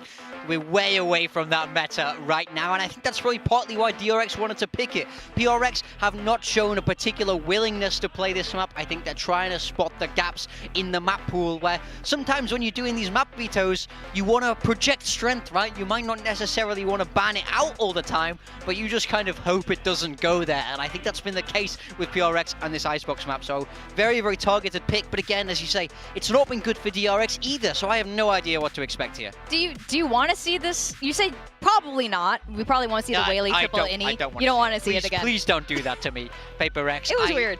I didn't love it. I don't think it was fantastic. To be honest, though, it will play very well into the Harbor comp. If you see the Harbor comp come out for DRX, I mean, the amount of Initiator util that you've got here, you've got flashes, you've got Waylay, it's going to actually work a treat, disrupting a lot of the Harbor walls and things like that. PRX had a lot of interesting ideas, but it did feel, I mean, it did feel like a one-pump comp. I call them one-pump comps. It's like, you just throw out a comp for a specific matchup, then you're probably never going to touch that again. I also feel like if you're expecting the Harbor on the other side, I think there's better approaches than Waylay. I think Yoru brings more. Don't get me wrong, I think KO there can be good, but I think you just need a KO. I don't even think you really need that much. Just like a KO in the comp, probably good enough against a Harbor. And it's a fantastic init on Icebox as well. It's my favorite init on Icebox for sure. No Sage then. They used to like play Sage on Icebox. I love Sage. I know you like it. I can't believe we're not seeing it from anyone. I think it's great. I think it simplifies the map. It's fun. Everybody's just boring nowadays. You know, no one likes to throw things back to the good old days, back when Valorant was, you know, at its peak. When Sage. I'm talking peak Valorant, as in like when the Sage orbs were like huge and the wall was insta. Yeah. You know? Take it back to beta. That's what I Res cost nothing. You have to put your fragger on Sage. The res costed, the res did not cost that many ult. You're telling me. You just want to fragger and you could self-heal yourself. Yeah, and heal, you don't want to see Jing on Sage this game? Jing on Sage? Yeah, you don't want to see it? I want to see it. Could you imagine? Especially on defense, he uses the wall just to go as quickly as possible back to spawn. Surprise me, PRX. Okay. I think they will. I mean, they have continue to do so with the Waylay comp. But you're right, Pilski, they ended up dumping it just like they dumped it over in Lotus and figured out a brand new comp. Let's see what they are bringing out today on Icebox. This is DRX's map pick. And DRX absolutely need to win this if they want to have any chance of going to Toronto. All right, DRX are going to back themselves with the exact same comp. Worked a treat against Talon. They smashed Talon with this Harbor comp, and they were playing against a comp without Flashes playing up against Talon, and they're playing against something somewhat similar. Something looking very standard here for PRX. Yeah, I think that double controller, that's the main thing. The Omen is the biggest mix-up. The Joman, you mean? The Joman is back on the PRX comp. That's the biggest mix-up. Now, I love watching the Omens lurk through mid. It's different than how the Viper does it. You can smoke off those turrets, TP to find those timings. That's what I want to see from Jing. Get up in their face through mid. All right, we're going to go to map 2 of this very exciting series. I have a question for the casters, Achilleos and Paper Thin. How do you feel about trains? Not something that I have a necessarily strong opinion. I take them from time to time. You know, the train system here in South Korea, pretty good. Whether or not we're going to be seeing a cross-continental railway be built from Asia to North America, that is another question. We shall see, but PRX have taken that first step. They've gotten the investment money. Construction is underway. Whether or not the project will be completed or abandoned, we'll have to just wait and see. It is a long bridge, no doubt about it, but it's getting close to completion across the Pacific Ocean. I'm a huge train fan. Mako, a lot of players there. This is scary. Oh, okay, he's okay. Covering a good amount, though. Those footsteps telling a broad tale here. There's Hyunmin dodging up the paranoia, the shock dart. Tailwind into the corner. Tailwind out from Hyunmin as Bane able to find something, and Devi gets taken down. DRX once again looking for the open pistol as Mako still on the lurk, wrapping his way around. Turn back up for a brief moment there from Jing. Seems like maybe giving some credence to this flank, but for now trying to break through. Get this defuse is going to prove to be difficult. The salvos about to be sent. Held to half, but Patman taken down. It's freeing. Finds one. Jing looking for that second. Can't quite make it happen. DRX will take the opening pistol here on Icebox as they look to extend this to a third at map. Yeah, this is going to be rough for PRX, I imagine. I mean, this is almost the same comp that they ran against, or excuse me, that Talon ran against them, that PRX are playing. Just an Omen is going to be the difference there instead of a Tejo. So a nearly flashless map other than the Paranoia. It's going to be quite interesting. So much of this is going to come down to the controllers. So much of this, in my opinion, for PRX is going to come down to Forsaken on that Sova. That scan util is going to be so important for figuring out what the hell is going on the other side of these harbor walls. Oh, Jing spotted out, suppressed, so can't try to TP out of position, so it's just going to be the stun into that snake bite there at his feet. And while Defy on the swing will be able to find Hyunmin, weapon can get scooped up. DRX have a firing squad. They're ready to just go ahead and pick apart the remaining players of PRX. Sheriff now in hand for something, and I believe a shoulder scene. Through that wall there for a brief little moment, so position noted. Bane on a flank, swooping around. Given that he's got a Sheriff, we'll just opt to back away. Oh, good read, though, by something. Recalling my bot. Just needs to do as much damage as he can. Gonna be tough, of course. So many players stacked here. And eventually, shots will come through. Estrella starting things off with a 3K, gets DRX. Fairly clean anti-eco. 2-0 start, and Reckoning online going into the bonus. That's huge. I mean, that gives you such a great ability to clear through on towards A with that Reckoning. Force PRX to play retake. And again, that's really, really tough going up against this double smokes comp that DRX is going to be piloting because you don't have a lot of flashes. You have to rely so heavily on either just Contact or Forsaken's util to get you the info that you need to make good decisions on the way in. But they're going to get aggressive. They're going to try to get ahead of it a bit, our PRX over on the A side, but all the attention actually towards B, so DRX kind of doing what you would not expect. And when you have a Reckoning in play, just going to make a quick hit, and Divide just has to backpedal and wait for reinforcements. There's a Nano to try to delay, but now the Reckoning going to be invested as the wall goes up, cutting off the angles here at Snowman as well. And considering the bite, Some shots starting to fly, and there's the spray through. Estrella going to be put down on the floor. Wall's getting ready to fall. This now becomes a very difficult position here for the side of DRX to actually get the spike in play. They aren't able to do so, but Free and Hyunmin both going to be taken down as something pinches in from under tube. Mako lingering here within his smoke, but something just a little bit faster. Bane finding himself a second, the Nano at the ready. The wrap around here, back yellow. And something with a 3K will go ahead and deny a bonus conversion. Minor damage dealt, 2 casualties overall. Not too bad as PRX get themselves on the board. Yeah, for sure.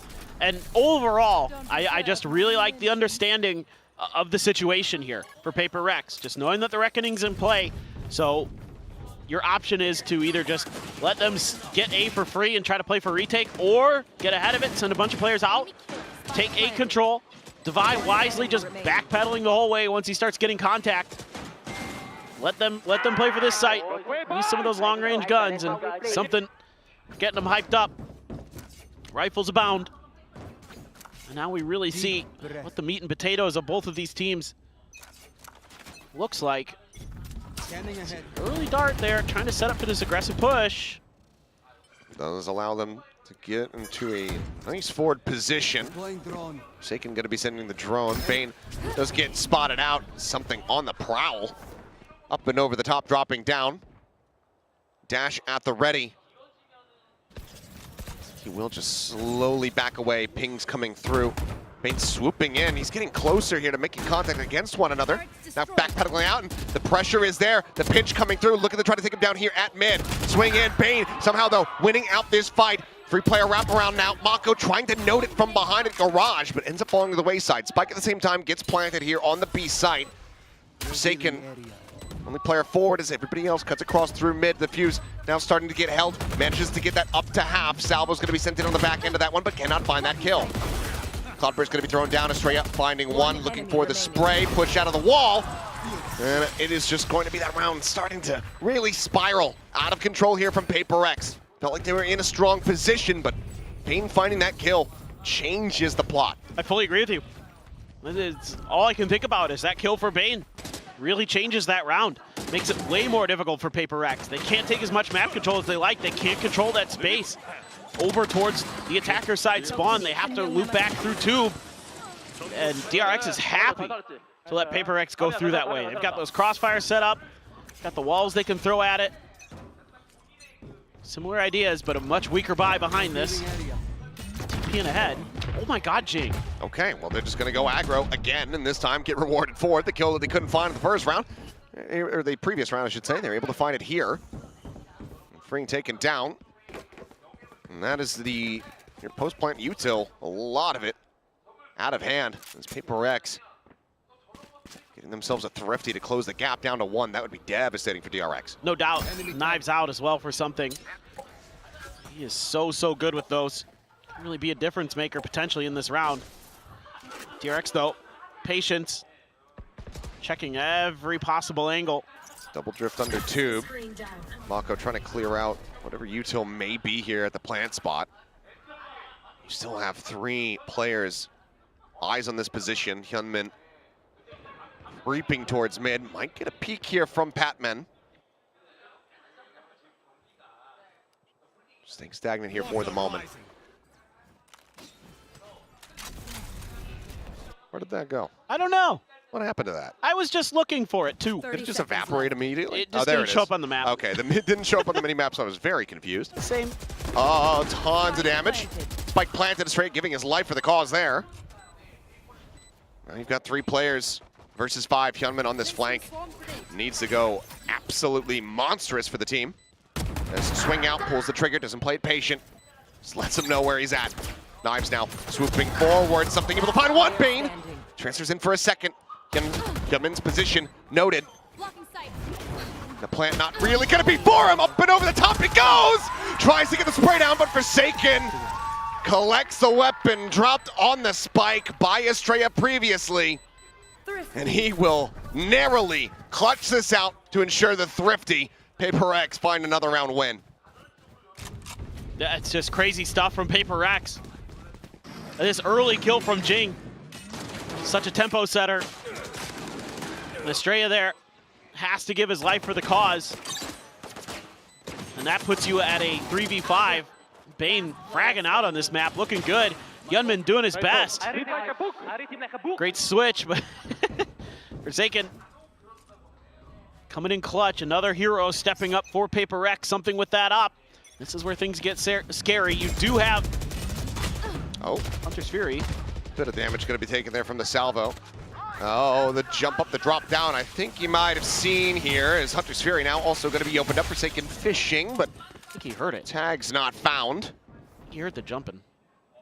Very well may have. Mako pushing forward. He hears the footsteps, and oh, he gets just a glimpse of Patman as well. Now Mako going to be maybe pinned in a little bit of a unwanted position. At the same time, Reckoning here onto the A set to try to open things up, and here comes the swing from the flank. Mako about to be hit from that left-hand side, and nearly hits the transfer. Some damage dealt on the 2. Divide, Forsaken tagged up. Planted play now a 4v4 as timing send here on this lockdown. Gunman pinged out, Patman chasing forward, finds that elimination, but now needs to try to just go ahead, tuck out into the corner. So lockdown gets ready to trigger, and it's going to be the pit invested actually. Gives himself over to the detain. Go ahead. Turret keeps him protected from behind here for the moment. Bane on the hunt, trying to flush out Forsaken. At the same time, the Armageddon goes in, and Forsaken guns down 3, swing out, cannot find it. A 4K as we are tied up 3-3. What a round from Forsaken. Goodness gracious. Forsaken looks like he's done. They know he's there. They're busy cleaning up stuff on site. They're somewhat ready for him. Forsaken's just having none of it. Love this play by Patman, by the way. Eat the lockdown. Potentially, but have the Viper's Pit there. Unbelievable. Unbelievable. Yeah, let him know. Man is on his feet. And PRX now poised to go ahead and gain the lead for themselves unless DRX can pull out their own Thrifty. 2 Sheriffs, a Ghost, some knives, and a Stinger. A lot of danger for PRX in this, but something with a judge. He's playing close up at B, so they can lean a little bit heavier into the ooze. Drifting out wide. Knives avoided. 2 of them going to be burnt here. It's not really deterred nor slowed up. Estrella. A bit of damage going to be suffered there from the shock dart as Kobe gets popped through the wall. Now here on the floor, Divide with 1. Get him a lockdown. As, okay, Hyunmin, quick little dip back in on the POV on that line. And he's going to be able to find himself a second kill. Something taken down, but Divide out, has the lockdown, immediately sends it. Give the Armageddon investment in the previous round. Not clear this out with any kind of ease. Headshot going to be found there from Fring as Patman falls low, but he stands tall. Finds Estrella. That now leaves 2 players left. Last player standing. It's Mako scaling forward, finding the first to defuse, being held, and Patman there to bodyguard. Damage dealt, but round not found. PRX, they gain the lead. 3 in a row for themselves, now up 4-3. I just love the confidence from Patman. This looked like maybe Hyunmin was just going to take over the round, but finally PRX able to get the weapons to bear. And Patman just no fear. Gets dinked once, still happy to step up and take players down. What a great play from him. Lockdown well used there as well by PRX. So again, a lot of the macro play for PRX really looking solid. You know, DRX trying to right the ship, trying to find some answers there on that eco, almost get it done. Blade Storm so impactful, but still just not quite enough. And man, I mean, Forsaken 1 round, Patman the next. I mean, the star power on PRX just through the roof. The confidence finally back. Yeah, let's get that plane ticket ready for PRX. Well, maybe not there quite yet. Should be a train ticket. That was a plane ticket. Well, I mean, I guess you could argue they're similar. Fly into Toronto and then take the train to the venue. Yeah, sure, that's also doable. So, but I thought we were building, like a huge bridge all the way from Seoul to Toronto. Well, sure, but the plans haven't been communicated. It's not public information yet for the fans here. This is Sliggy's top secret mission. Yeah. Oh, if they make it, I expect that. Okay, well, Edmund's dead. I'll have to hold that thought as Ring's dead. With whatever the timeout call was before. PRX have undone it instantly at the very start of the round. They're so aggressive. I guess now I have time. I was going to say, every PRX game, if they make it to Toronto, I think he needs to dress up as a conductor. He needs a train whistle, he needs a little hat. Oh, he should, yeah. And if you don't do it, you're dead to me. Yeah, yeah. You're just a bad human. We'll never, if you don't do it. I will never communicate with you again. So get on it. Get that outfit ready. Well, this is going to go from bad to worse. It's Divide just holding out a wide angle. 2 players now trapped in to this A site. 2 around the corner. And PRX not looking to get overly aggressive. Except for Forsaken, who will go for a quick little peek. Unpunished, though. And you've got a little insurance policy of something around the corner. Yeah, Forsaken even getting closer. Hunter's Fury. Oh, Jin goes down. Okay. 30 seconds. Don't want to give Mako many more looks like that. Forsaken might have got spotted there. Even if he has, I'm not sure if there's going to be too much to be done about it, because Forsaken is on it. Mako now frantically trying to hold on to the weapon. He cannot. Batman is right there to go ahead and take it away from him. And that is PRX counteracting the timeout call gorgeously by spamming the wall and then just running forward and getting kills. I mean, yeah, that second kill is much more PRX, but that spam there, just anticipating that there's going to be a player up on belt. Heck yeah. Giving the PRX fans something to be excited about again. Hyunmin with the hero rifle. You love Mako's pit if you can get there, but it's a lot of pistols behind it. Hero rifle for Hyunmin.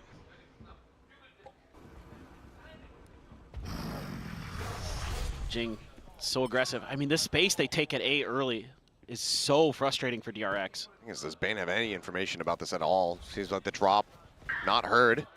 Maybe starting to hear his footsteps, perhaps. That's something. He's just mowed him down through the smoke. Jing eventually, patience there, gets rewarded, finds himself a kill. Hunter's Fury going to be called out. Something finds Fring, and that's going to be a flawless round. PRX. Now 5 consecutive.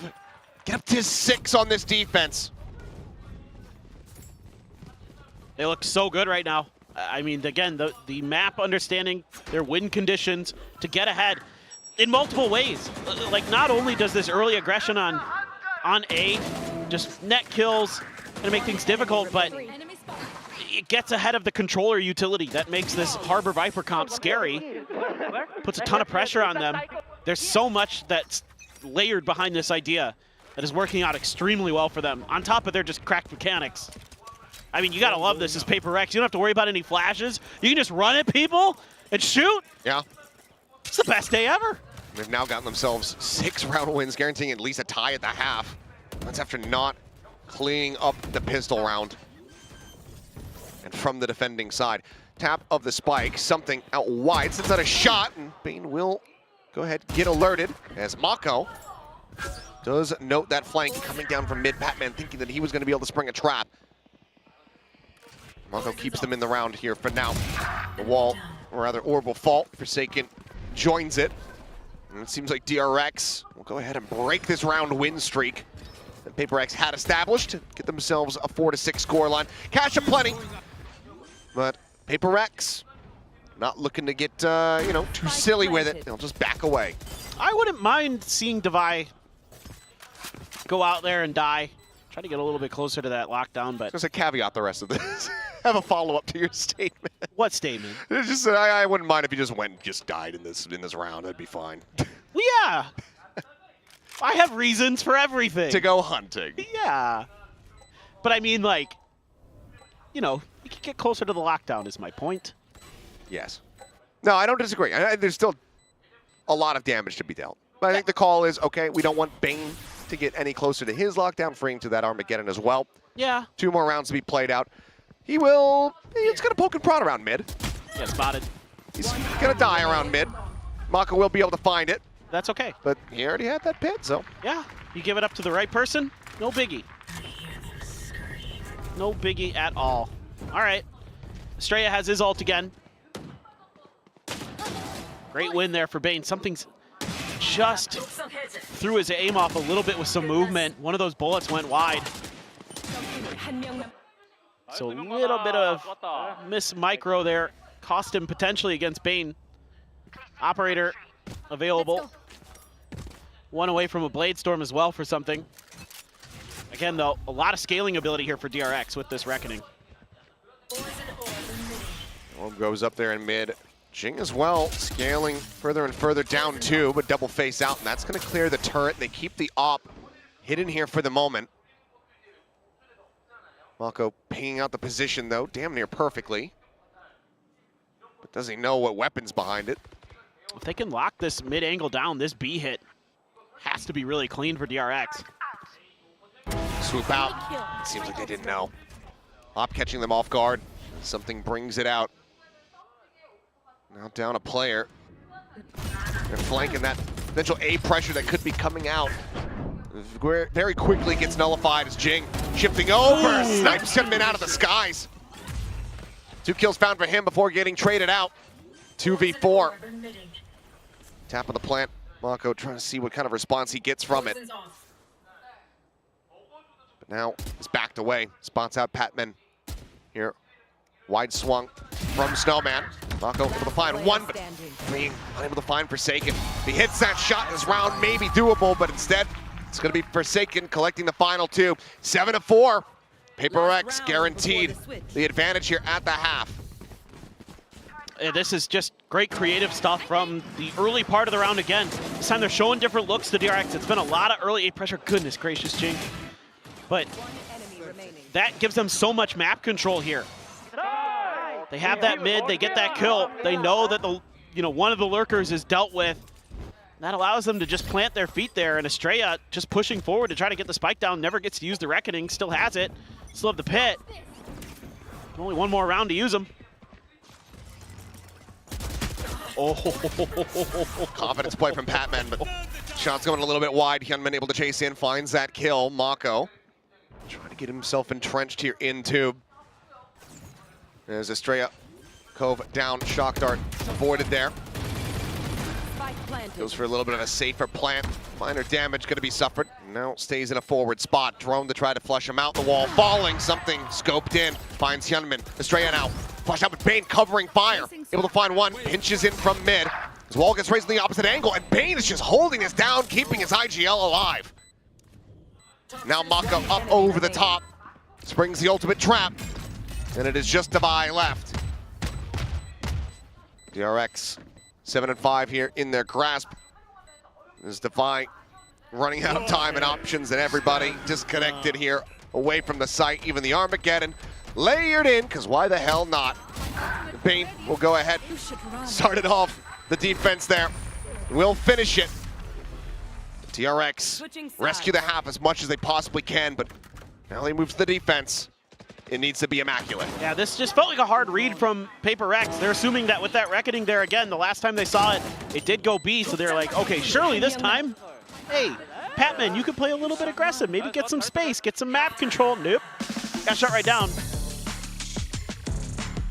And, well, halftime 7-5 again. PRX up on top on their defender side. I mean, that's scary. You know going to that attacker side, that's their better half of the map on pretty much every map. Yeah. Ooh, tough choice. Oh. We'll go with Mako, though. Yeah, I think you could convince me either way. Yeah, I don't think it was a bad, I don't think it was a bad selection whatsoever. No. Who's stronger? Like, in what regard? Like, who can lift more weights? Well, I don't know. Because they're both pretty skinny. They probably, knowing these two and what a pair they are, they probably can, like, bench the exact, like, down to the gram. The exact same number.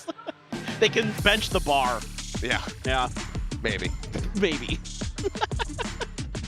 I mean, right now, if you're going off this series, it would have to be Forsaken. The impact that we've seen from him has been just utterly fantastic.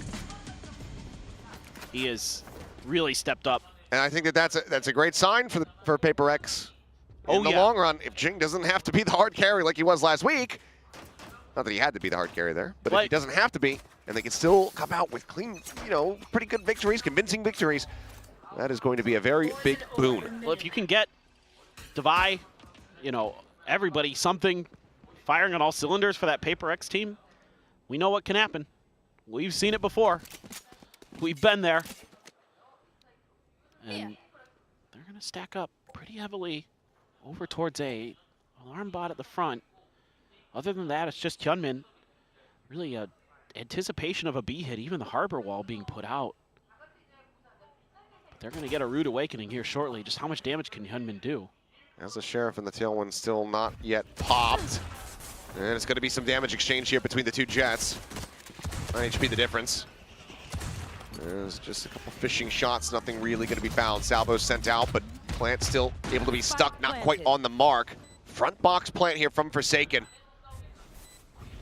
Dodges out that Teho util as something. 2 quick taps, Bane and Estrella.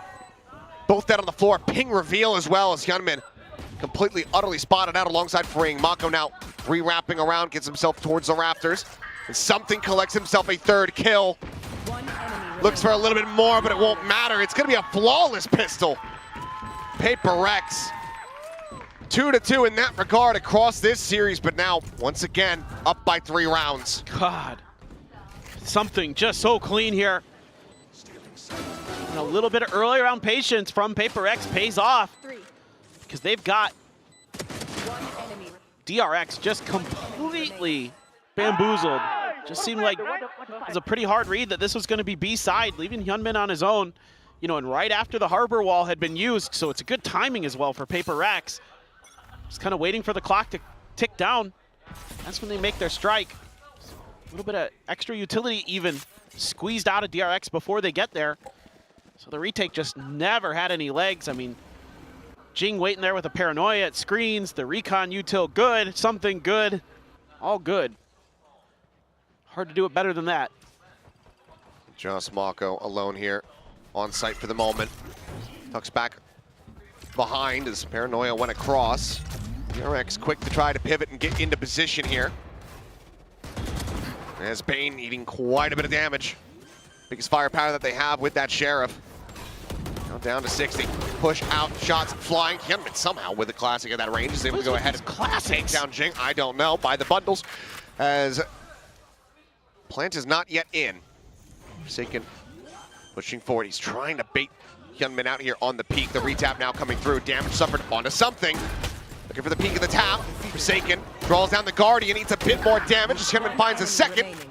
And in the end, it will be somewhat rescued as Forsaken scrapes by with 3 HP remaining. Well, that was probably a little messier than you'd like it as PRX, but you get there in the end. Forsaken now going to be your top fragger. Well, tied with something, but top KD. God, it's disgusting. Patman, under 2. Ooh, hits a couple nasty ones. Forsaken, nicely done. Cool, calm, collected as always. And it's collection of half armors here for the side of DRX. It's only Hyunmin with full. If only they had gotten an outlaw. But a Guardian. Also wouldn't be uncommon for something on the attack. That's kind of what I was thinking. Maybe it would be a good choice here, but whatever. Oh, what in the... Mako. Yeah. I swear he just knows. He just, well, whoop, gotta be careful there, Jing. Yeah, head would have been spotted up over the top as well there from Hyunmin. Paranoia, sure quite connected onto the jet either way. Something forced to reposition, goes out with a tailwind. Jing tries to plant his feet, Bane is there. 2 guns pointed at him, and right now Estrella coming up with 2, but Devi tries to answer back a bit. Makes it a bit more costly here for the side of DRX as 2 casualties do come in. DRX not going to allow for a bonus conversion. We'll keep the gap to just 3 rounds. I mean, what it signals to me with Mako when he does stuff like this is that he just does a ton of VOD review. And he just knows where players are going to sit behind smokes. And just spams it. And has tremendous crosshair placement. So well done. Okay, so bonus isn't this time going to go the way of PRX after they win their pistol like it did on Lotus. Now you've got that outlaw. but like three Feels like players have full armor. Yeah, it feels like maybe a round late compared to when you would like to have had it, but still an opportunity for it to do some heavy damage here. And even if you get the body shot. You know what else would do heavy damage? A train. Yeah. Yeah. Well, maybe one day we'll get a train map in Valorant and there's a train that just drives through the middle and you have to avoid it. I'm okay with that. It's at a certain time of the round. Well, see, there you go. Might not be a kill, but he got 1 minute, 10 HP. He's not going to be looking for any peaks. Something, somehow, does not get that shot. Eventually is able to take him down, though. Doesn't suffer any additional damage either. As lobbing on the nano, going to be too late to try to really find any punish damage there onto the plant. Patman now very deep late lurk around this B site. Mako at risk of getting caught. As all sights from DRX are currently trained forward here on this position. Estrella is moments away from potentially dying. Patman striking now from behind, finds one of Bane, similarly dead at screens. Something going to be picked off, but the cleanup is there. The Outlaw finds its value. PRX get themselves up to double digits. It's so good. I love how something just yeets himself there at the end.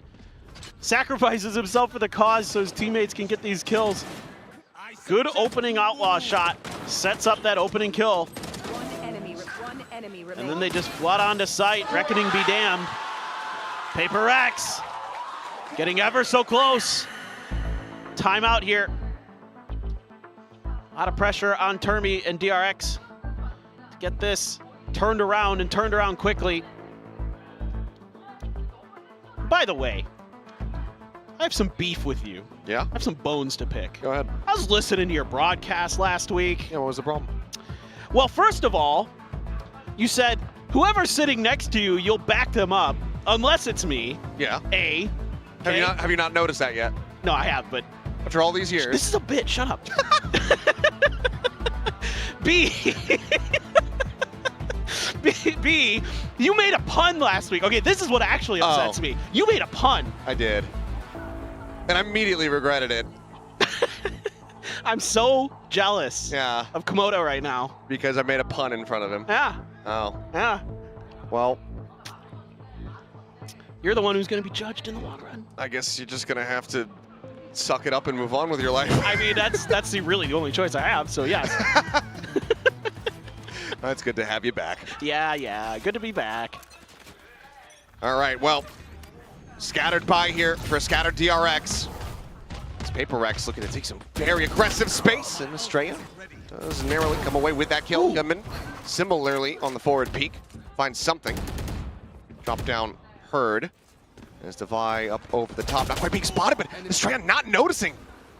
As Batman's head was just minorly exposed there over the top of that harbor wall. Dude, Patman. He's going crazy. Bring now dead. Just the one hero rifle in play. The drop down. Gunman able to find one more kill here with it, but Bane now stuck at back sight. One enemy remaining. Jumps out, but no, it's Patman who rushes forward. Mako now arriving. Knows where he's at, sends out the bite. Clear the recon. Then looking to try to double face, and Mako cannot find it. Patman with a massive 4-piece. Denying any heroics.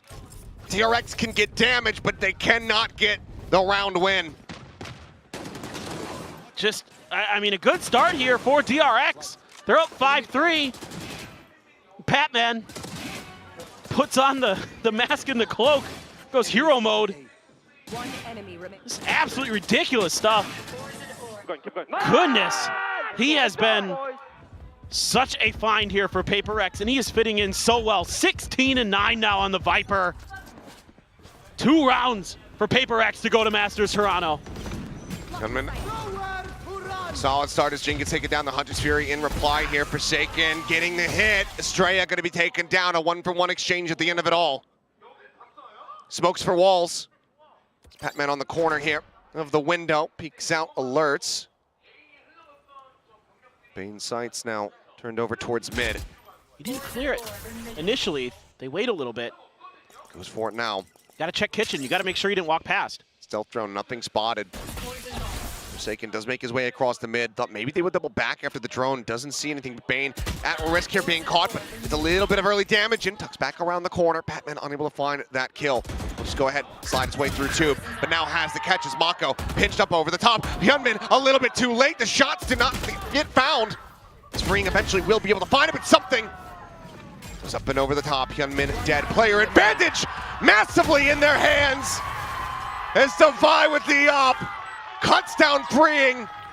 The bank account's empty. PRX 1 round away from getting themselves over to a Masters in 2-0 fashion.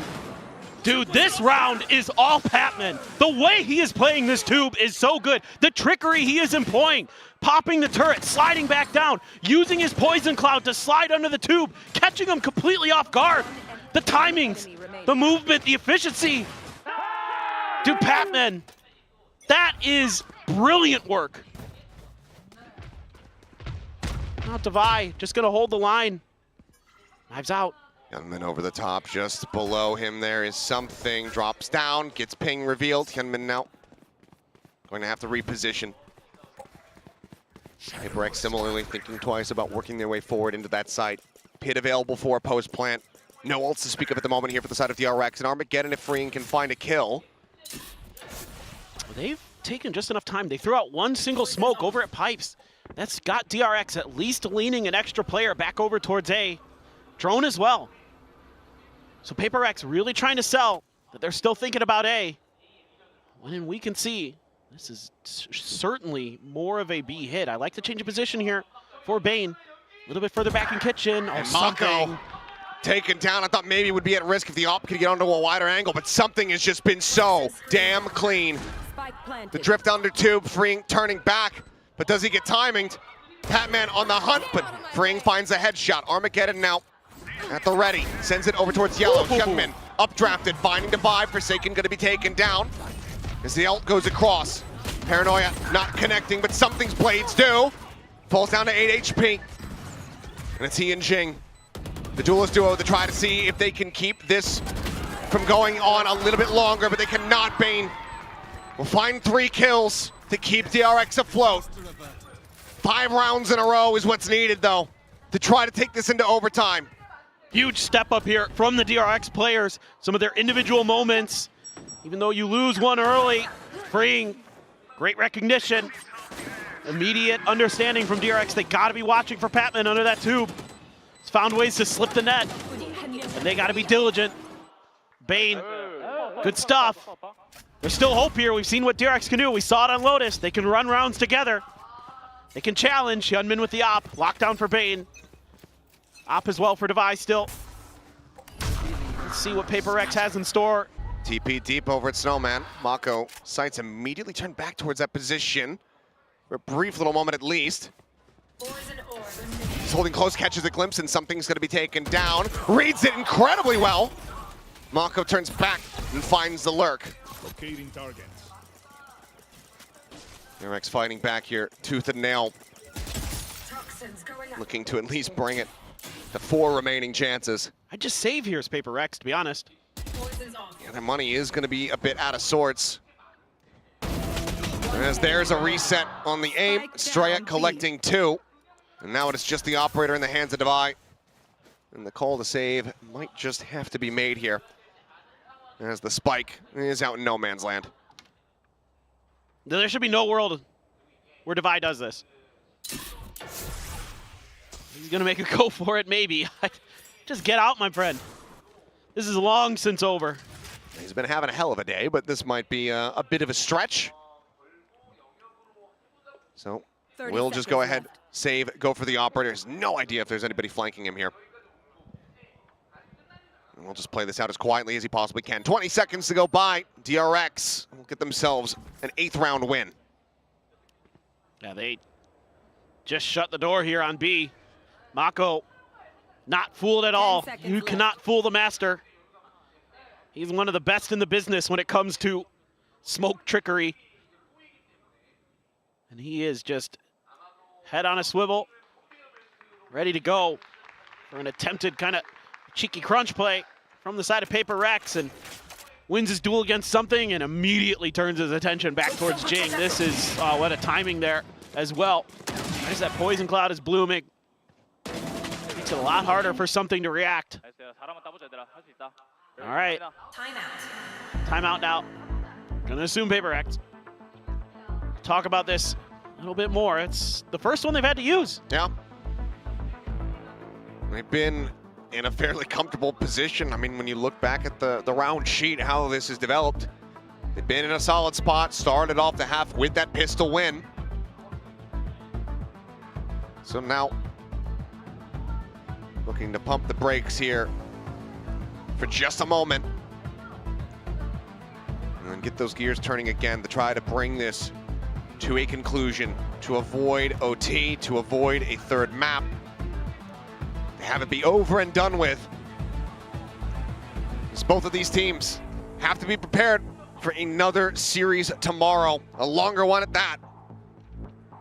And as the loser here, or the winner here, I should say, has to go up against RRQ. The loser is done until stage 2. Yeah, I mean, it's a grueling run, but we saw T1 do it in kickoff. Yeah. So very doable to come through and still. Saw Genji do it all of last year. Yeah, basically. I'd like to see the op passed over to something here, maybe play a little bit of tube pressure, but one way or another, this works as well. Well, Pit immediately going to be invested here from Mako. Not wanting to give this round up, has the judge, but has to backpedal. That forces him out from the moment. As something gets quite a bit of damage in. Mako down to 54, just from that frenzy at mid-range. Loses the Pit. Has to give it up. PRX now, they might feel even more inclined to pressure this side of the map. Love the way they did that. Drone into a recon, Tavai finds a kill. Ring taken down there underneath tube, just got the peek. Bane now having to hold that angle, which leaves Mako by himself. Hand to the sky for Patman. Ready to send out that bite. That's the start. The lockdown sent. Matched in kind here from the defender side. Just looking to try to disrupt this Mako. Trying to find any kind of damage that he could possibly get. White gonna be layered in. He'll get pinged out. Forsaken. Tagged up a bit as something is gonna be detained. But Bane hasn't noticed quite just yet. He has not turned back. Finally does. Moments before something would have gained his weapon. 2 kills gonna be found. Player advantage now for the side of DRX. Still though, the operator in hand for Tavai. Paranoia sent out. Lion's share of the players able to dodge that one with the nano swarm. Finds Estrella. Mako dead! And Ching will find the last kill! All aboard, ladies and gentlemen. The train is for real! PRX have qualified to Masters Toronto. The final seed, the final team from Pacific. They are back on the global stage once again. The rumors of PRX's demise have been greatly exaggerated. They are back, ladies and gentlemen. What a performance they put on here today. A 2-0, a run through the playoffs, and they're back. And it doesn't look that different to how it has in the past. They are fragging out, and they look so, so good. Commiserations. I'm sure that these bounds will be taken with a heavy heart for the side of DRX, not able to make it to back international appearances here in 2025. But you have to give enormous credit to the team as well as the coaching staff for what they've had to deal with this season as far as just the changes coming through. It's been a very solid effort from them, but the same could very much be said to PRX. Patman will be making his way onto the international stage. And what a trajectory for this young player it has been, from getting picked up a decent first outing into absolutely helping demolish DRX as they qualify. Tremendous, tremendous. All right, well, we'll send it down to Jen, who's going to be standing by with our winners interview. Congratulations and welcome to Masters Toronto PRX. Congratulations, Alex. Congratulations, Tavai. Here you go. Microphone. If I could have you stand in the center. Tavai. Alex, microphone for you. 네, PRX의 다바이 선수, 알렉스 감독 만나보도록 하겠습니다. 승리 축하드립니다. 경기 끝나고 선수들 모두 너무 기뻐하던데요. 사실 그도 그럴 것이 너무나도 험난한 길을 통해서 마스터즈 진출에 성공했습니다. 지금 어떤 생각이 가장 먼저 드는지 다바이 선수에게 물어보고 싶네요. Congratulations, guys. I mean, I could see the excitement in your eyes, especially for Forsaken's reaction too. But you guys will be fighting in Toronto. So can you tell us about how excited you are to be back on the international stage? I mean, what was it again? That's how I said that. I mean, obviously, I'm very happy, and I think the team feels the same way. We've been working very hard ever since we have a rough start in the beginning of the season. But I told the team that if we win the DFM game, we're gonna go to Toronto. 먼저 기분이 너무 좋고 너무 좀 힘든 시즌이었기 때문에 그만큼 또 빛을 본 것 같고요. 그리고 오늘 진짜 승리를 하면 토론토에 가니까 다 같이 힘내서 한번 이겨보자라는 마인드가 잘 통했던 것 같다고 합니다. 근데 포세이큰 선수가 정말 기뻐하던데 왜 그렇게 기뻐했을까요? I saw Forsaken going, holy sheesh, like 3 times in a row. Yeah. Why? I don't know. I think he's been working out also, and also I think he's been very excited, and also he's also been working very hard. So yeah, I guess the gym energy is hitting him. 요즘 그 포세이큰 선수가 헬스를 많이 해서 체력이 좋아지고 좀 에너지가 채워진 것 같고 또 이렇게 토론토에 갈 수 있어서 너무 좋았다고 그래서 그런 격한 리액션이 나온 것 같다고 얘기를 합니다. 그리고 알렉스 감독님도 좀 마스터즈를 가게 되면서 방콕은 함께하지 못했지만 지금 토론토 갈 생각에 너무 기쁘실 것 같고 또 팀원들이 자랑스러우실 것 같은데요. 소감부터 들어보도록 하겠습니다. Alex, I mean you guys missed out Bangkok, but this time you guys will be flying over to Canada to fight on an international stage once again. How proud are you of the PRX guys, and also how happy are you tonight? I mean, I'm obviously very happy. I think I can see the amount of work they put in. You know, even from the start of the kickoff, I think we came back immediately after we basically took like a 5 days break, and we came back immediately to Korea to achieve this. So I am extremely proud of them. 워낙 이 선수들이 너무 열심히 해준 걸 알고 있기 때문에 그 노력이 빛을 발한 것 같고 그리고 사실 킥오프 끝났을 때 그때부터 좀 더 폼을 올리고 좀 퍼즐 조각을 맞추기 위해서 끝나고 5일 만에 다시 한국으로 돌아와서 다 같이 열심히 스테이지 1을 준비했기 때문에 너무너무 기쁜 결과라고 얘기를 했는데요. 좀 다바이 선수에게 여쭤보고 싶어요. 지난 5주간 상당히 많은 변화가 있었습니다. 뭐 팬맨 선수의 합류로 인해서 분위기도 많이 달라졌고 조합도 많이 달라졌고 그리고 모두가 PRX가 기억을 찾은 것 같다라는 평가까지 받게 됐는데요. 어떤 요소가 어떤 변화가 PRX가 이렇게 다시 폼을 되찾은 데 큰 도움이 됐는지 가장 도움이 됐는지도 물어보고 싶네요. Davai, you guys had a lot of changes that you had to go through within the past 5 weeks, right? You know, Patman coming in, vibe has changed, comps have changed. You know, people are saying, "Oh, PRX is definitely back."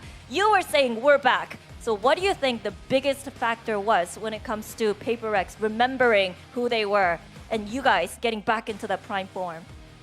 I think it's hard to get the form again because I mean let's be real, this year we have so many good teams, like especially from Pacific, you know. So we've been trying a lot of things in practice and stuff, and of course there's a lot of online coaches as well, you know, like try this, try that. So yeah. And yeah, I mean, it's good that it's working out.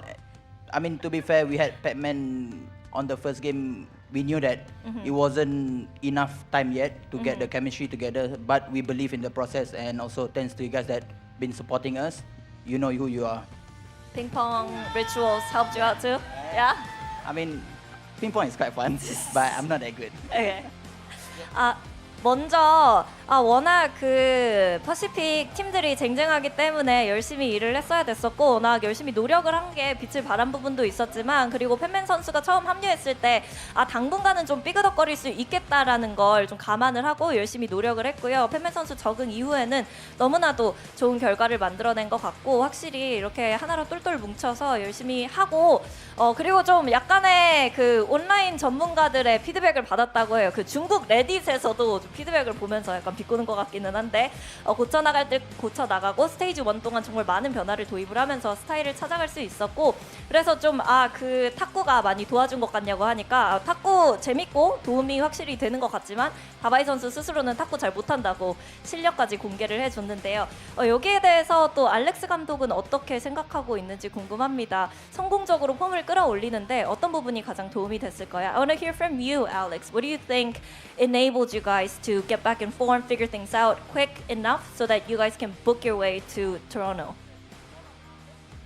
I think the biggest thing was just to get a win under our belts. Even you could see we're struggling in the DFM game because we're just trying our best to just win. The most important thing was that the players had to believe that they were good enough to do it. You know, after the DFM game, I think everything changed. We were a little bit more confident. We knew that, hey, we're not that bad. We had a lot of external help as well, performance coach, remote coaching from other people. You know, and I think that's a big deal. Also, we have Sliggy. I don't know if everyone knows the meme, but he was running he was leading the train charge, you know, and we managed to get it to Toronto somehow. We're still going to be here in Korea. We have things to do. Not finished yet. We're going to pick up some more people, but we are going to get to. I mean, I'm glad to say that the train will be stopping in Toronto. That's my mechanic. Hello. And also shout out to Pujan. You are our lucky charm. So thank you. Good job. 일단 승리하는 게 가장 중요했고 DFM 때 많이 힘들기는 했지만 어쨌든 승리를 했기 때문에 거기서부터 이제 선수들이 우리도 이길 수 있는 힘이 있고 다시 잘할 수 있다라고 느낀 게 가장 큰 변화였다고 얘기를 하고요. 그리고 사실 뭐 원격으로 코칭을 해주고 그리고 코칭 스태프들이 많이 도와주기도 했었고 또 슬리기 선수가 이 열차 유행을 시켜서 그 슬리기님을 필두로 한 열차가 드디어 마스터즈 토론토에 정차할 수 있어서 너무 좋다고 얘기를 하고요. 그리고 다바이 선수는 개인적으로 FNS 선수까지 샤웃아웃을 해주면서 우리의 럭키참이었다라고 얘기를 해줬습니다. 자, 이렇게 해서 내일 RRQ를 만나게 될 텐데 각오 한마디 듣고 인터뷰 끝내볼게요. Facing RRQ tomorrow. What's your mindset heading into that matchup? I mean, we had our ex-teammate in the team. I just hope that he's gonna perform well. We also gonna perform well so that the viewers enjoy the show. I guess it's the better of the Indonesian, you know. So which one is the better Indonesian? The Indonesian. Yeah. 워낙 예전에 함께했던 선수가 있으니까 모두 누군지 아시죠? 보니엣 선수. 그렇기 때문에 또 누가 가장 잘하는 인도네시아 선수인가를 가림과 동시에 좀 재밌는 경기 하면 좋겠고 또 뷰어십도 많이 나왔으면 좋겠다는 얘기를 했습니다. 이렇게 해서 다바이 선수 알렉스 감독 만나봤습니다. Congratulations! Thank you. Good luck tomorrow. Thank you. 네, 이렇게 해서 오늘 하루 마무리됐고요. 저희는 내일 다시 돌아오겠습니다. 좋은 밤 되세요.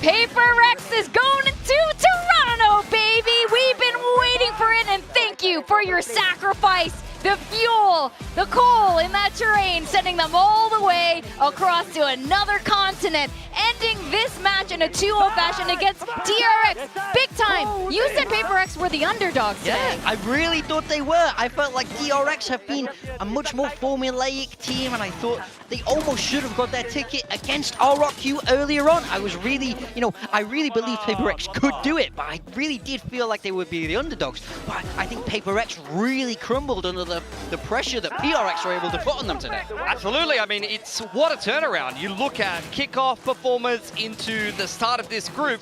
5 from 6 series loss, and then they win 5 in a row. They scrape their way just through their group, and then every single lower bracket series, they just pick up more and more momentum until they deal with DRX pretty decisively here, especially the Icebox pick.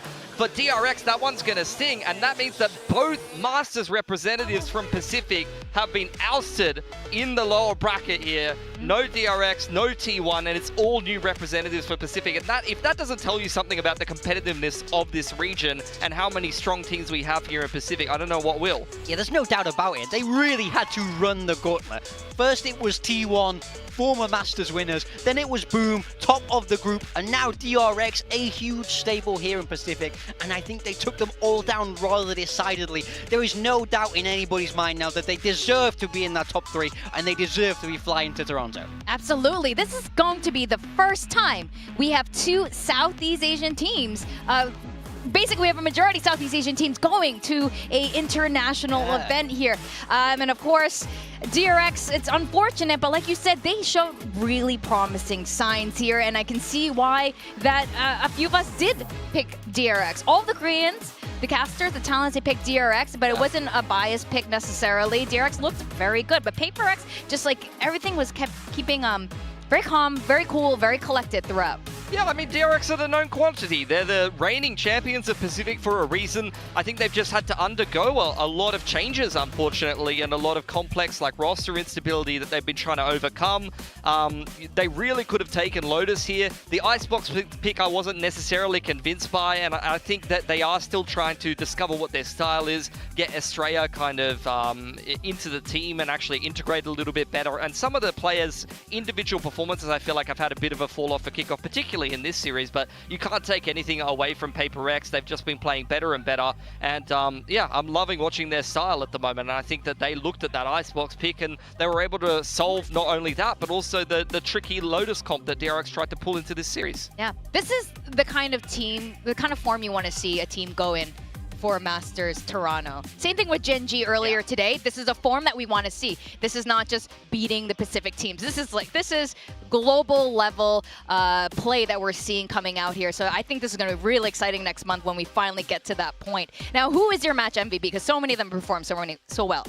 We had to go today with, of course, Forsaken, the ultimate flex. I think he looked fantastic on both of the roles he played today, on both the Omen and that Sova. I mean, his individual level was just so high. Taking over the server today, it felt like, and I believed he was going to win every single duel against anyone on DRX. Absolutely. I mean, look, headshots percentage there. He is literally just one-tapping everyone. You love to see it. And this is, for me, I think, and I'm sure many people will agree, Forsaken's got to be like one of the most valuable players in Pacific, because he can just play anything. He's always performing. He always puts up his numbers. I always put him on my team because PRX is a crisis for build diff, but Forsaken kind of solves that. I can pick Forsaken and I can put him on any bloody role because he plays everything and he always gets his. He does. He's fantastic.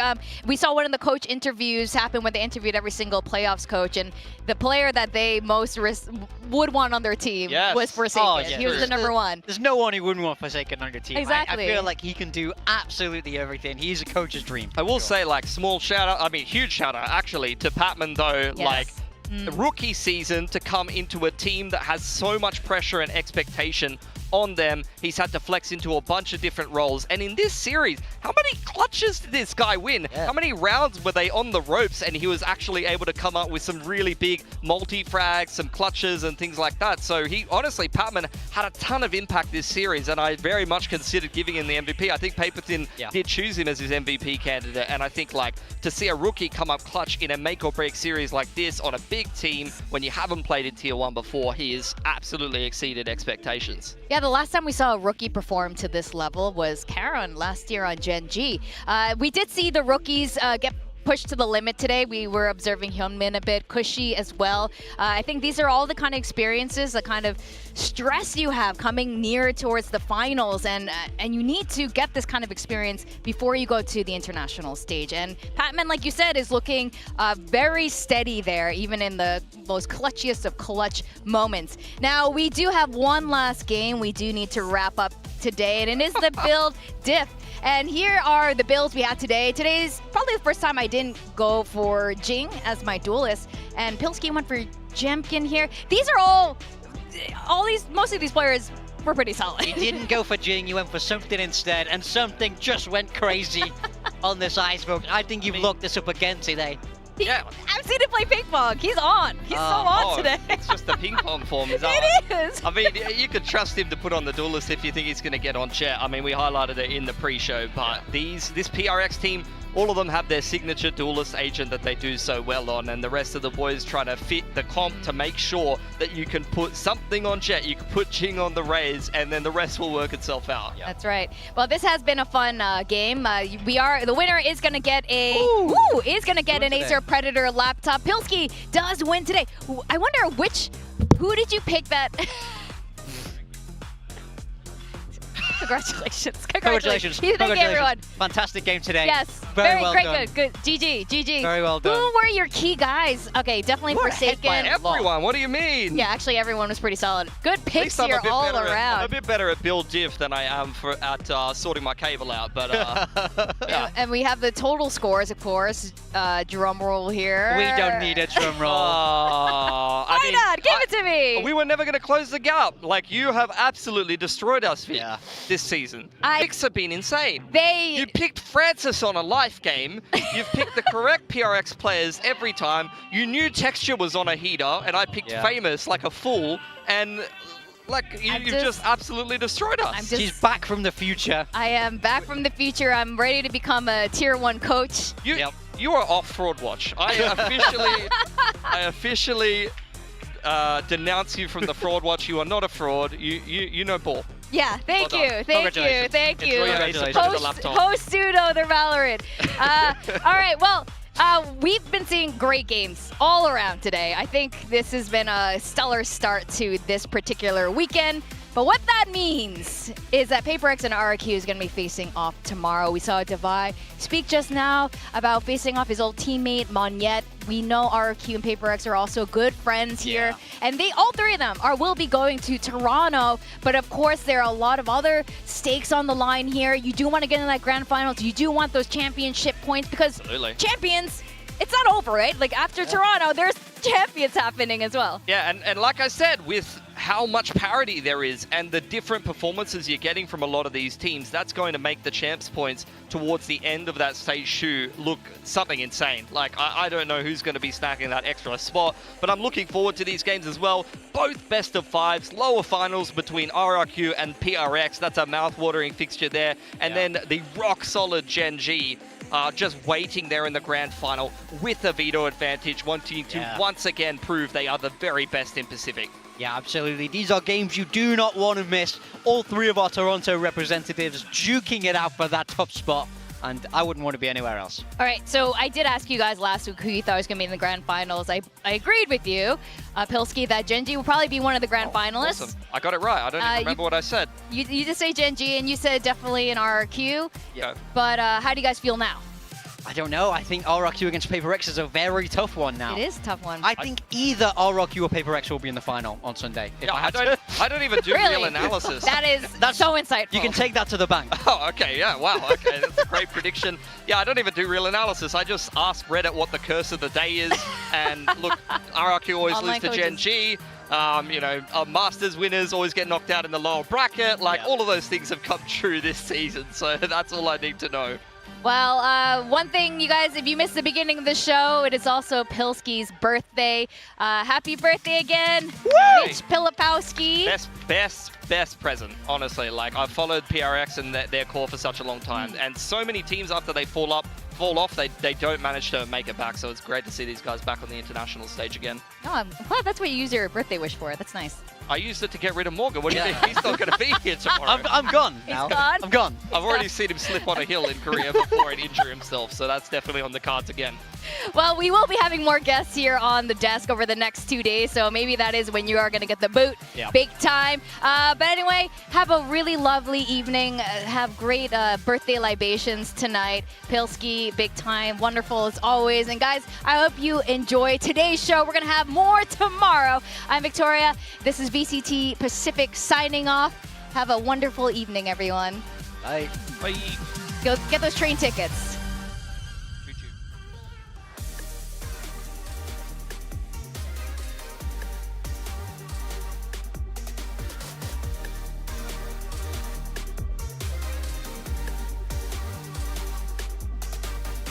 Forward, has the hot reveal, swings in.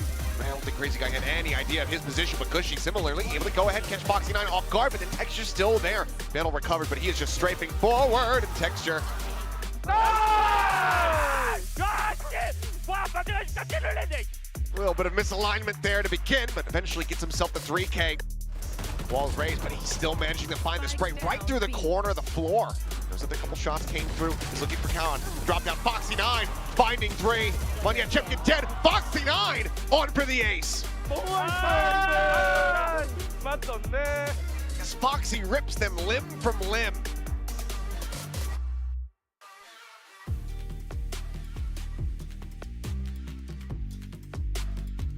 find it. Does he just check the angle? Bring flushes him out. The showstopper. No value found once more.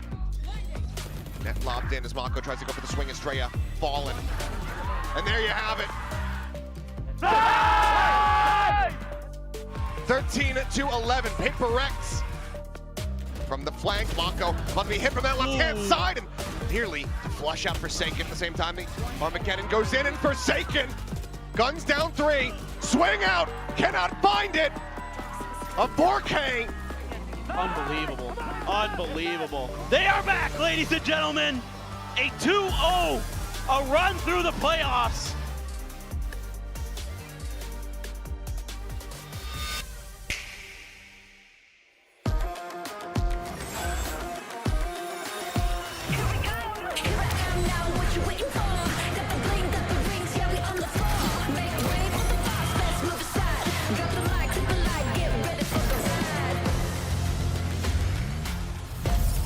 Let's fly.